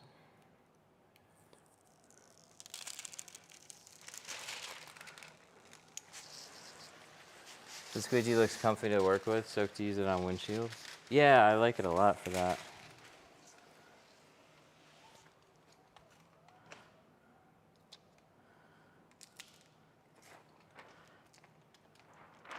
I'm gonna treat this like a back window.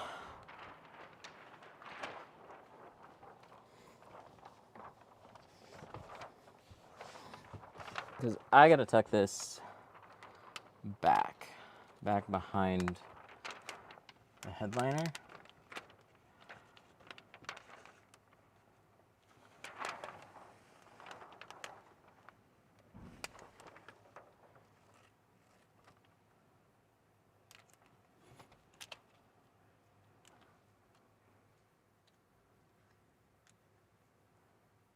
Ooh, that's nice. That's very nice.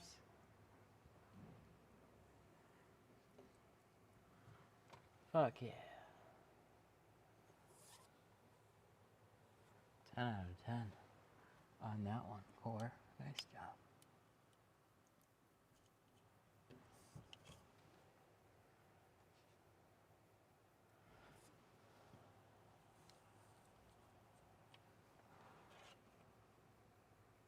Oh, the corners. Corners have a bit. Well, I wouldn't have never seen that one.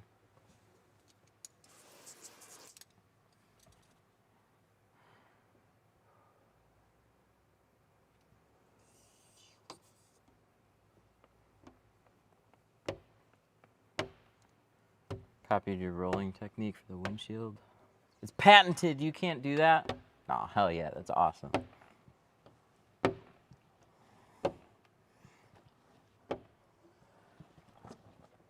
I copied it from other people. I wish I knew about that so much sooner. I might be doing back windows different if I did.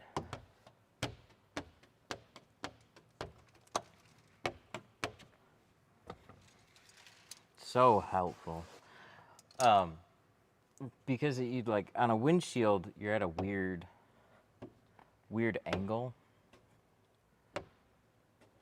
It's more upright, and you're kind of sitting lower in the seat, and so you have to kind of like bend your arms up like this. So you have like your hands when you're trying to like Frankenstein it.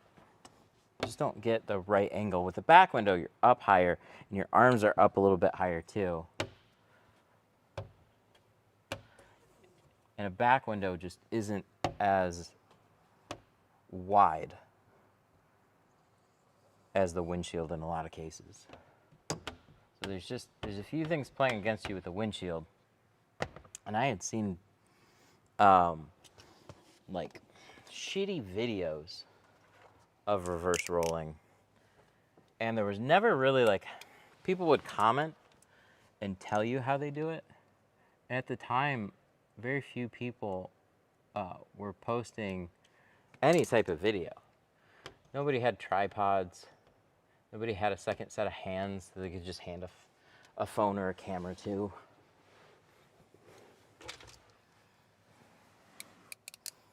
Like, this is when I started to make me sound old. Like the iPod. Not iPod. iPod Touch was new when I was starting out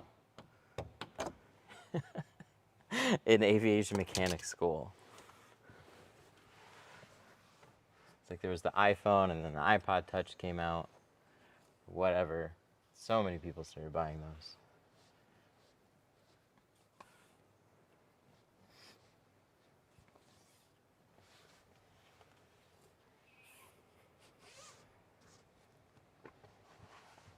So around that time, I started tinting. People just didn't take videos. So nobody really had any good close-up videos of like what they were doing. It's like they would, if they had a camera, they would set it on the back seat of the car, and so it's like, oh yeah, I still can't see shit of what you're actually doing.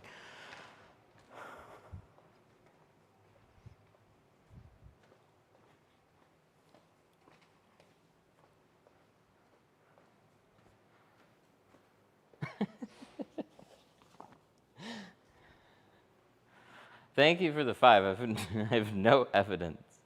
I have no evidence, but I heard sunroofs crack with tint. Thanks again for the keychain.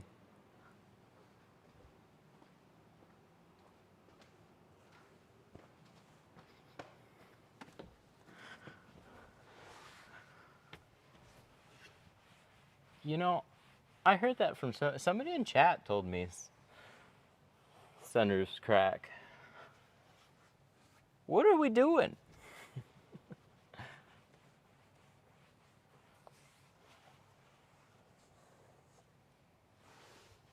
You know what? Dumb me, though. I need to embrace that. No, sunroofs crack. Sorry, can't do them. Except this customer is a return customer, and we tinted their panoramic sunroof, and they love it. They're like, yeah, just tint it in the exact same shade you did before. I leave it open. It's great. it's just nice and dark, but it's not too much during the day. We don't even close the shade anymore.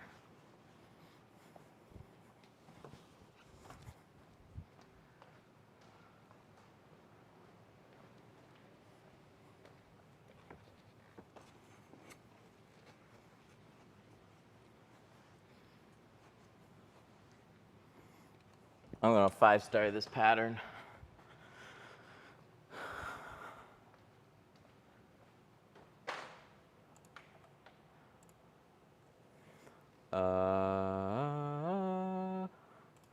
Sunroof. 5-star. Done. Heck yeah.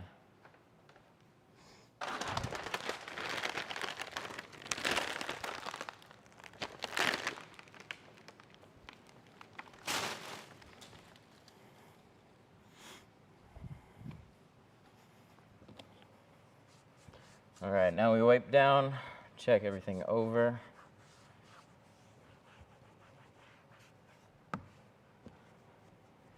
Quarter windows are perfect.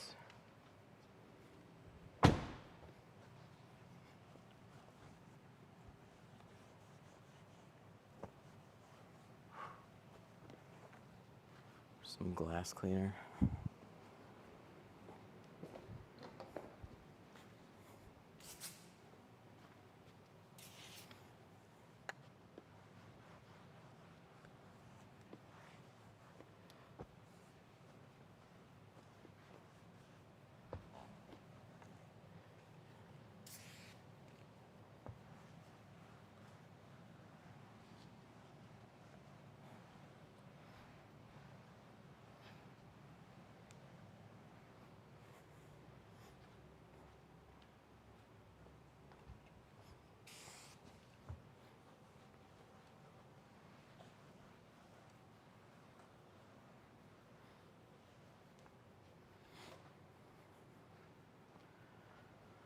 Okay, I'm gonna sneak in here and take a nap. That looks good.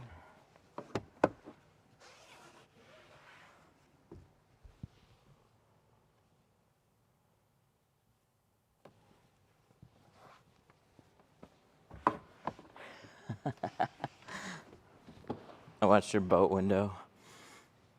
I have a buddy that wants one. I think I'm good. So, I had another boat since then, did not stream it. And maybe it was because I didn't stream it. It didn't go good. The glass was more curved.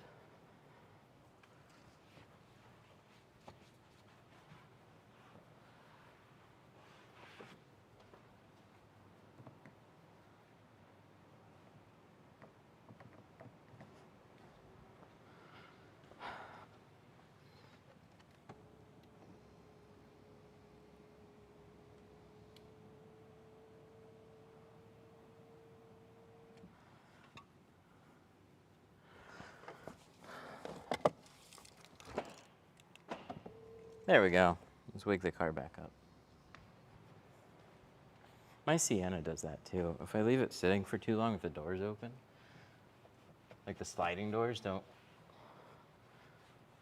remember how to close.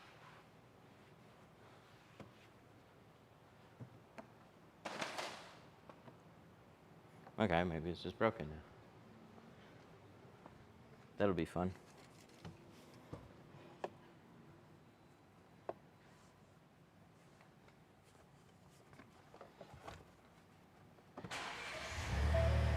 Not broken.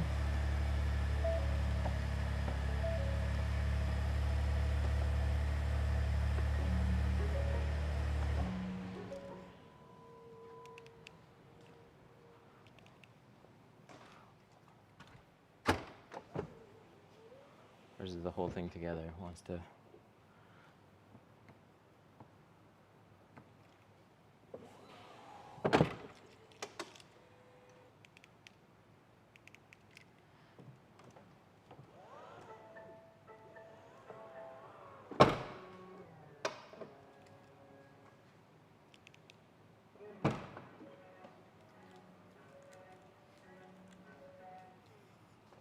It just must really not like. Why don't they have the string thing more often? It just does it for the doors. It's just open for a long time.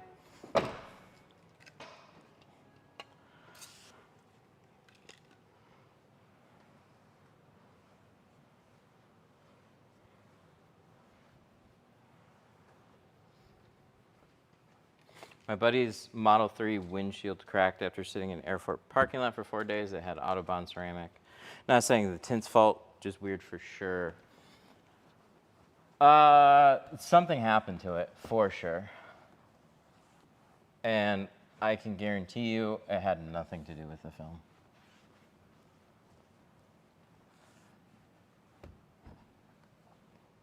If you told me it was a sunroof, maybe?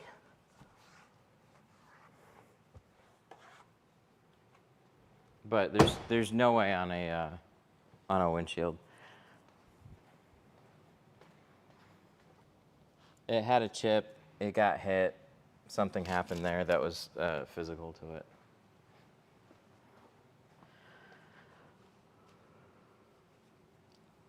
But in the earlier days, that was a lot more common on the back windows with Teslas.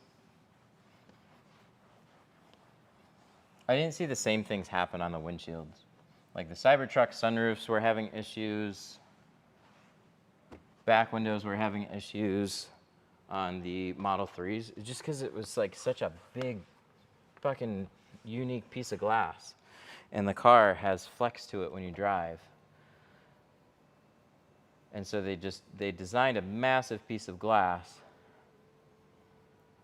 and then reality hit the whole like electric car, open cabin. But they fixed it. They definitely fixed it.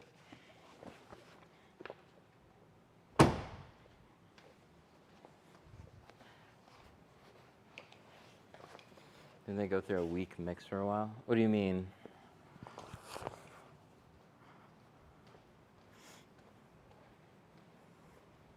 Like the glass was poorly made?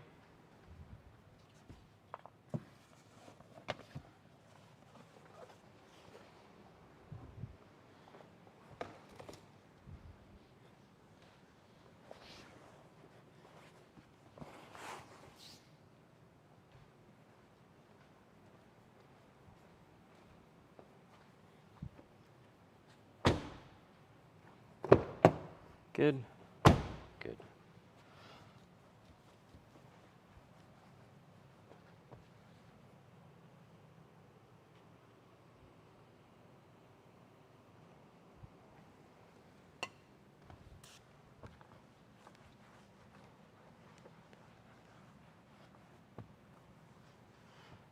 Yeah, the glass,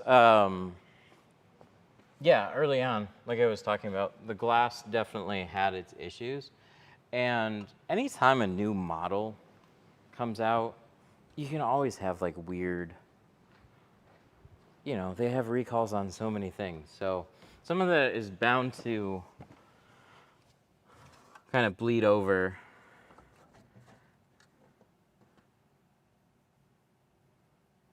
Where's this? Oh, this goes here. Some of that bleeds over into glass issues, for sure.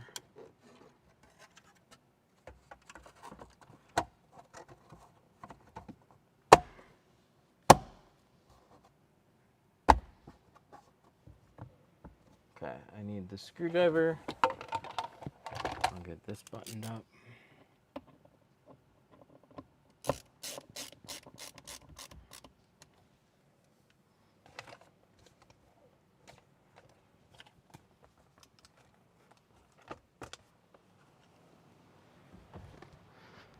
Alrighty.